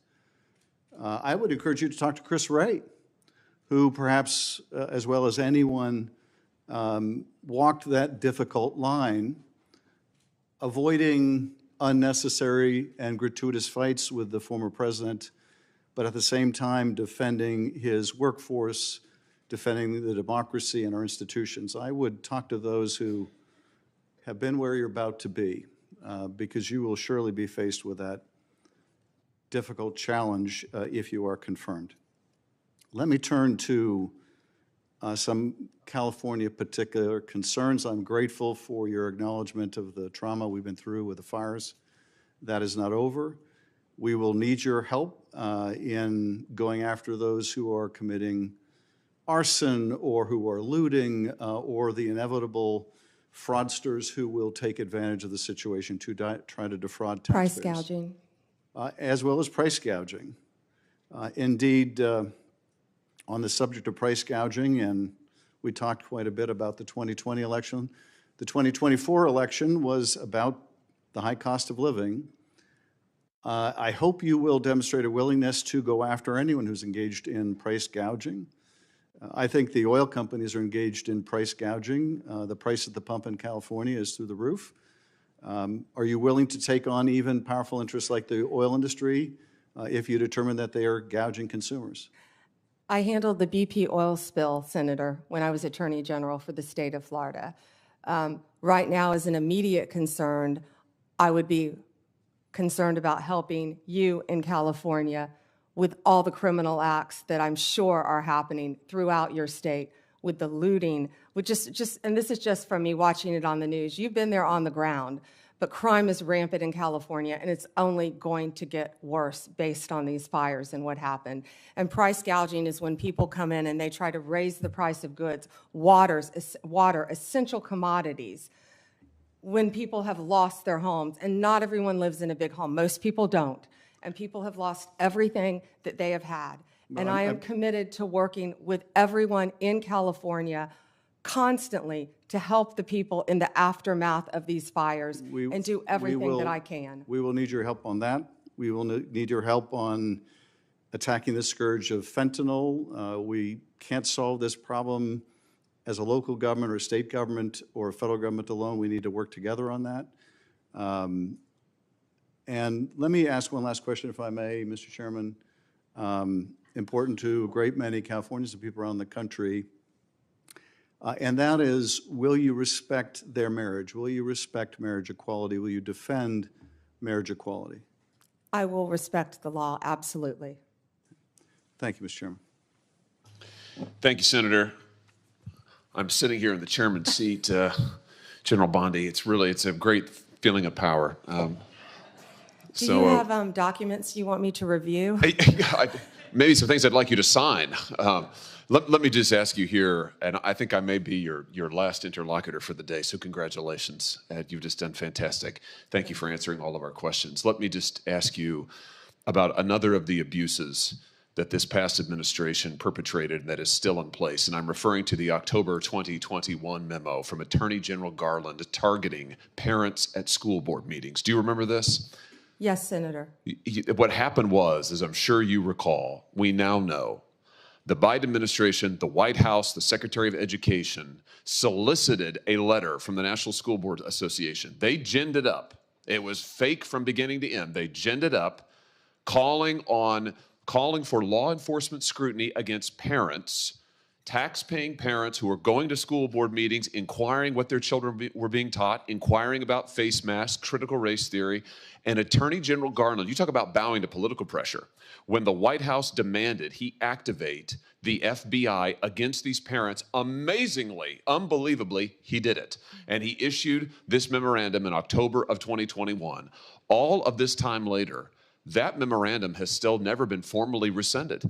Even after the National School Board Association withdrew their letter, admitted they had been wrong to call parents potential domestic terrorists who were merely raising questions about what their children were being taught, Garland never apologized for it. He never did anything about it. It is still in effect. Here's my question for you. As Attorney General, if and when you are confirmed, will you finally rescind that memorandum and do right on behalf of all of these parents who have been wrongly, unjustly targeted by the FBI and DOJ? Senator, I have not yet read the memo. If I am confirmed, I will read the memo and I will do the right thing, just like I told senators on both sides of the aisle regarding their issues. Good. I look forward to you doing that, and I would hope this is something you could do on the first day after you're confirmed, to send a message to parents and law-abiding citizens everywhere. This shouldn't be a partisan issue. I bet the parents who went to these meetings, they're Republicans, they're Democrats, they have no partisanship, but they want to know that their First Amendment rights will be protected. And you rescinding that memo formally after, frankly, the current Attorney General lied to us about it for years would send a tremendous message. Let me just ask you about the one other thing, and this is something near and dear to me. We talked about this when you came to my office. The Department of Justice administers a fund called the Radiation Exposure Compensation Fund. This is a fund that helps pay for the health care bills of Americans who have been exposed to nuclear radiation by the government through no fault of their own. In the West and other parts of the country, the Department of Justice has administered that program for years. Senator Orrin Hatch actually wrote the initial bill. It has been in existence since 1990. It's been supported by senators from both parties. It's extremely important to my state because the state of Missouri, we have a lot of nuclear radiation that has occurred, that's still in our groundwater, still in our soil, not cleaned up yet. My question for you is, since you'll be in charge of administering it, will you administer that program fairly and equitably? Will you defend it? Will you make sure that radiation victims who are under the statute entitled to compensation from their government get what they deserve? Senator, I was speaking about that with someone yesterday because I did not know, again, there's going to be a lot, if I am confirmed, that I don't know. That's why it's so important to keep an open dialogue with every senator from every state. And yes, I am committed to looking at that. And I did not realize you had that horrific problem in your state. Thank you very much. Thank you for answering our questions. And with that, Mr. Chairman, I yield back my time.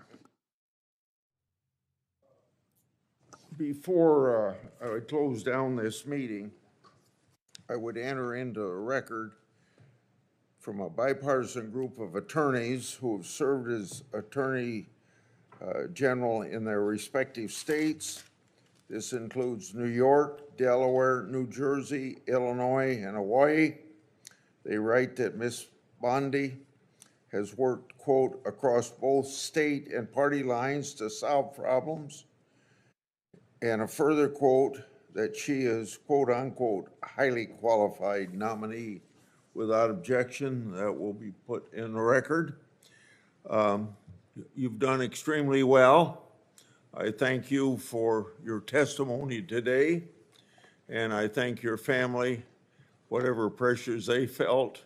We apologize for it, but thank you for being so patient through all this process. You should be very proud, Ms. Bondi.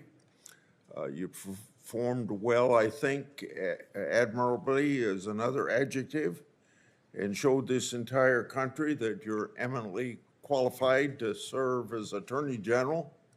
If confirmed, you will be a chief protector of the rule of law, and I have every confidence that you're going to do a superb job.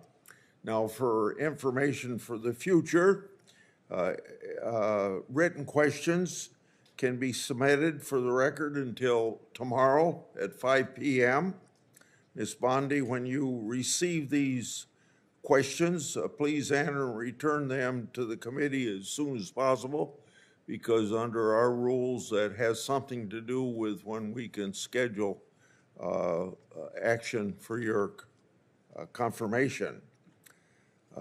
You're excused at this point. This committee is adjourned. We will reconvene tomorrow right here. Is it right here in this room? Right here at 10:15 a.m. to hear from a panel of outside witnesses in regard to Ms. Bondi's nomination. We adjourn. Thank you, Senator. You-